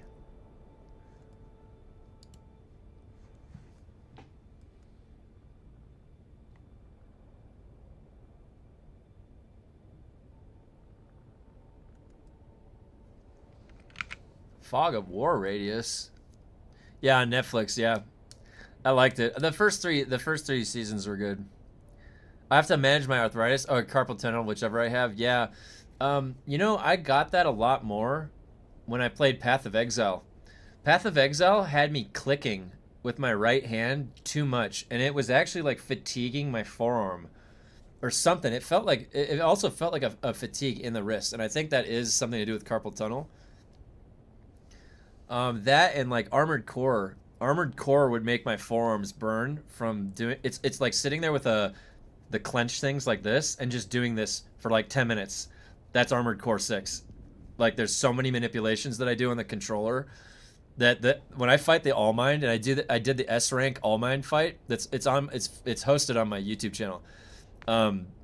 That fight, I had to shake my arms out like I was climbing, like I was like a rock climber, because I was using so much on the laser swap. The laser swap build is constantly hitting the 4 buttons like over and over again. And then on top of that, you're aiming and dodging and stuff. Does the Pulse Life have a longer range than the Cauterizer? It kind of looks like it when I see people use it. Oh. I don't know. Let's go find out. That was a bad lag coming in right there. I don't know what that was. Alright. Cauterizer. Where do I have a cauterizer laying around? I should definitely have some cauterizer laying somewhere.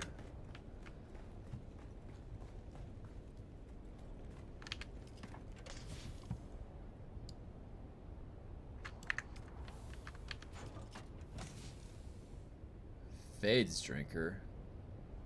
Well, Fade's Drinker would behave the same as a replica pulse knife, wouldn't it? Now, where did I put my cauterizer? What did I do with them? They're...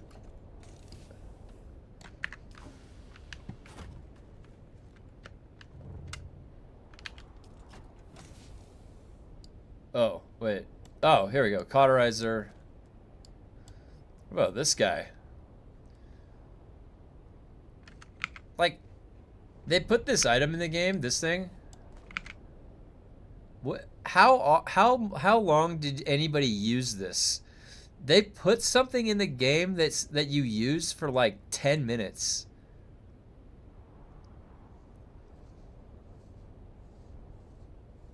But it's a different sword design. It has a completely different sword design. No game ever did mobility better than Warframe. Yeah, I love Warframe. I'm mastery level 21, and I play an Ash Prime that I can solo like any of the Steel Path pretty much. And I use like a condition overload build. I like Warframe a lot. I'm trying to get Prime sure-footed. I'm on like day 340 logging in. You need to be day 400 to get Prime sure-footed. Warframe with the bullet jump constantly gets me. I love Warframe. I think honestly, like, Warframe is a labor of love. A lot of those devs play that game. Their community managers play that game. Warframe is a great game. They have a very solid community. TennoCon. They even have a con. TennoCon.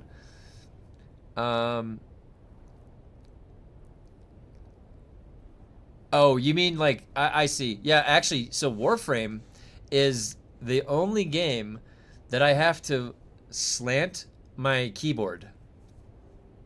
Okay? I have to slant my keyboard for Warframe because I have to hit the pinky on control, and it's the roll. You know, the movement... The movement for Warframe is kind of rhythmic, where it's like control forward jump, control forward jump, control, or it's like, you know what I mean? So, I have to slant my keyboard, or else my wrist is like bending this way. And this arm, I had 2 pins put through this arm. I broke my arm in gymnastics when I was a freshman in high school. Mangled, broke both the radii and the ulna. I had to have 2 pins put in to my arm, and then those pins were taken out. So, but this wrist doesn't rotate as well as my right wrist because of that. As they had to drill through the wrist growth plates. So, because of that, it just made it that much harder to turn that hand. And for Warframe, because of that, I have to slant my keyboard so that it keeps this straight, and I can still hit the keys.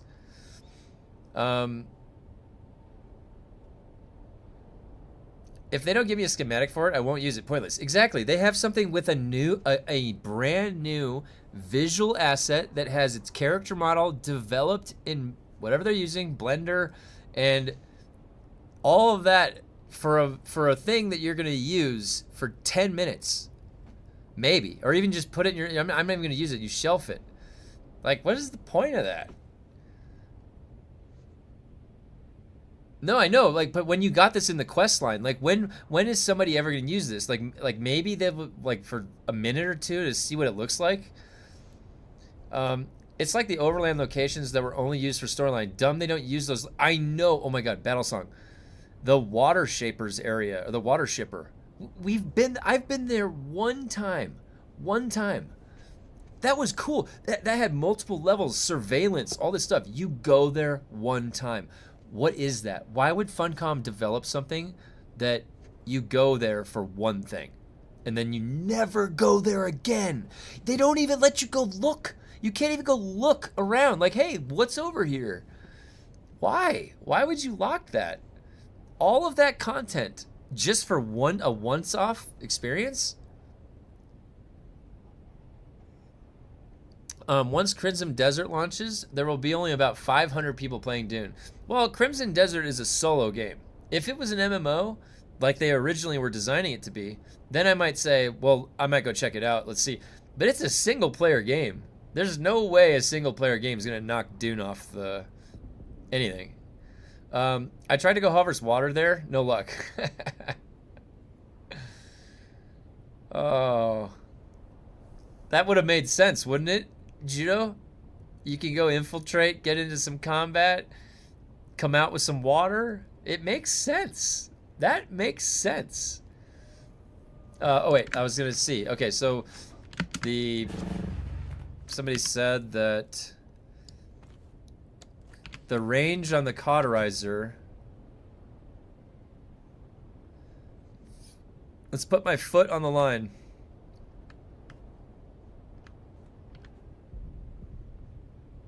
Okay, slow blade stab.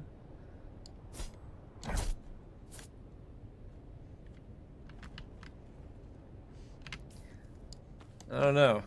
I don't know if this would be the case, would it? I mean, if anything, it looks like it went shorter.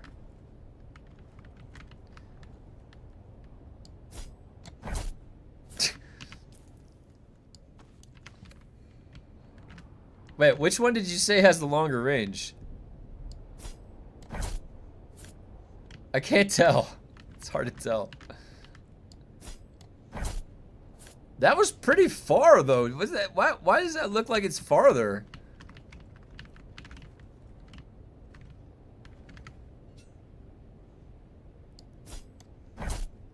Nope, that's the same. All right. Maybe it comes back for the Water Wars. That'd be cool. I mean, that'd be a good way to recycle the asset. So the slash, is there a way to rotate there? No, you spin. I don't know if there's a way to rotate. Like, I don't think that that's affecting it. I don't think that that's affecting it. I think this is a classification of short blade. I don't think that there's anything beyond that. Well, hold on. So the rapier has longer.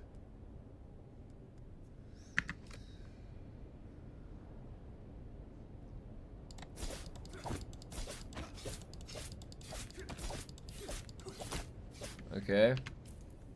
I don't know if we'll be able to, like, see.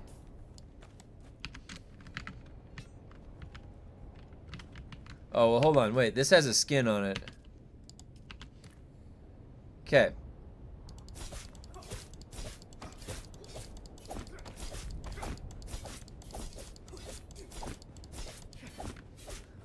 I don't think that that has a longer range.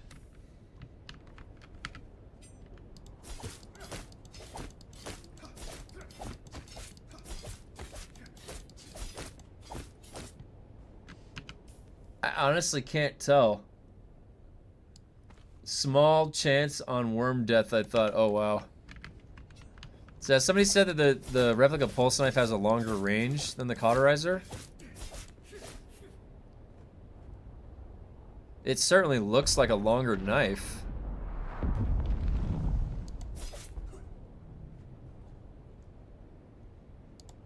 It's a longer knife.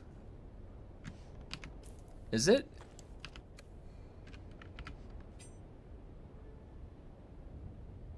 Honestly, I can't tell. Is that longer?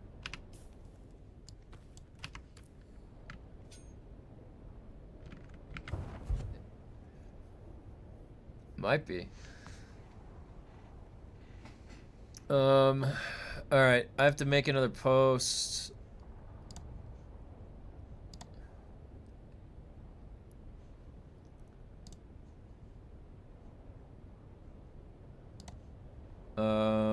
Okay, so Dune 40% off game sale. And I will let you guys know after I submit this to them if I get the keys. I'm trying to get some keys for the community. How do we get Shai Hulud's tooth for Chris Knife? You have to get eaten by the worm and you respawn with it. I like the longer range on swords and just small increased damage. The parry with the short blade is a bit finicky. The thing that I like about the bosses that I was attempting is that the speed of the rapier, it keeps the boss, like when I was using the sword, he would sneak a move in on me when I was swinging on Lemminger. And it stopped happening when I had the speed of the daggers. There's a blade sharpener. What else did I get? I have to move these back.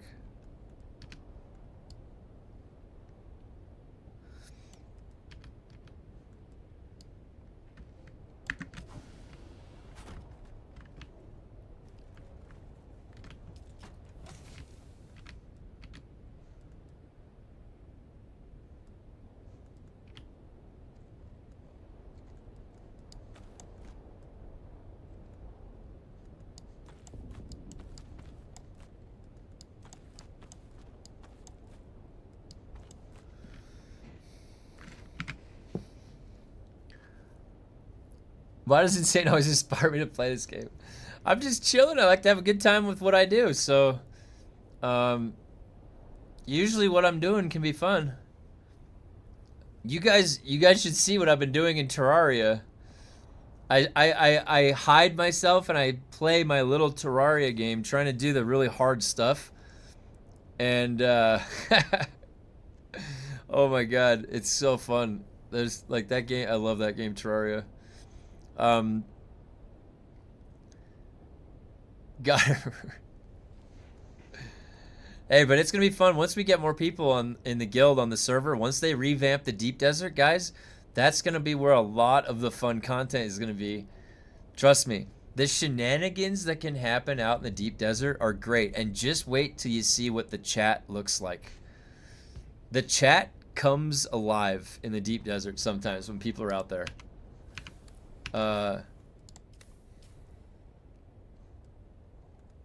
Now, granted, there's a lot of people offline, but when they do come online, it's a lot of fun.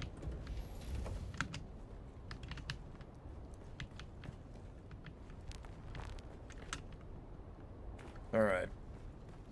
Did it change colors? Oh, it kept it. It kept the color.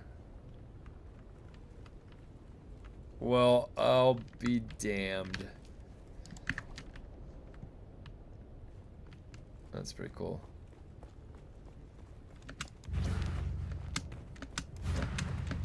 Okay.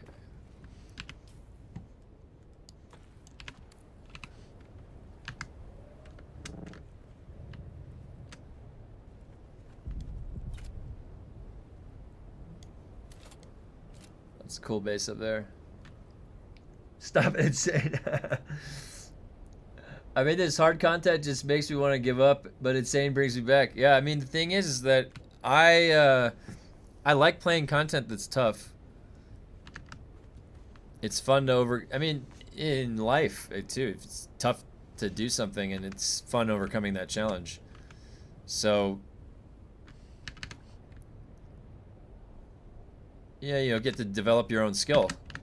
There's nothing better. Nothing better than your own personal skill development.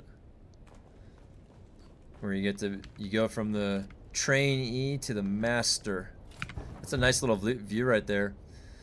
I'm not that good at PvP anymore. I was thinking of making a second scout ornithopter with rockets to play air support the guild. Then again, I need to practice that as well. Yeah, I actually have that set up. I always have ready to go Falcon Punch. Let me guys show you. Oh. If I ever need to come run support, I was gonna check though if the assault would actually perform better, but this is Falcon Punch.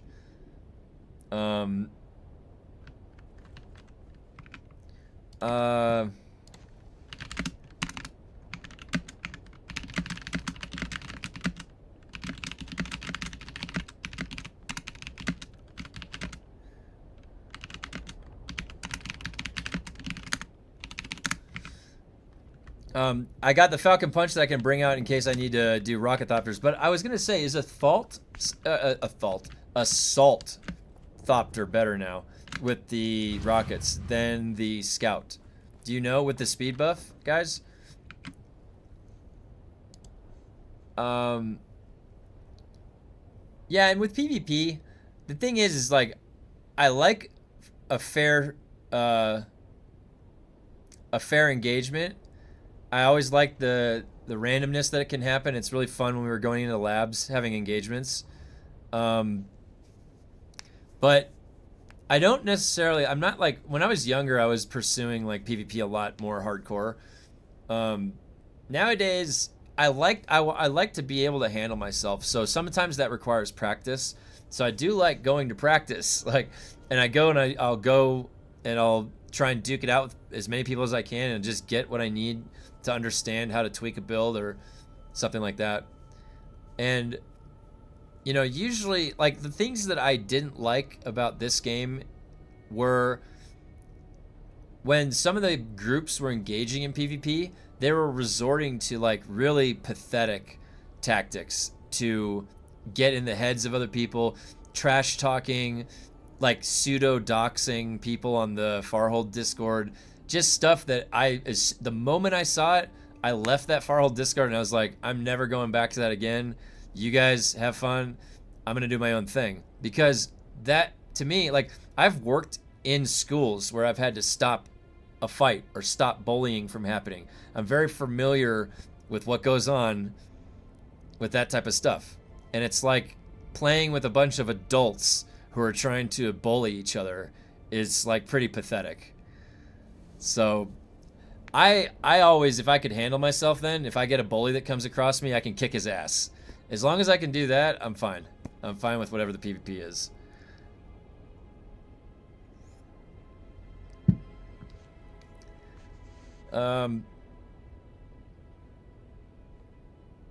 Try Savage difficulty on Final Fantasy 14, then come back to me. Takes weeks to beat those. Oh, nice, cool. Yeah. Is that for raid? Is that a raid difficulty or is that solo content for the Final Fantasy 14?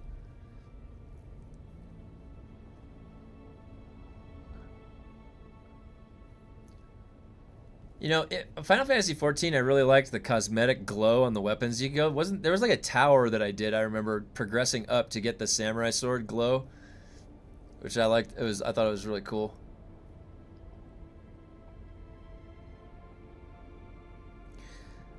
All right, so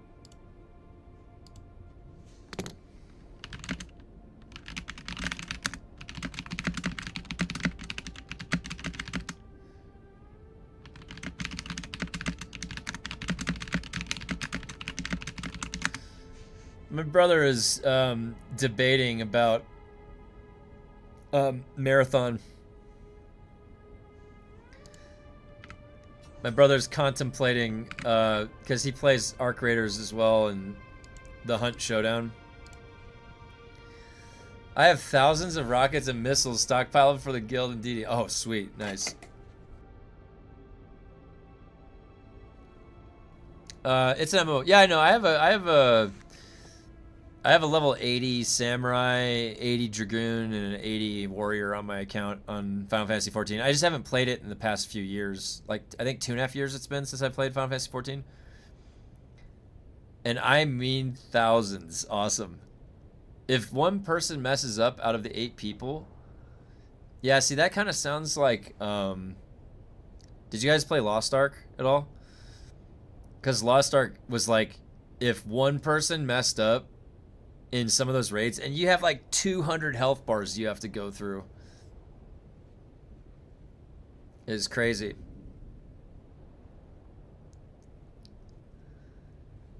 Alright, so let's see. Gotta do another Dune Awakening.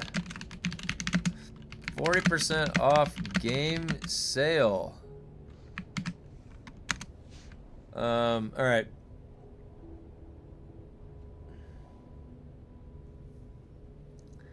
What are the Dune numbers up to? Let's see. Hey, all right, we're at 10,780. That is a 24-hour peak, and it's only noon. Maybe this sale is working. Maybe this sale is working. We're using the defibrillators on the body of Dune. Like, get back. We need more voltage. We need more double EXP weekends.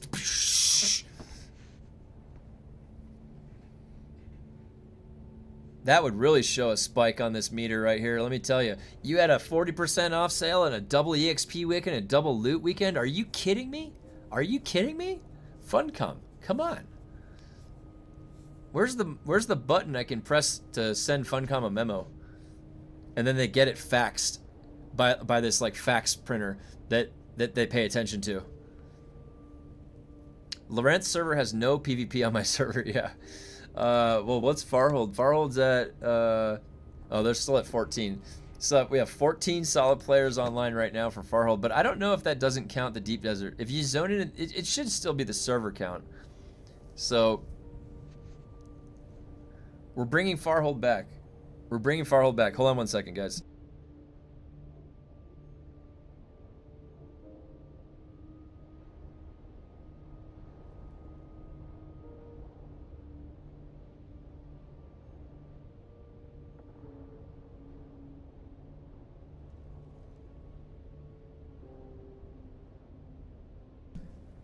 Sorry about that. If your mother calls, you've got to pick up the phone if your mother calls, okay? You can't just not pick up the phone on your mom, all right? A bird just flew through the wall of base right past my head and out the other side. Love you, Funcom. Nice. The bird has permissions in your base. Direct from Funcom. They gave you all the permissions.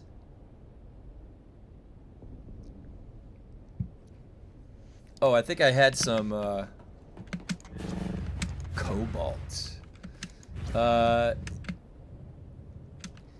wish I could have like a pet hawk, you know, like a pet crow. Something cool like that. That'd be cool. They don't have any, like, dude, where is the other stuff this game should have? Like pets or vanity pets or anything. Like, it's so bare bones at times when you think about it.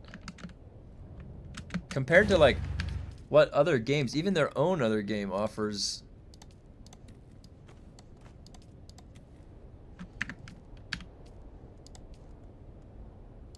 Wow, I'm gonna have to go pick some crystals up.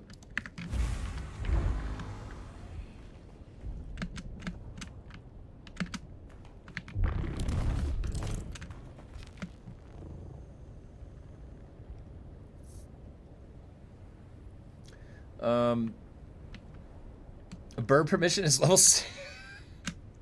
Wait, do you guys remember when they changed these permissions?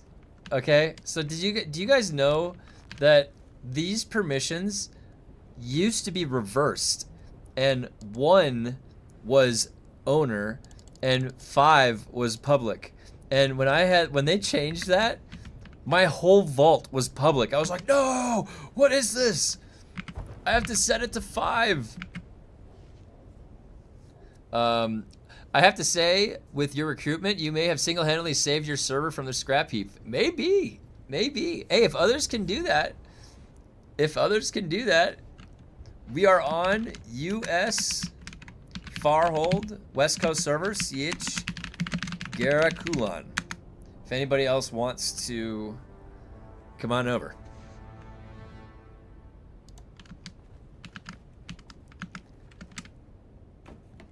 Yeah, I mean, I guess it's definitely been a good idea to turn the camera on since Chapter 3 because there's been a ton of great people that showed up for the community. It's awesome. Yeah, I came back and I thought my base was raided with that change. Oh, yeah, really? Oh, my God. Grumpy Ho!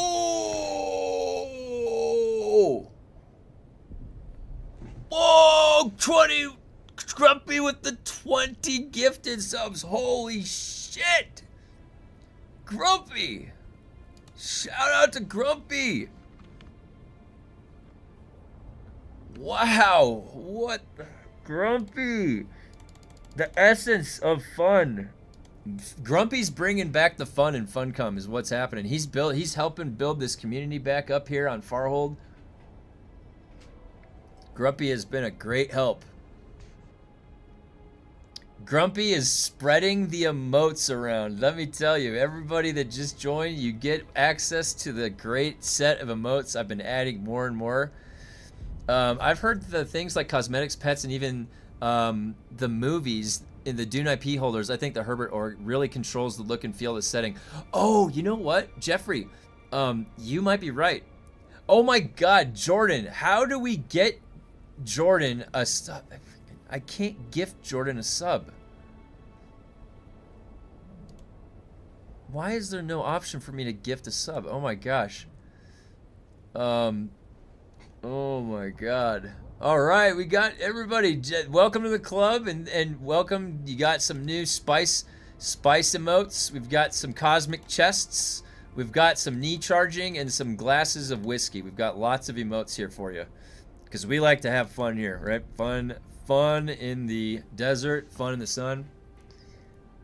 We do challenging things here. We like to create builds. That's the essence of what my YouTube channel is a space to collaborate on builds for any fun RPG or MMORPG or FromSoft game that comes out. RNG is not my friend. The day is going to come. Oh yeah, and there's also the heat stroke emote too. I forgot about that. If I stand out in the sun by accident, we could also heat stroke it up. I wish we could direct donations. I wish so too. I honestly, it's the one downside about YouTube. I have no idea how to fix it, but if you have more than 5 missions and you're going to the same, down the same build, it's just not fun. Just a monotonous grind in a bad way. Sure, you felt it last week with the 35. Yeah. Fun or unfun? That is the question. Dude, you know what I keep imagining?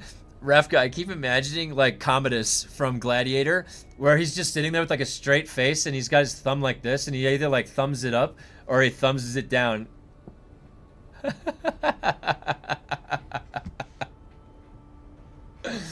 And except we're Commodus. We get to say fun or not fun. I've been playing Final Fantasy 14 for over 10 years. Oh, nice. Hey, what's your favorite job in Final Fantasy 14? What's your favorite job that you have? I always liked the Dragoon a lot in Final Fantasy. That was a cool, like, lance wielding. And then I always want to use, like, a sword if I can, so the samurai was cool. But the warrior was a tank class, and warrior in WoW can be a DPS class, so... I was kind of torn between a class to play with Final Fantasy 14. I don't know if I ever fully fit in to one of the classes. There was a couple new ones that I missed recently that maybe there was another good melee in there I saw that I'd have to check out. Because I usually like to play a melee class if I can.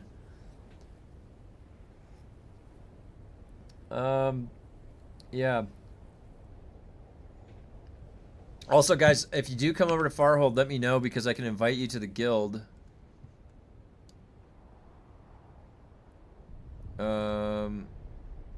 Yeah, we've got a bunch of people on now. This is great. Yeah, this is great. Last online, 8/11. Okay, if I have to make room, I can make room, but so far it looks like we're okay right now. There. Warrior. Oh, you play Warrior. Okay, good choice. Yeah, good class, yeah. The Viper. Oh, is the Viper the new one? Maybe that's the new one. I heard about that, the Viper. How's that? How's the playstyle on the Viper?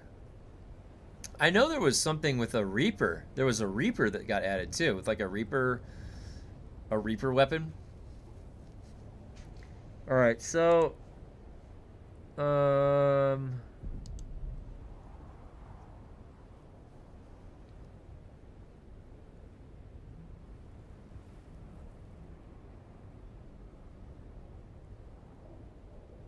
holy cow.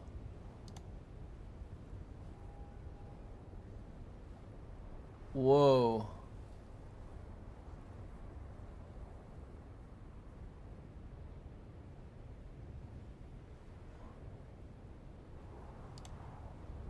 There's a picture in the Discord. I didn't realize that the inflation hit was that bad. Oh my god. Guys, there's things that are selling for $1 billion. $1 billion Solari.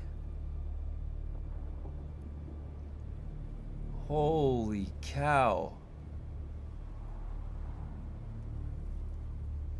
Oh my god.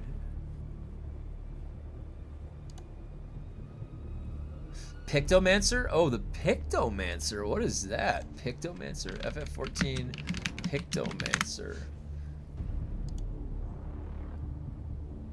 Oh, they have a paintbrush. Whoa. Cool. That's kind of cool. Didn't they add something like that in Lost Ark? A paintbrush class? I played a little bit of Lost Ark. I was a striker. The one thing I hated about Lost Ark though is because it's a Korean MMO, the monetization is straight up Las Vegas. All right, so like you cannot play Lost Ark without dropping some coin, and that was the same with Throne of Liberty, and it was like one of That I like playing different games, but the fact that you have to spend hundreds of dollars is just, it's a huge turnoff. Huge turnoff for me. Don't even get me started on Aeon 2. The second Aeon. The first Aeon was alright. I played the first Aeon. I PvP'd a lot in that. I was on an assassin. Does a lot of... The Pictomancer's busted, though. It does a lot of damage, yeah. It looks cool. Honestly, I pulled up the job guide and I was just looking at it. It looked cool.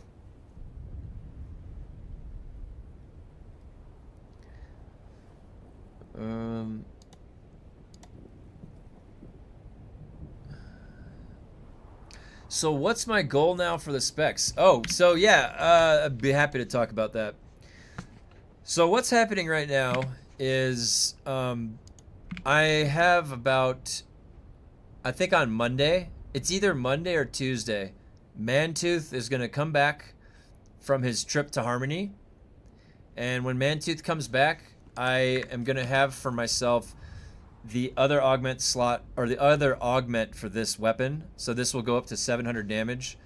I also have a full set of grade 5 gear and grade 5 Ancient Sway, a grade 4 triple shot, a grade 4 shell burster, and which, as you know, I've been waiting on the shotgun and the Regis, which I haven't been able to get to drop. So I had to go play the market and pick those up. So I have to wait for the transfer back on Monday. And once I get that, I will have full grade 5 and pretty much full grade 5 for the weapon sets that I want, and then 2 grade 4s. At that point, what I'm planning on doing is making the push to get the 30 difficulty completed. So that'll be starting on Monday or Tuesday, the push Dr. Lemminger from 21 to 30. To get the 30 difficulty complete so that I can try and equip the one heavy armor piece that I have right here. The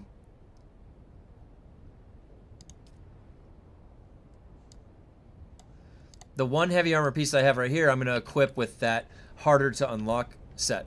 So that being said, I have a day or two where I'm just kind of, you know, relaxing, chatting with the community, setting up other systems for myself in the game while I wait for the care package to get back over here from the trade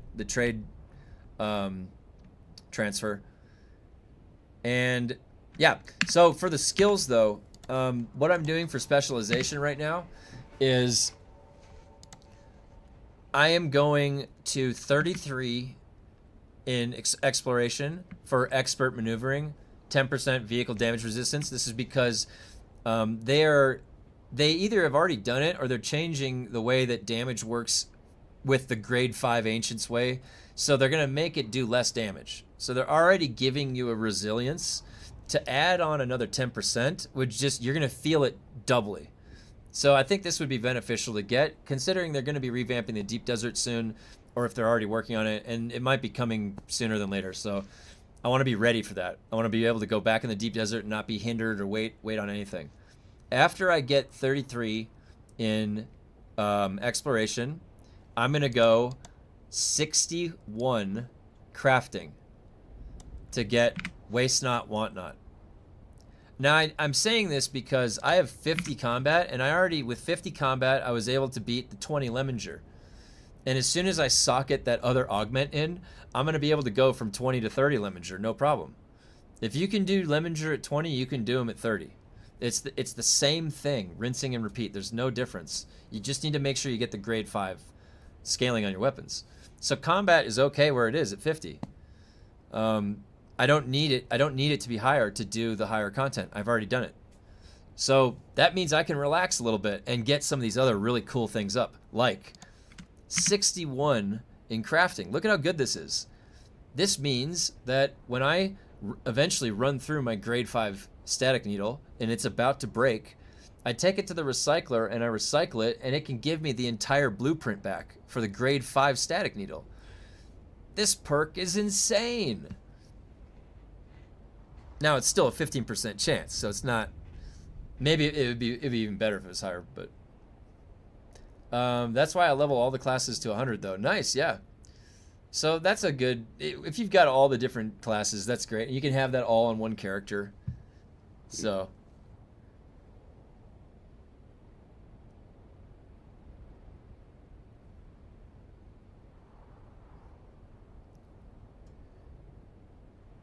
All right.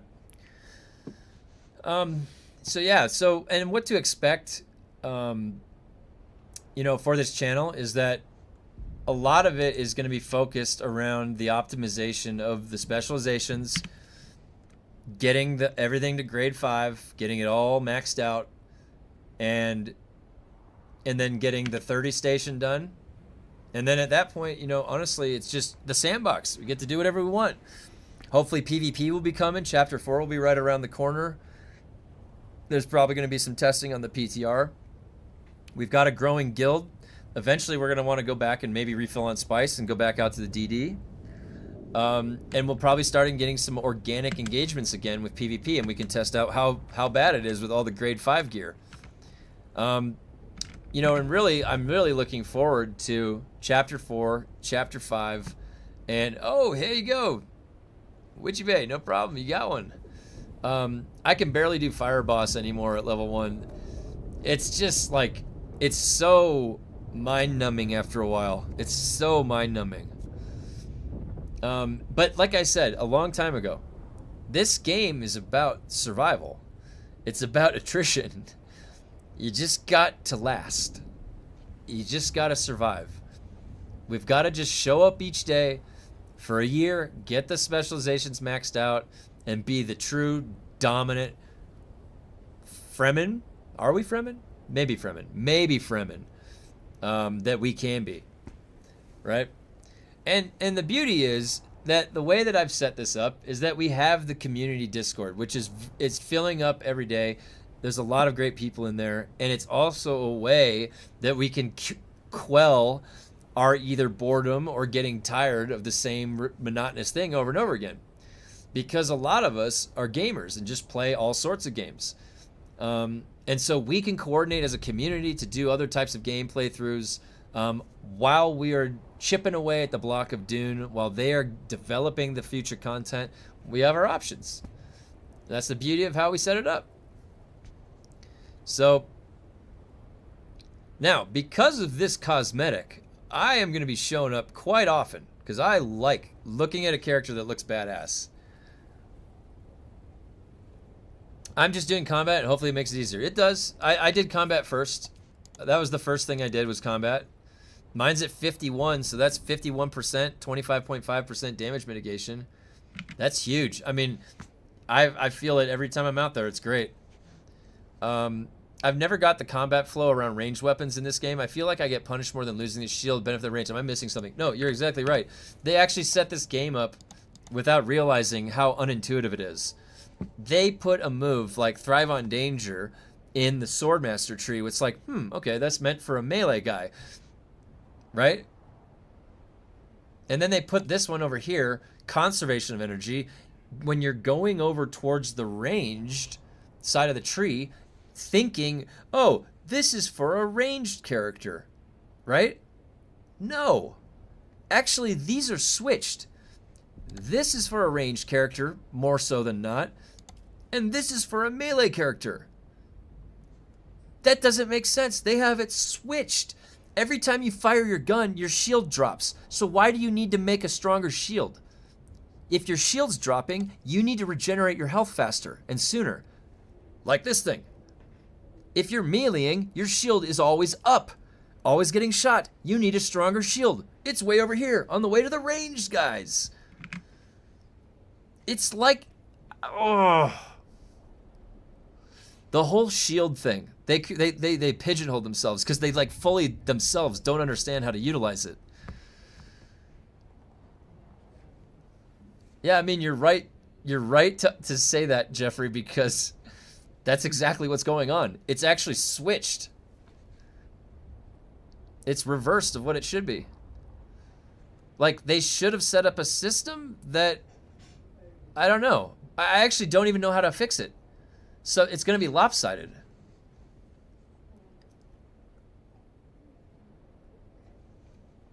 I gotta make, let me see, just doing Dune Awakening 40% off sale. Yeah.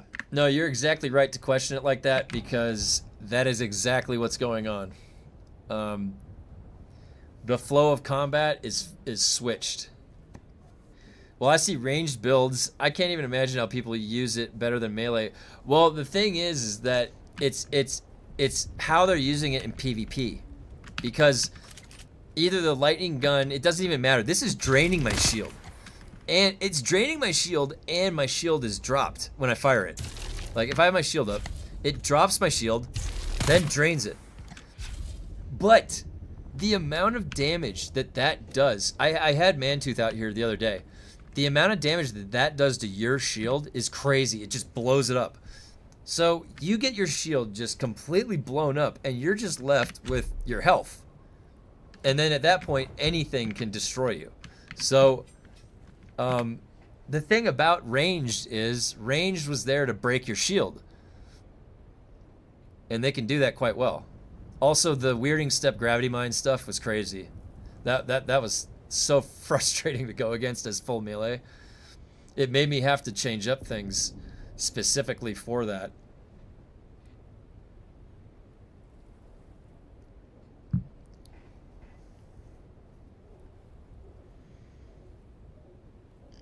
Yeah, so how many people we got on right now?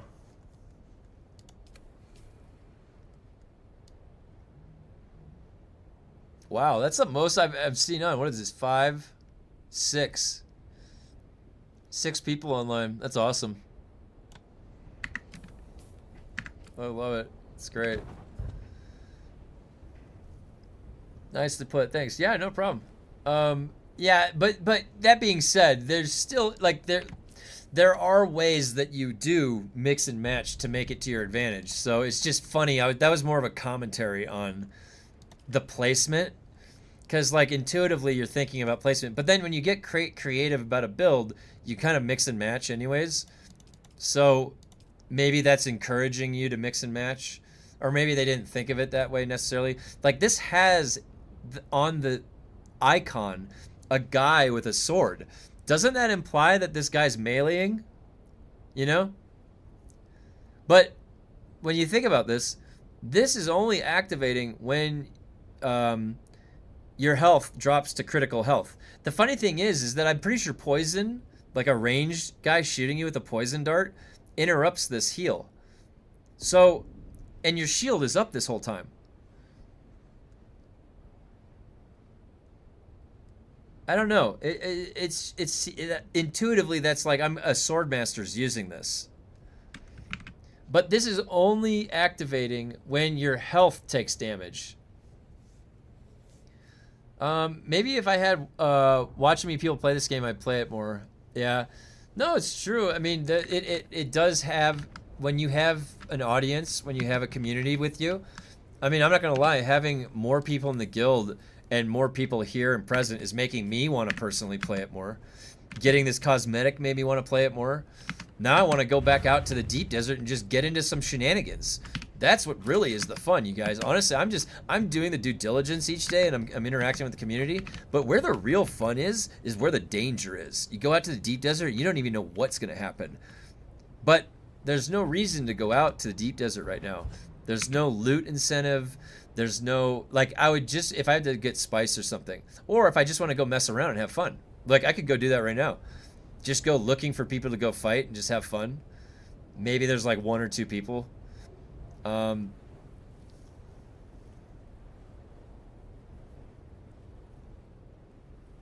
But having a motivation like loot, very simple, or cosmetic, is a great way to encourage people to go back one place to the other. So I'm really hoping when they come back with the Deep Desert revamp, it's pretty simple, you know? Here's a vendor. Here's some cosmetics. Here's the loot. Get back in there and go at it, right? Problem solved. But just getting the grade 0 stuff just doesn't feel good, you know? I'm such a fashionista. Get the Holtzman shield in DD. Like, that's true. Okay, that's true. That's true. Wait a minute. That is true. I could show you guys how broken. Okay, yeah, we might not have any aggro out there. All right, I can go check. Wait, I have a base out there. Let me go out there and check. We'll go check the temperature of the DD. Maybe I'll get an adaptive Holtzman. Maybe. Man, the original shenanigans in Deep Desert are awesome. Oh my god, I used to get into so much like there was these speed hackers and I was like on the rocks just watching them at I-2. And I remember communicating with somebody else. I was like, dude, there's hackers over here. And the guy I was talking to was in group with one of the hackers. And I'm like, yeah, there's somebody trying to get into the hacker's base over here. And they came over and killed the guy because I accidentally gave the intel to the wrong guy. Oh my god. It was so funny. Hey, cheers to that. Yeah. Where is it? There we go. I'll drink some spice to that. This type of games really need a lot of cosmetics. Guild Wars 2 style. You could unlock them with work, but just... Oh, you can pay for them. Yeah, I agree. I agree. They need more furniture, more trinket... they need more stuff, function items to put in the base. They need more cosmetics in general. Just everything. Just literally throw everything at it. Make some weird looking stuff. Who cares? Yeah, I agree.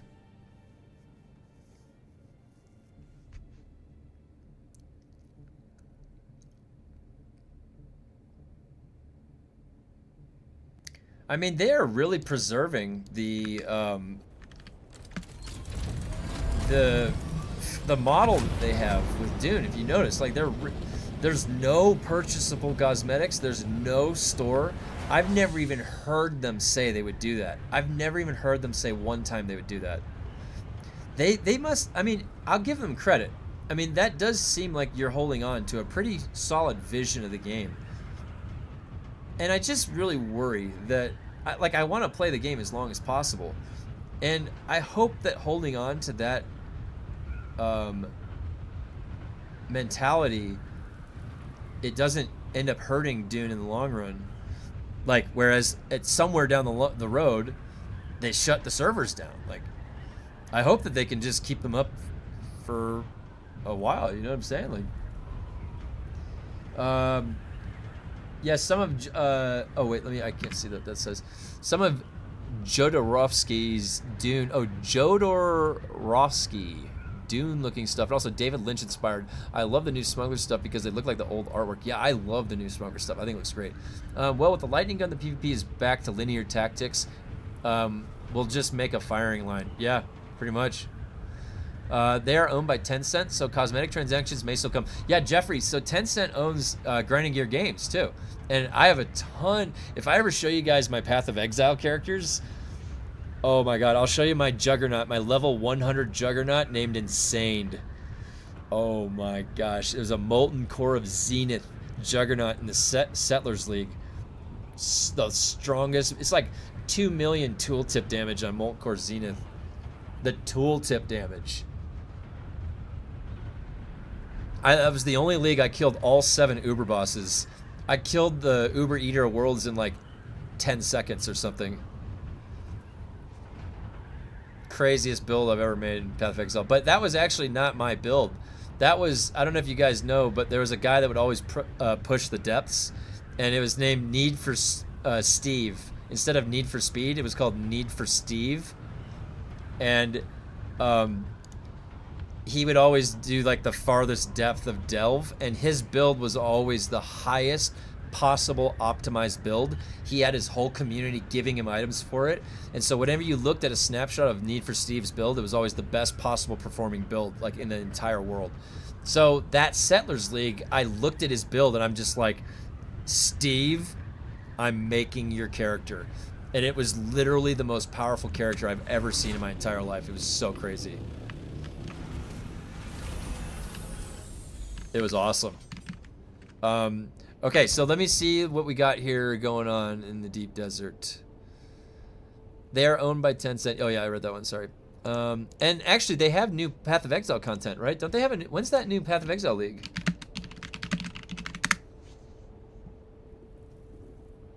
The Mirage... Oh, Mirage launched yesterday. the Mirage League launched yesterday.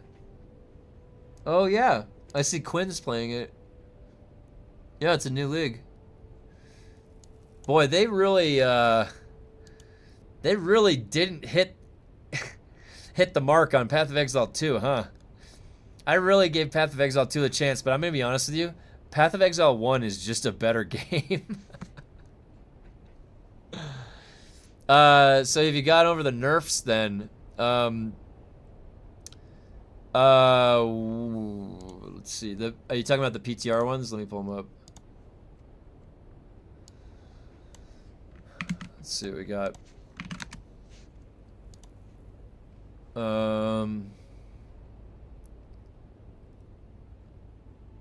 Well, so are you talking about for the Dune PTR?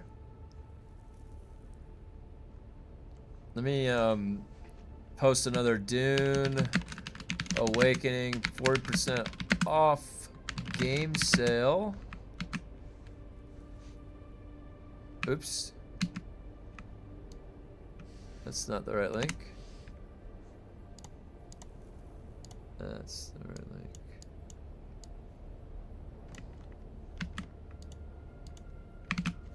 There we go.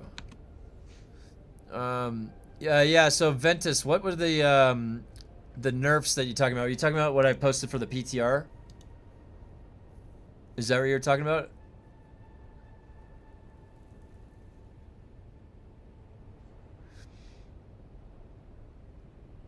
Oh, the attractor field nerf. Well, so that was actually a little while ago, and actually some of the speed clear builds still use it. So the attractor field, what happened is that it used to make it so that the bosses would get locked out of firing their gun, and they removed that. So it does everything it used to do, except it doesn't prevent fire. So the bosses could still shoot you. It still is good for when you're floating around on the fire boss and you're shooting a shotgun, like Shellburster at ranged. It groups everything up to a center and does max damage. It helps facilitate max damage, so you can get more distance from him.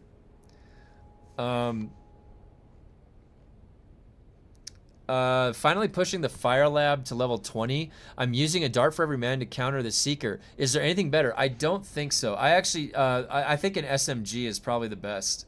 It just needs one little tap. You just need to hit it with one bullet, and it blows up, right? I don't think it has any health.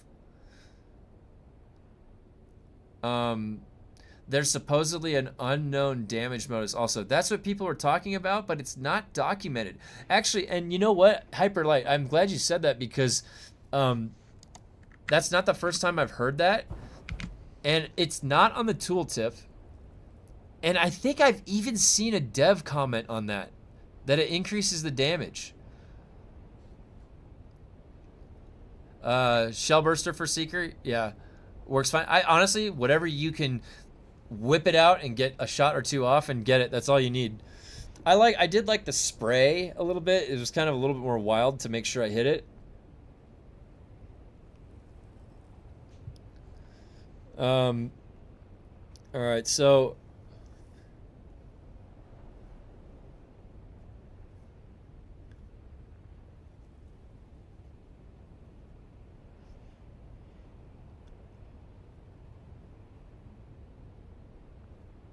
the guy doing solo level 50s still uses a track field. Yeah, it's good. So what it's really good for is shooting the Shellburster, which already has good accuracy. You can pretty much be the distance that you were for the Regis with the Shellburster if you use a tractor field. So yeah, it still functions for a shotgun build. When's the patch going live? That's a good question. Let me check if they have anything posted. It doesn't look like they said anything, but I think in the developer announcement, yeah, developer update for, yeah, here they said,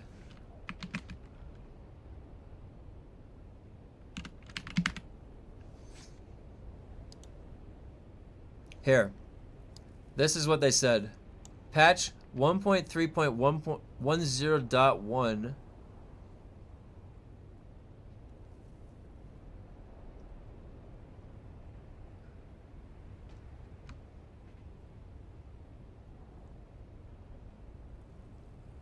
So this is what they said.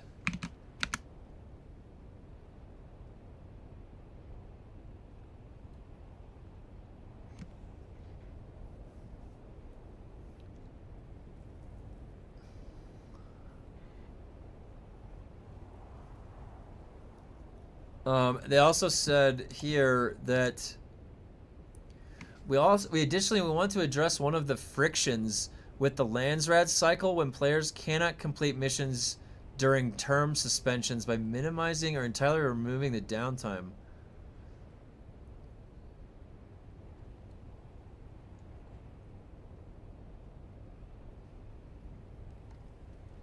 Interesting.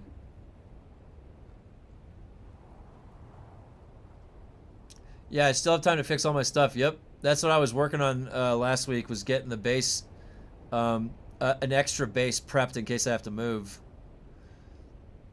It says...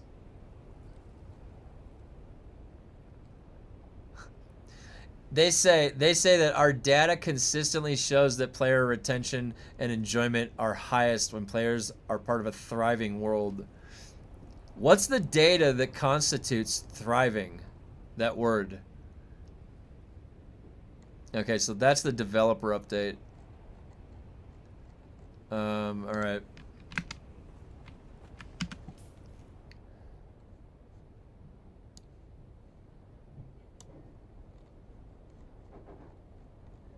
We can't zoom out any further than that?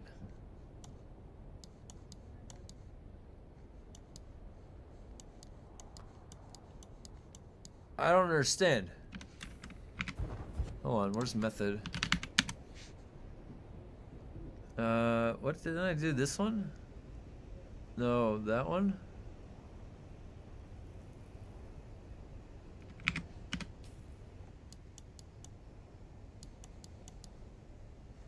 Weird.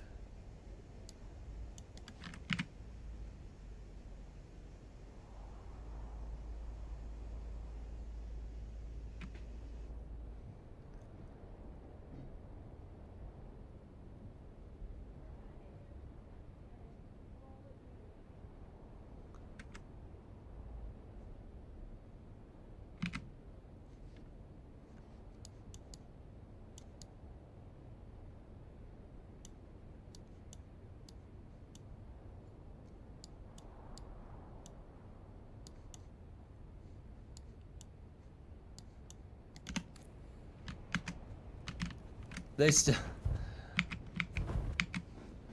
a world that doesn't have Solari dupers, I know.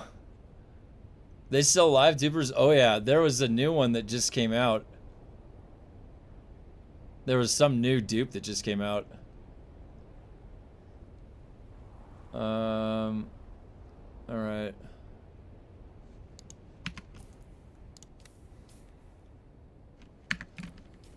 There was something weird going on with the mobs. All right, let's get an adaptive Holtzman and let's go get a extension for the clip for Regis. I'll make the post in Discord. If you guys are on Farhold and you want to run some testing stations, let me know.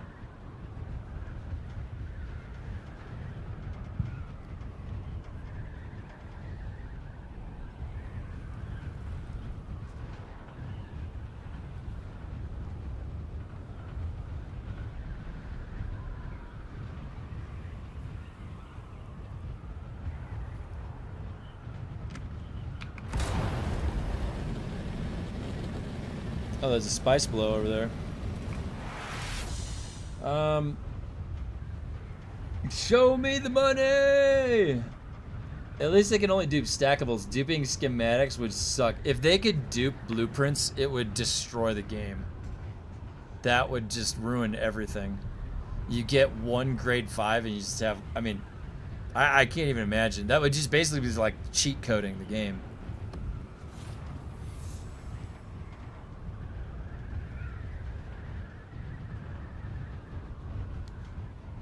Oh, is this it?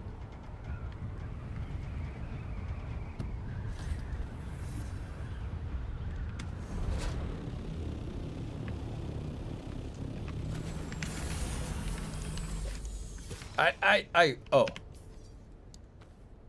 It's like, what?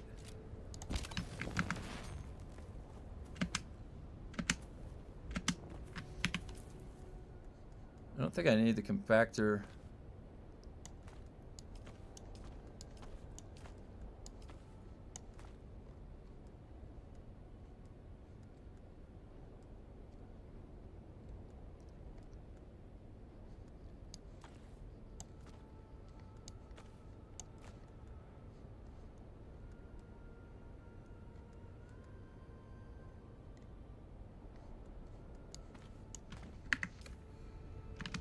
Oh, I'm in the sun.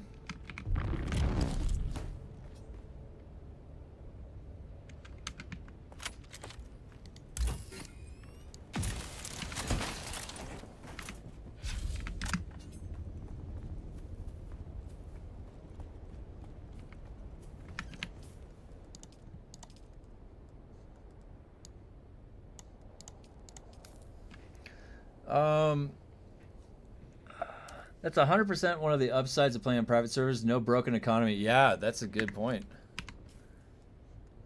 Good point.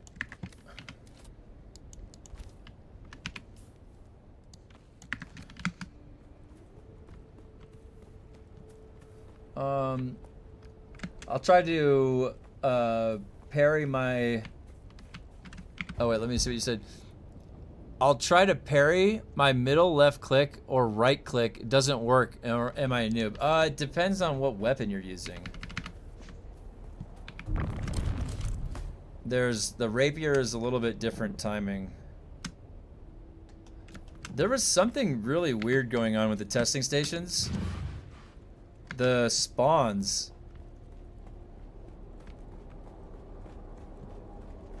The spawns were all off.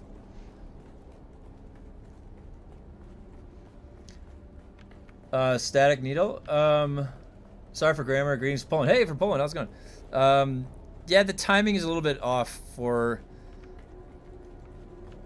the rapier. You have to time it a little bit differently. I've been using the left click one more. I've been using a lot more of the left click to parry.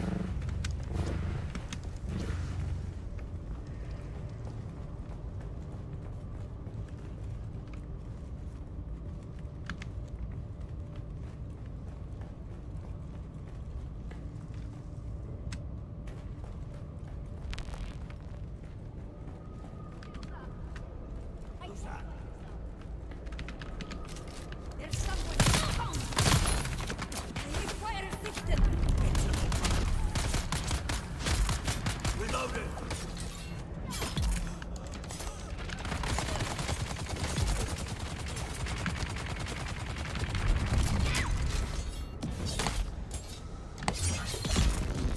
Love the static needle.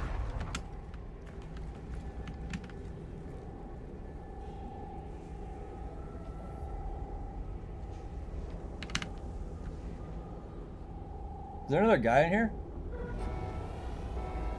I thought it was that.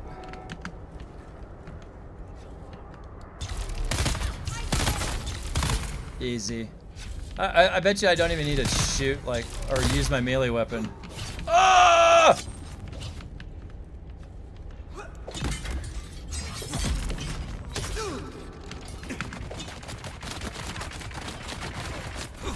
Nope. Oh, I parried that. I parried that, bro. Hey!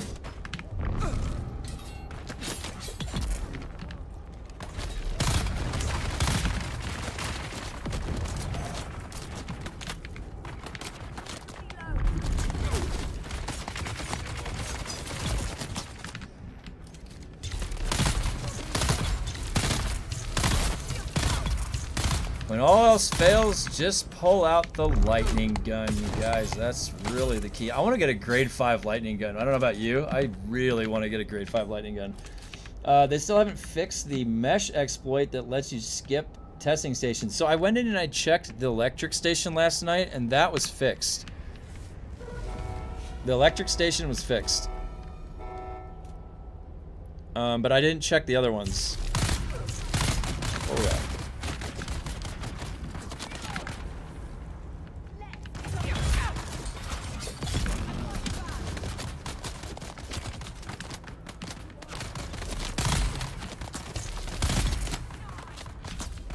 Look at how many scouts there are.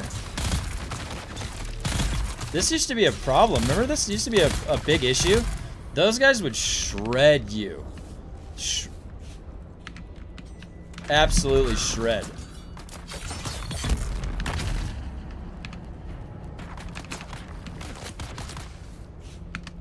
Oh yeah. Eyes on hostile. Oh, they came out earlier, that one. That was another guy. I parried that, sir. Oh, we got a cowboy. Oh boy.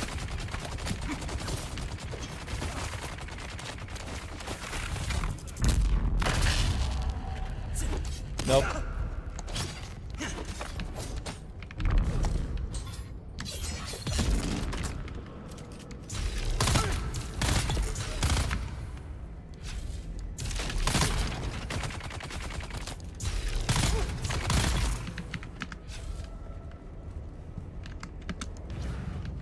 Takes no ammo too. The lightning gun's so nice. Oh, the DD station. Oh, really? I didn't know that.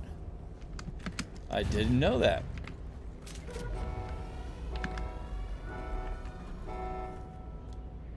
Reveal yourself.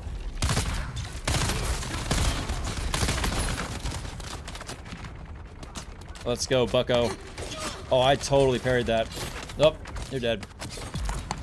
I parried that. There you go.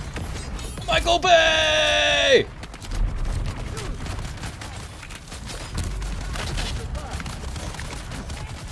Oh, it's a party. It's a party. Everybody's invited. Look at how many people are shooting me. I'm immortal. Oh my god, why is there this many guys here? We got a bit of a situation here, guys. Oh my gosh. Alright, I'm equal to 10 of these guys, apparently. Oh my gosh.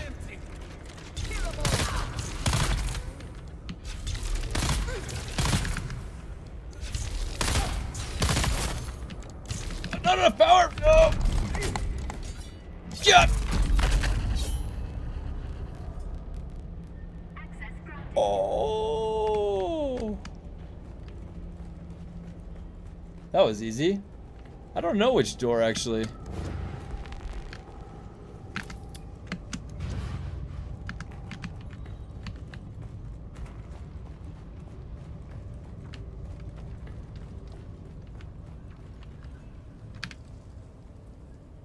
Bit of spice. A little bit of grade 0 bulwark helmet. Not the adaptive Holtzman that we were hoping for, but I'll take it. Whatever. Maybe I can... oh, I got some intel. Did that even count to anything? No, I can't even get intel. Well... this week has the shield there. There is... Any of the PvP stations have a 5 or 6% chance to drop that shield. And it's the only place to get it. There's no other place to get this shield right now, so if you ever get bored, just come out and knock off one of the PvP testing stations. This one was really easy. The one that I just did. Looking in the loot chances, look like some are greater than others. Oh, really? Insane, is confidence a defensive or offensive buff? Who gets the damage mitigations? Yes, so confidence, this confidence buff is damage mitigation, and damage mitigation applies to your health. So Now, this would be like infinitely stronger if that damage mitigation also applied to shield mitigation.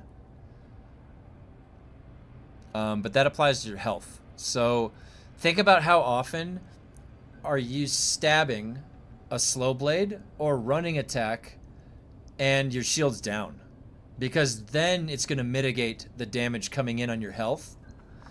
Now, it also mitigates the fire dot damage tick, so that is a bonus that you could argue, like you're slow blading enough or you're running attacking enough that if you ever get lit on fire, but if you're at the higher testing stations, that fire is going to kill you anyways. So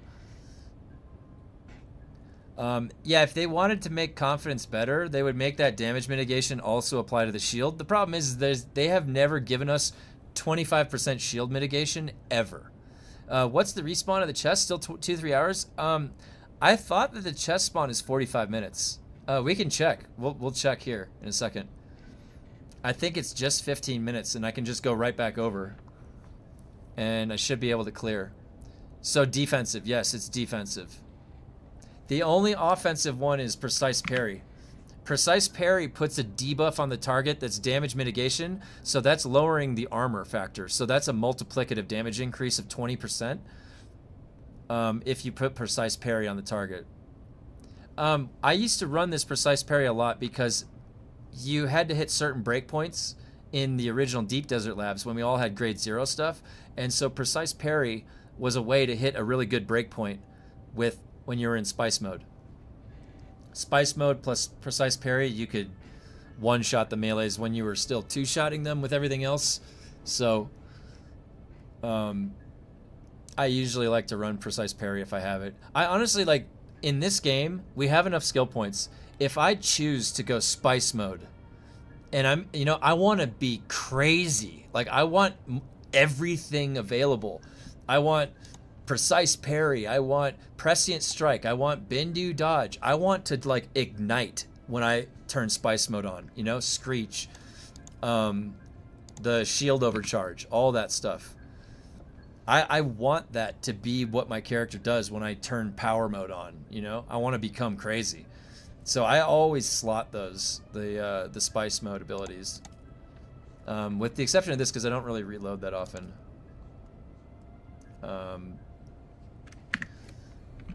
I haven't done a DD testing station in a while. I could just buy the stuff I need from the market and sell other mats. Yeah, I mean, the thing is that at the end of the day, your entirety of playing the game could be sitting at the auction house.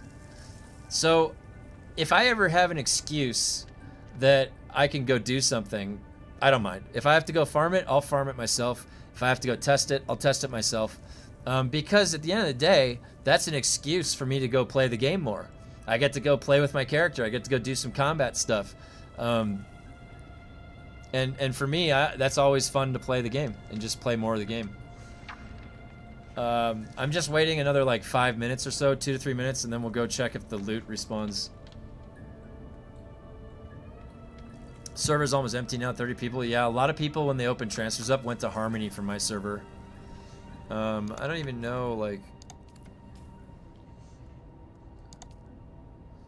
Yeah, and usually this is even more full too. But it's still like early in the afternoon on Friday. People are going to get off work. PAX trade gone crazy again. I saw that.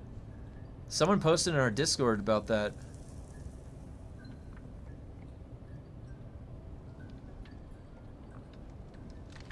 I see that, yeah.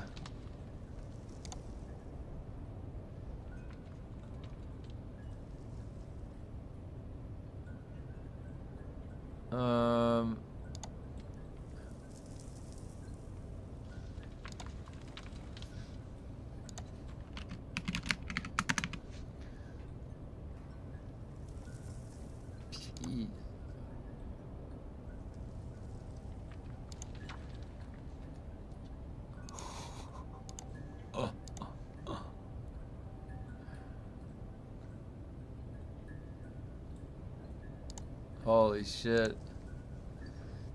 I see a screenshot in there for a difficulty 64. That's insane. Some of you guys are insane. Difficulty 64. Oh my god. And it said he got a grade 3 drop out of the difficulty 64. You know, if you go up to a certain difficulty, it should just always give you grade 5s. I don't know why it would not do that. That's crazy. That is just crazy. Alright, let's go see if it reset.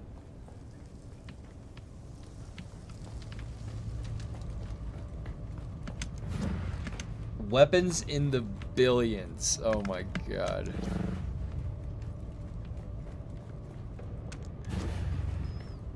Alright. It hasn't respawned yet. Oh wait, maybe I have to walk out to the front. That's what I might have to do. Let's see if I walk out to the front.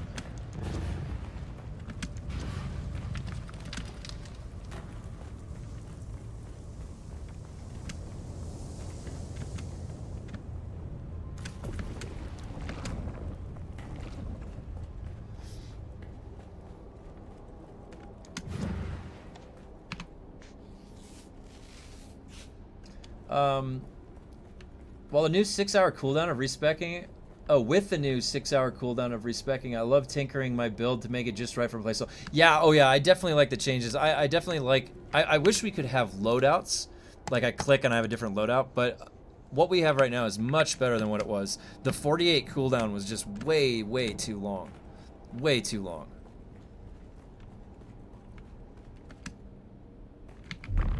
I don't know. There's something about the deep desert. I don't know about you guys. I like being out in the deep desert. What is that?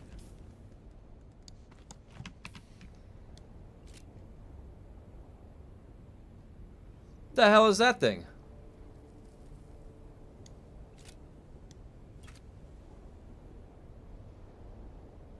Can I go up and fly to that?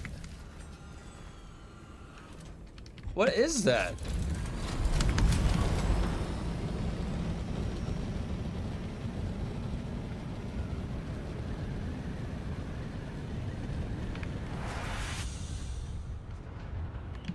Oh, come on.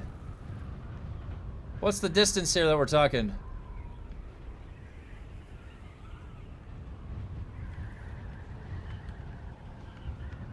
Let me up there. Oh, shit.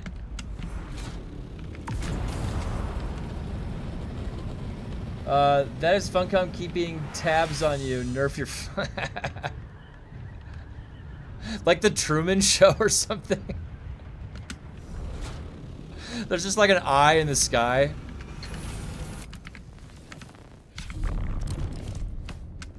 Oh my god, that's funny.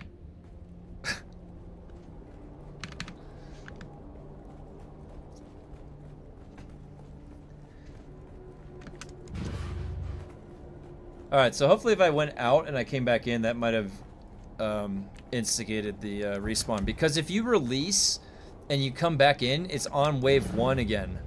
So I don't know if that's because you just zoned out or what, but let's see if I just walked over there or flew out over there, if that reset this in any way. Because that would be a nice way to farm the adaptive pulse. People have been posting ships, wrecks, don't fall all the way down. Oh yeah, that's because that they held off. Oh yeah, look, my wristband reset. So it might have reset, let's find out.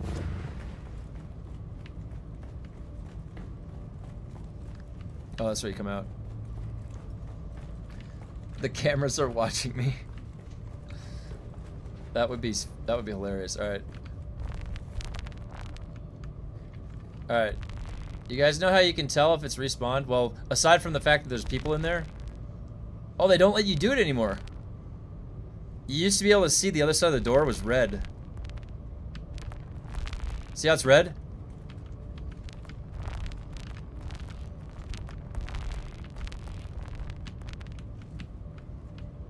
Wait, now I can't get in. There we go. No one's here, don't worry. He didn't see a thing. Oh, he didn't see a thing.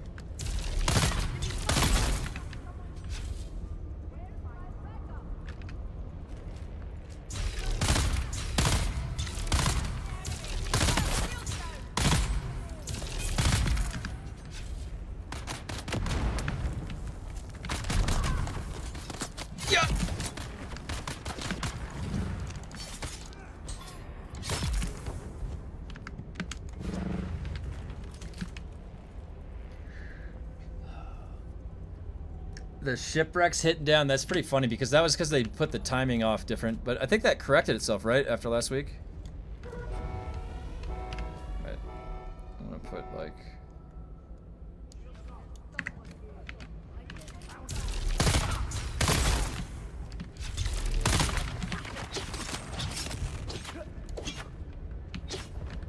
This is what we've all been waiting for.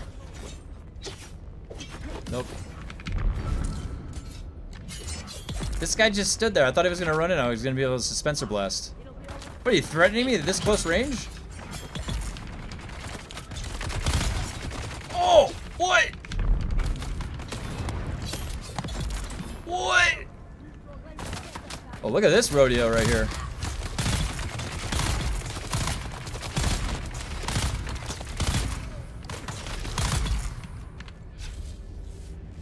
Look at that. Pile of bodies. Should just take Ancient's Way. Yeah, I've got one right here. Let's see if I can, let's see how this does. This is only grade 4. I got a grade 5 coming with Mantooth.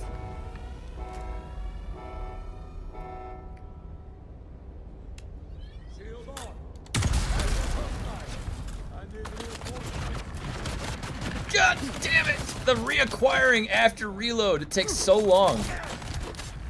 Why is he? That was 2 slow blades in a row. Makes it very hard to parry.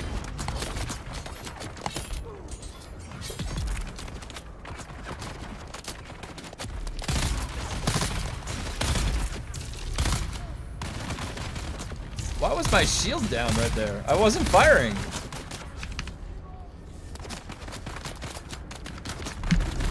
You get the stabs! God! No! Ow! We didn't get a stronger shield. Stop! Look at all the bodies everywhere. All right, wait. My wife sent me something. Hold on.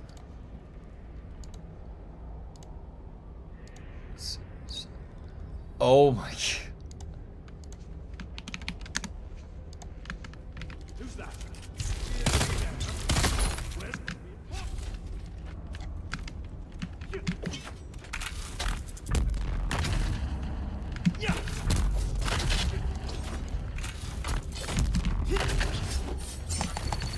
Oh, I couldn't even parry that.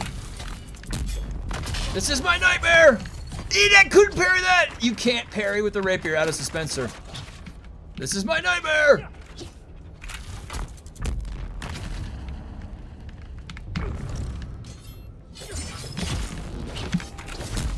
There we go. The practical application of Dispenser Blast. Wait, can I parry this? Alright, I can parry that one. Okay. Wait, where's this guy? Let's see. He came up there! Boom! How is this not wrecking him?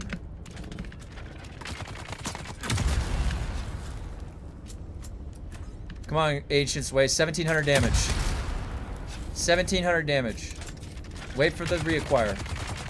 1700 damage. Okay, got him. 2 shots. That seems like too many shots, though. I don't know.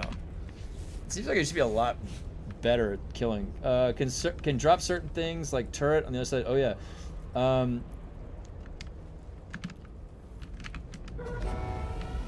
Yeah, I definitely think the lightning gun is like the best for this.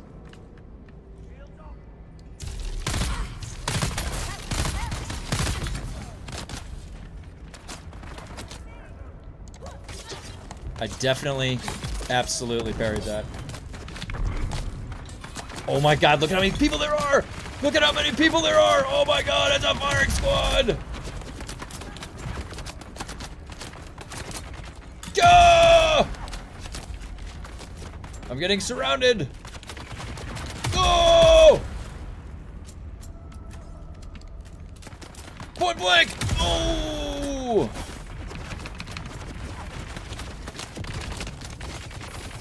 Oh, what's that? Chicken? Oh, God. I forgot about it. Good.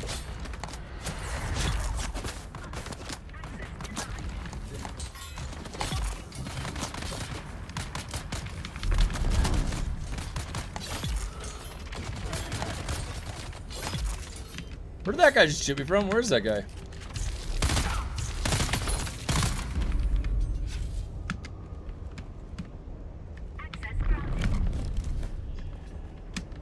We have been granted access.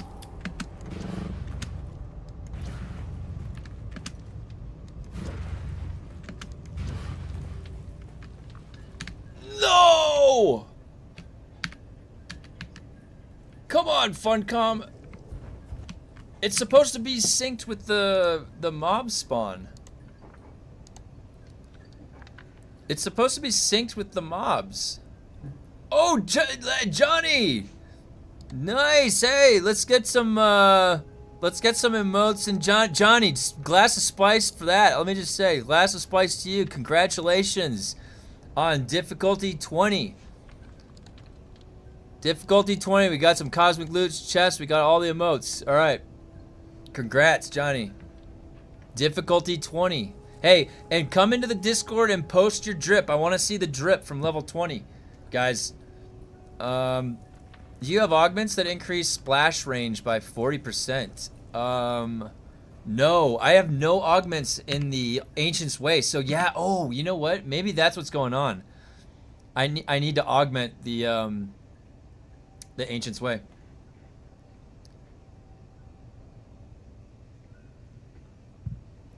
Yeah, let me get a shout out to Johnny Fate. Congrats. Big congrats, Johnny Fate. Yep, cheers. We can raise a glass of spiced alcohol to that. You know what? I'll do that. We'll just raise a glass to that. Cheers. Level 20. All right. Yeah. I want to congratulate everybody that gets to 20. I think that 20 has the best drip in the game right now. Definitely looks the best. We're forming a community full of drip wearers, and also don't worry if you can't get there yet. Time will come, and then eventually we'll get slowly but surely stronger, and maybe we can group up. They'll balance the grouping a little bit. If you're on my server and you haven't done the 20 yet, I don't know how much I can help on the road to the 20. I could probably get everybody up to like 15, 16, maybe 17.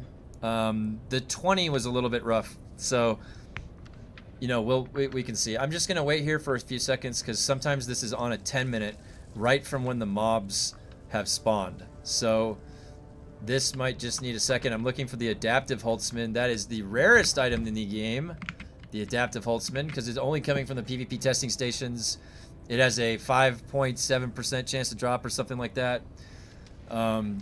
So it's the last bastion. It's the only thing that has the mitigation down to 1 on the power percent drain on the adaptive Holtzman. So it's a very important shield. It helps with shield mitigation on a multiplicative scale. So the adaptive Holtzman is really important to have, honestly. And it's crazy that it's only coming from one location right now. The PvP DD. Maybe that was their last string held on. It's been held on by a thread.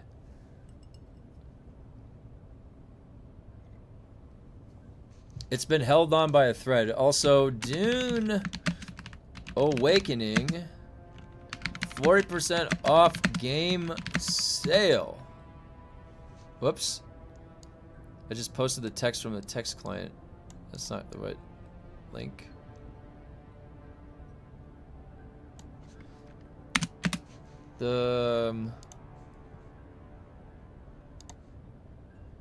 That's the right link. There. Boom. Dune Awakening, 40% off game sale. All right. What's Farhold up to now? Let's see. 17 Dune Steam charts. Let's see, breaking records. 11,000 24-hour peak. We just had hit it. Oh, that's better than nothing. I wonder if people are getting bored with Marathon. Is Marathon doing good or what? I heard mixed reviews. I heard people really like it or they don't like it. I heard some people that say they liked it though. I like they were having a lot of fun. So, I mean, as long as a game offers you fun to have. Okay, this is still not here. Let's give it another like 2 or 3 minutes. I just need this to appear.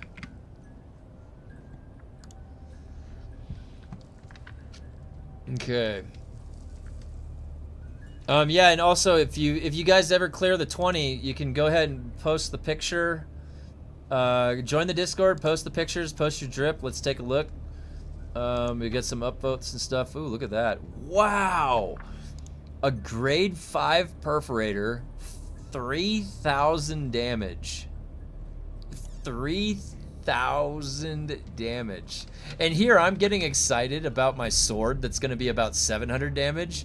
And there's shotguns just like, boom! Just like a nuclear warhead going off. Jeez, that's crazy.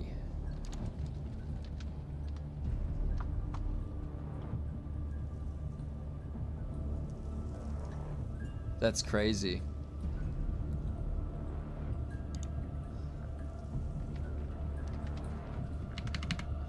Where'd my bandages go? Did I really use those bandages?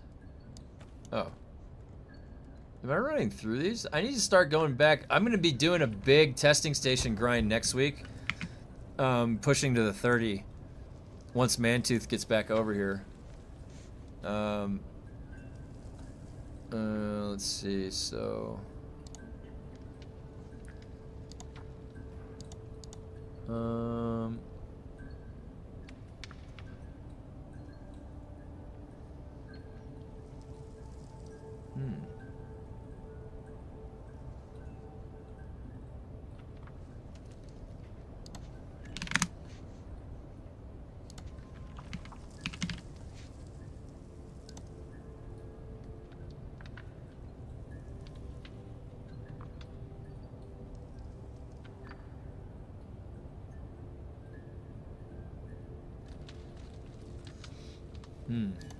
Alright.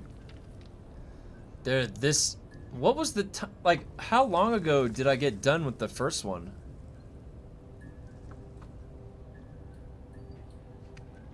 Does anyone remember what time I finished the first one at?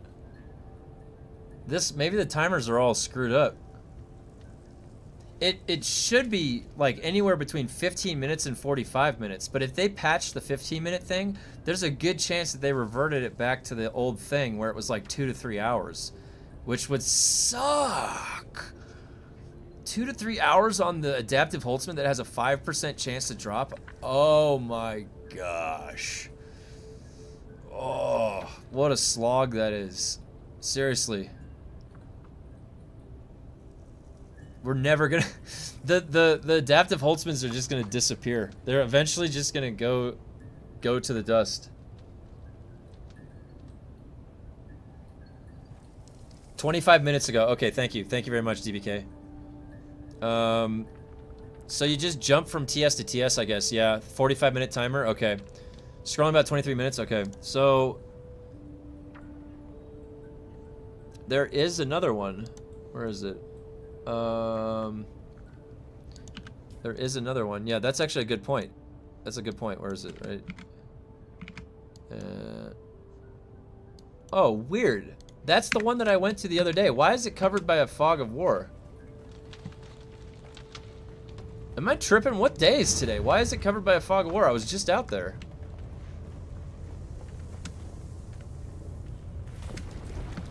You know, it's really funny.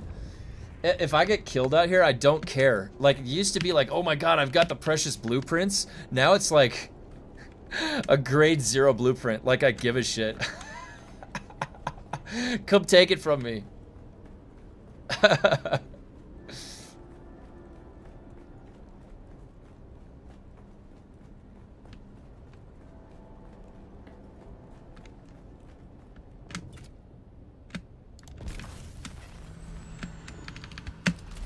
Is that wing green?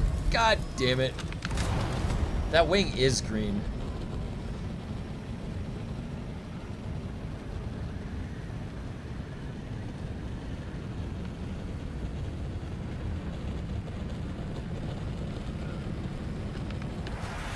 Whoa, look at this. We got two spice plumes. One of them looks like a medium or a big one. That might be a medium one. And then a small one to the right. We got two spice plumes.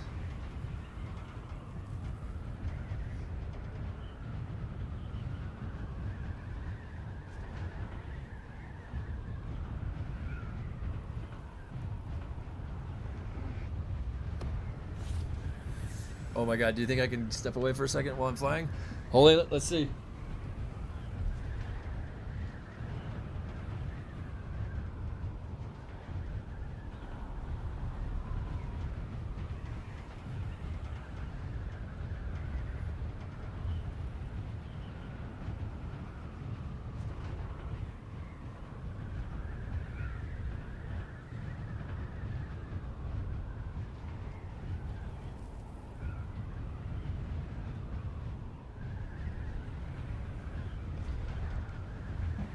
All right, I'm still here. No hands flying, guys. I'm gonna do that. I'm gonna do that. From now on, when we fly in the deep desert, that's when I'm gonna take my bathroom break. That's gonna refill my coffee. We're just gonna let Jesus take the wheel. If you've ever heard that expression.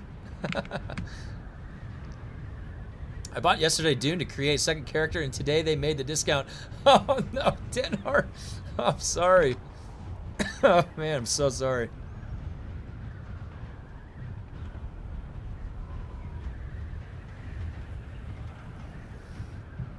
But yeah, there is a Dune discount today, so that is the title. The Dune 40% off sale. There is a sale today.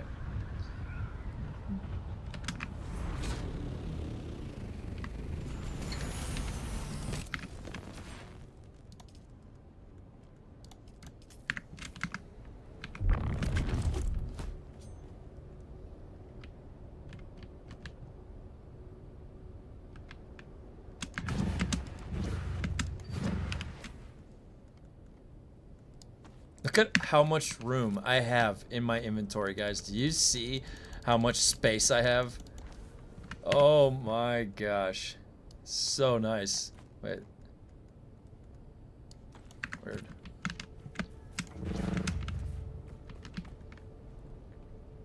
This was the tricky one. Guys, do you remember? This was the lab that was always the tricky lab to do. This one, people would ask me to come solo this one because this would bug out and it would send like a relentless set of waves. Just finished. Oh, hey, Rock's right. Guys, let's get a cheers. Spice glass cheers for Rock's right. All right, let me shout out too. Rock's right. Nice work on the 20. Be sure to join the Discord and post the picture of your drip in the Discord. I want to see it. Guys, make sure you join the Discord. When you unlock that 20 drip, I want to see it. We're forming a battalion of drip wearers, all right? And if you haven't gotten it yet, I can maybe help you along the way if you come to Farhold. Someone's here. Someone was here, weren't they? Perhaps. Oh, in the air! Chop! Right in the face, dead. Immediate kill shot. Immediate. I'll be posting. Yes, yes. Actually, you know what? That's the perfect thing. That's spice glass, guys. I'm glad that I put that in. Cheers, a nice ice cold. You know what? On the rocks, could be ice cold, could be room temperature, spiced liquor. Oh,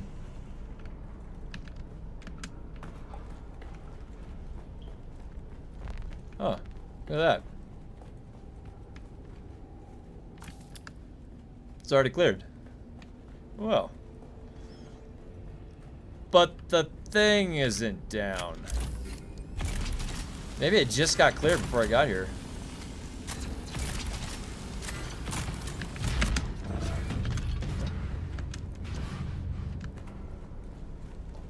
Oh. A grade 0 helix pick. Alright. Well. That was nice. It just went right through the lab. Okay. Nothing to see here, folks. Speedrun. That was a speedrun world record. Did you notice that? I think that was about 30 seconds. 30 seconds. Yep. Oh, and the best part is I have a DD base that I can stop back at. Now, there is some friends that I used to have. Where are they? No, they're not on right now.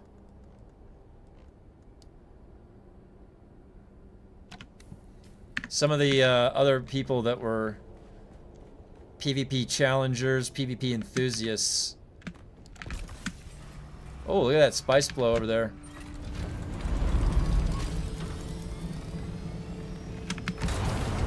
Now you just go back, drop off the blueprints at the nice, cool base. Loot feels like crap running the new stations. It seriously has felt so bad after they reverted the loot back. It feels so bad. Like, I don't know what they did. They made it like it felt like quadruple loot I was getting. I got like 4, 5 blueprints at a time. It was crazy. I had never seen that. Never seen that. It's insane.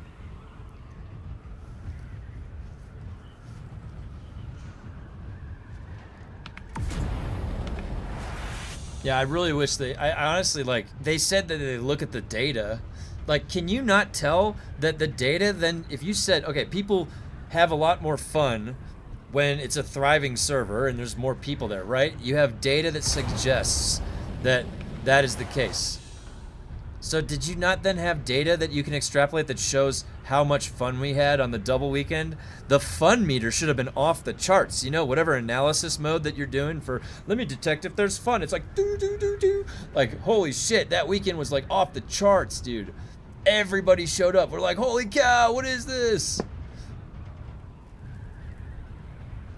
So yeah, that's my personal opinion. They should do more of that. And they should have done a sale, the sale with the double EXP. I don't know why they didn't think to do that. I don't know why they didn't think to do that. You know what? Coming in from this distance, I'm pretty sure I went 4 high. I think I went 4 high. I think this is too flat, but whatever.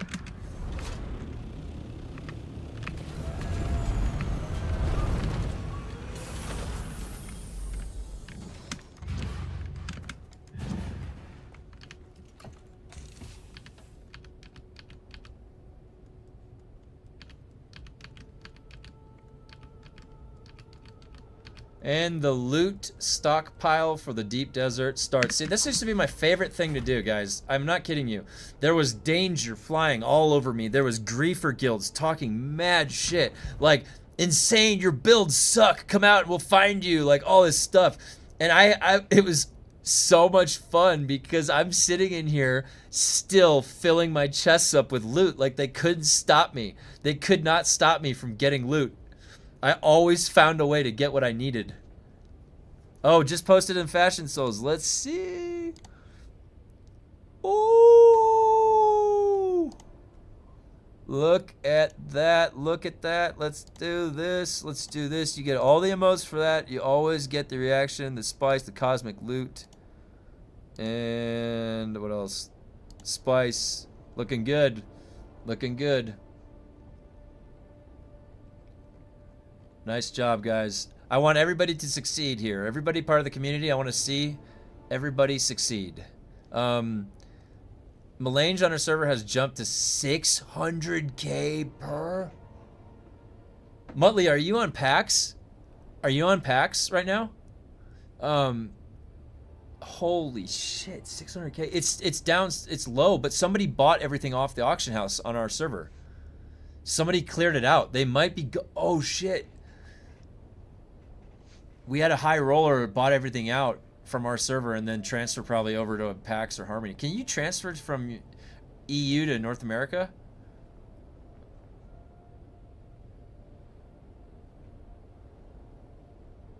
Epsilon Erdani, EU.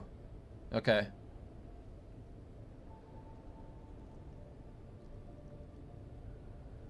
It's Muttley. It was like was it 15k or 16k on our server per?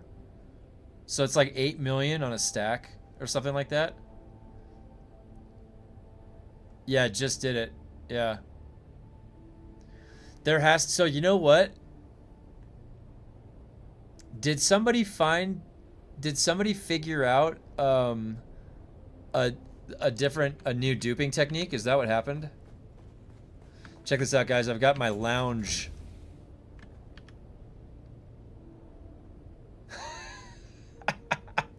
You can sit here and drink by yourself to the sand. Isn't that the greatest? By yourself, chilling in a locked room. Yeah, on my other server, it's 13K. Someone is playing the market. I think somebody cleared out our whole auction house. There was some grade 4 stuff and like some grade 5. It's gone. It's somebody cleared everything out. There's not even like a drop of some of the stuff left. And it was not like that like a day or two ago. So somebody did something crazy. Like I definitely think, or multiple people are jumping on it.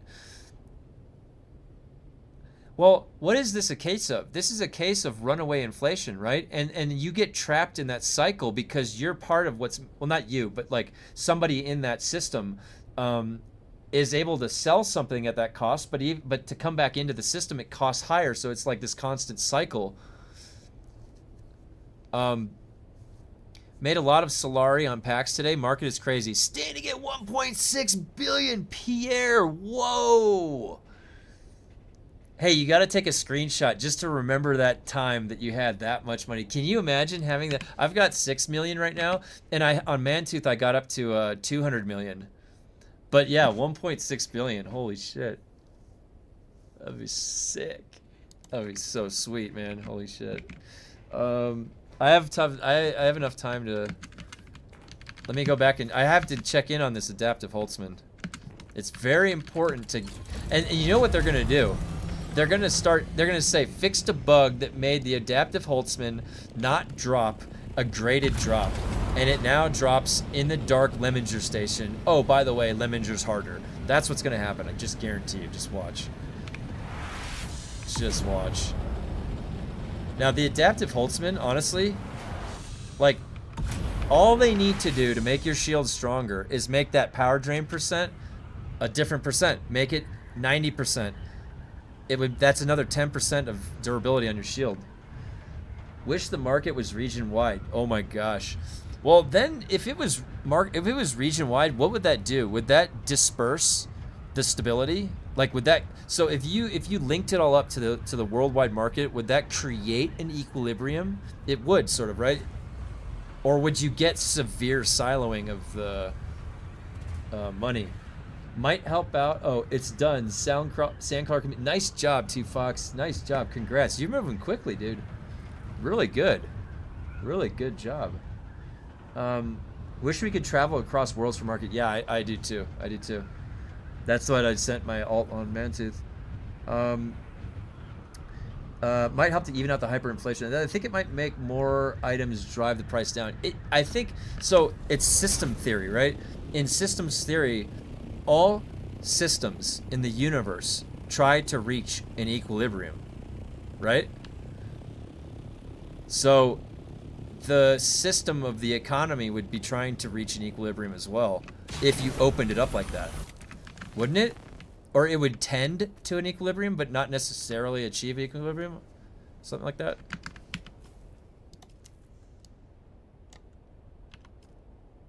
Wait, what? Oh, did I put the scrap back? I did.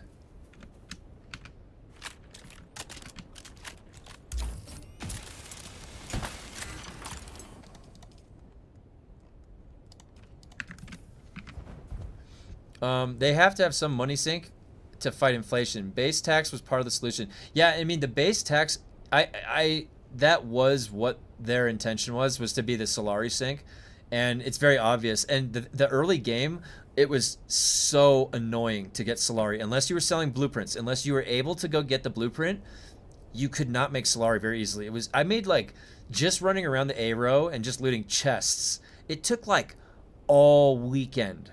And I got like 400K. So it was like, it's been difficult to get Solari unless you're selling blueprints the whole time, really. It isn't until I started farming the gear myself, fighting the PvP, escaping with the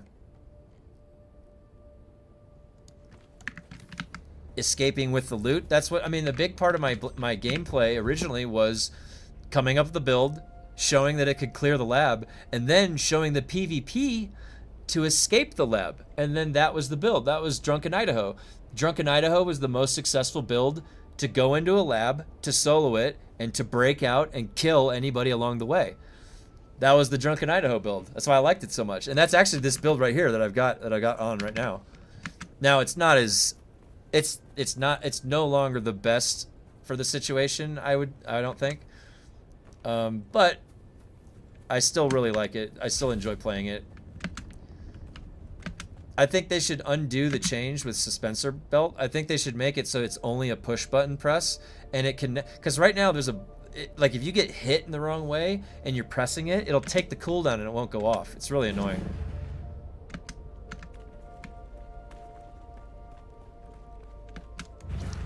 I jumped to Harmony within an hour of the server transfer patch going live. Last guns were going for about 200 million. In 12 hours, they were down to 60 million. Oh, so yeah, Johnny, you're speaking directly to that sort of equilibrium point.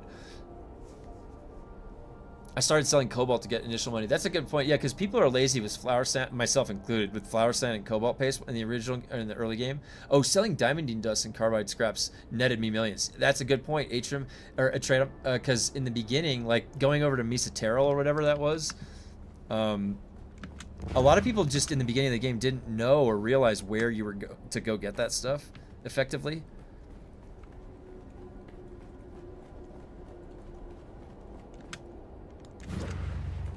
Yeah. Remember how much cobalt paste weighed? Cobalt paste was literally the heaviest thing in the universe was cobalt paste. Literally the heaviest weighing thing. All right, that is going to spawn by the time I get back. I have full confidence. I have full confidence. Who's there? Yeah, they're all back, of course. Yeah, everybody's back.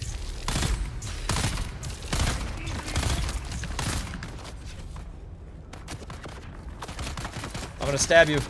Yeah. You're getting the stabs. No, Michael Bay! No!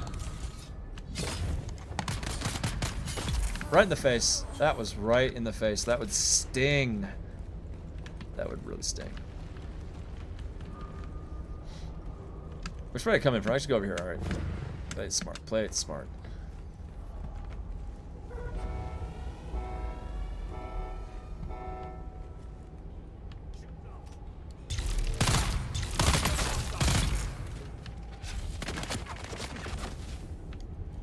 Where are you at, buddy? I see you.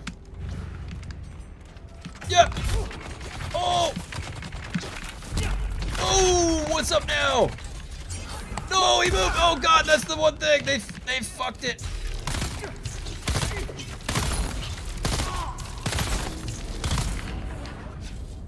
They came out again? Oh. Oh God, I shouldn't have. I did a suspensor dash in the air. It's all right. God. That was confusing. Hello.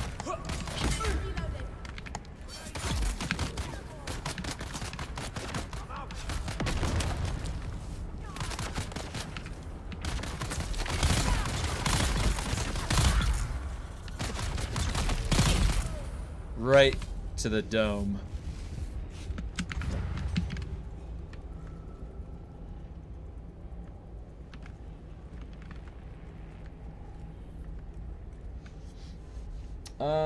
The fees are insane. Oh my God, dude, what if you like don't sell it and you listed it for $1 billion?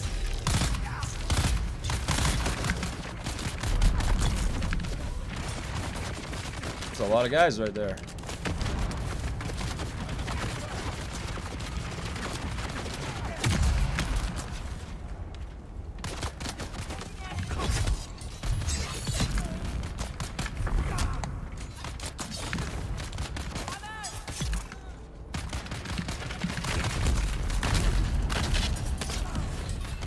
He's still gonna.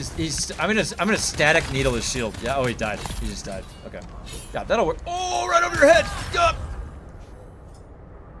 And now I stab you. Hey. Oh, they just came out without warning. Eyes on hostile.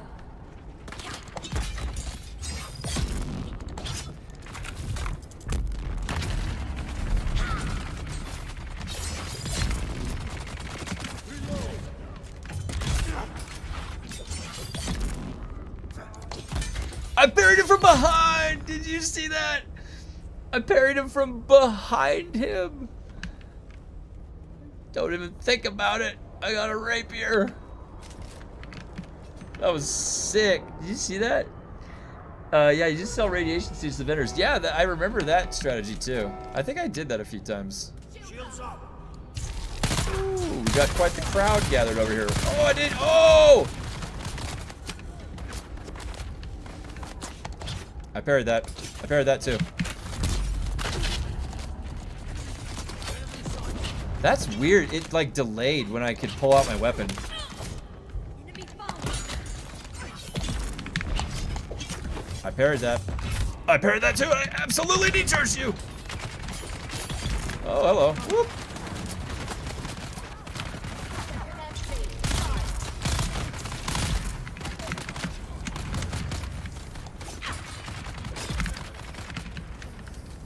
Honestly, it's kind of fun going against all these guys again.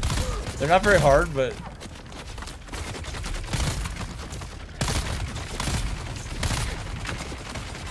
Ow. Oh, gosh! Ah!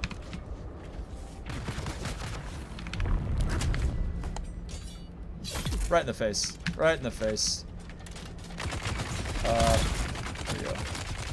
That still shreds, this guy. That still shreds your health pretty good.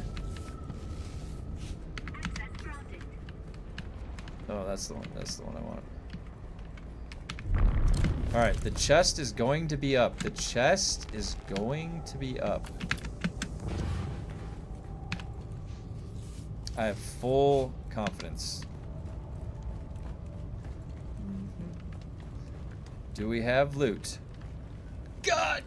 Ugh! No! It's gotta have been... Tell me it's been 45 minutes. Can I get the adaptive Holtzman, please, Funcom? Just put it in the loot. Just give me the loot. It's like they don't want me to have the loot. Yeah, you just sell radiation suits to vendors. Sold 7k spice for 120k per. Whoa. And plast for 70k per, trying to drop the prices on packs. Everything was sold in a few minutes. Then spice prices went up more than double. Have to go farm again until I'm emptied out. Oh my god, Pierre, that sounds crazy. I wonder how high people are gonna get. Hey, is there gonna be a trillionaire? Does the game even let the money go up to trillionaire? I gave up looking for adaptive. It's the rarest item in the game. That's why I'm worried I'm gonna run out of them. I'm worried that I'm gonna run out of adaptive Holtzmans. So you might see me sneak back over here every once in a while to try and get them, because I actually don't mind running those dungeons, or sorry, the labs. Like, those guys are really fun to just steamroll through them, you know? It didn't used to be like that.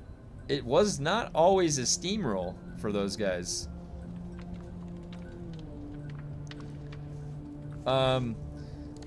One last time, I'll type in the chat, Dune Awakening, 40% off game sale. Here's the link to Steam.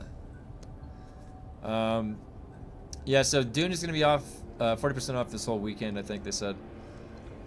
Maybe they will drop in the new zones. Oh yeah, Ruins of Simpo. Yeah, that'd be fun. That would be fun. That place was pretty cool. I wouldn't mind having that in the rotation. It's been kind of just Blushing Caverns, Broodworks. Broodworks is nice because it's in the shade. The whole place. Alright, so let's take a look at what we got here.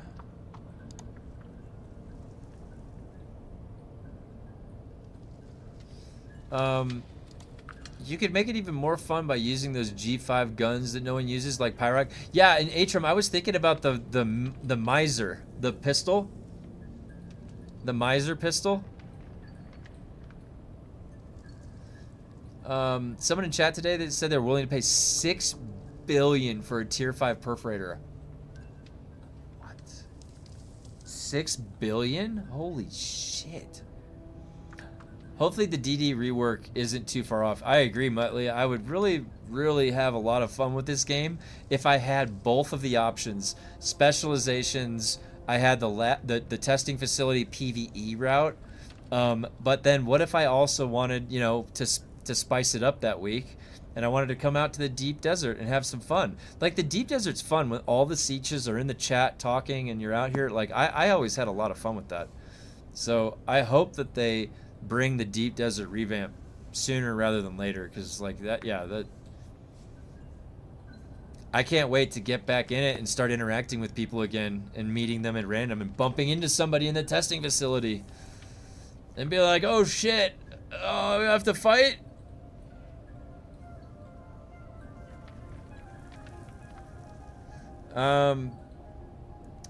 Okay, so guys, plans for next week.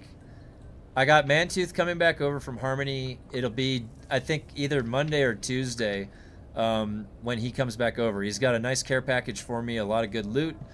So I'm going to be doing next week the Lemminger push from 21 to 30. Trying to get the last part of this quest done.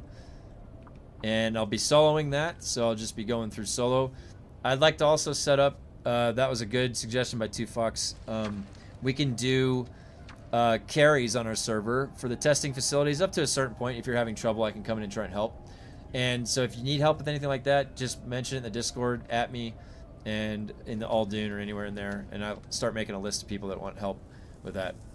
I stream every day, Monday through Friday on the weekdays, 8 a.m. to 2 p.m. Pacific. And then at 2:30 I have to go to my next job. And so, but it's been a lot of fun. We've got a long road ahead of us to Chapter 4 and Chapter 5, so I'll be here. If you have any emote ideas, let me know, because I've been adding some nice DUNE emotes. I want to have the best DUNE emotes there is, all right? I want to have the best DUNE emotes. I've already decided. So if you have any good ideas, let me know. Atrum, Tradem. Yeah, down after the circus downside, extra you guys. Yeah, I've got a guild. We'll send you an invite. Grumpy is helping people get set up if you're not transferring with anything. If you just want to start a character. But yeah, also guys, I'm going to go ahead. Muttley, I was going to jump to you guys, but found a group in YouTube. Yeah, Muttley, and you know what? The thing is we don't necessarily have to even play. We can still be a community to chat. So we have the Discord to collaborate ideas across the pond, you know? I'm over in the mountains of America, and you're over in Europe, so it's pretty cool that we get to chat. I think it's pretty rad. I think we have a pretty diverse audience from all over the world, which is really cool. Honestly, it's really cool. All right, so I'll be online this weekend in the Discord if you guys need to get a hold of me. Otherwise, I'm going to be back first thing on Monday. I'm going to be looking to go through and clear to the 30 station once I get the gear from Mantooth. He's coming back over on Monday or Tuesday. I'm not sure which day. And then also, we'll be trying to help some people out with the testing stations next week. And looking forward to the new announcements. I'll be on the PTR testing stuff also. I have a PTR. I was on the PTR getting set up. I'll probably want to test a few more things on the PTR. So if you guys stop by, also Grumpy, of course, Grumpy, always thank you for the gifted subs. Grumpy is really helping support the community a lot. I appreciate that. Shout out to Grumpy. He's really helping spread the good emotes around, the good DUNE emotes, so I appreciate that. I'll see you guys in Discord. If not, I'll see you guys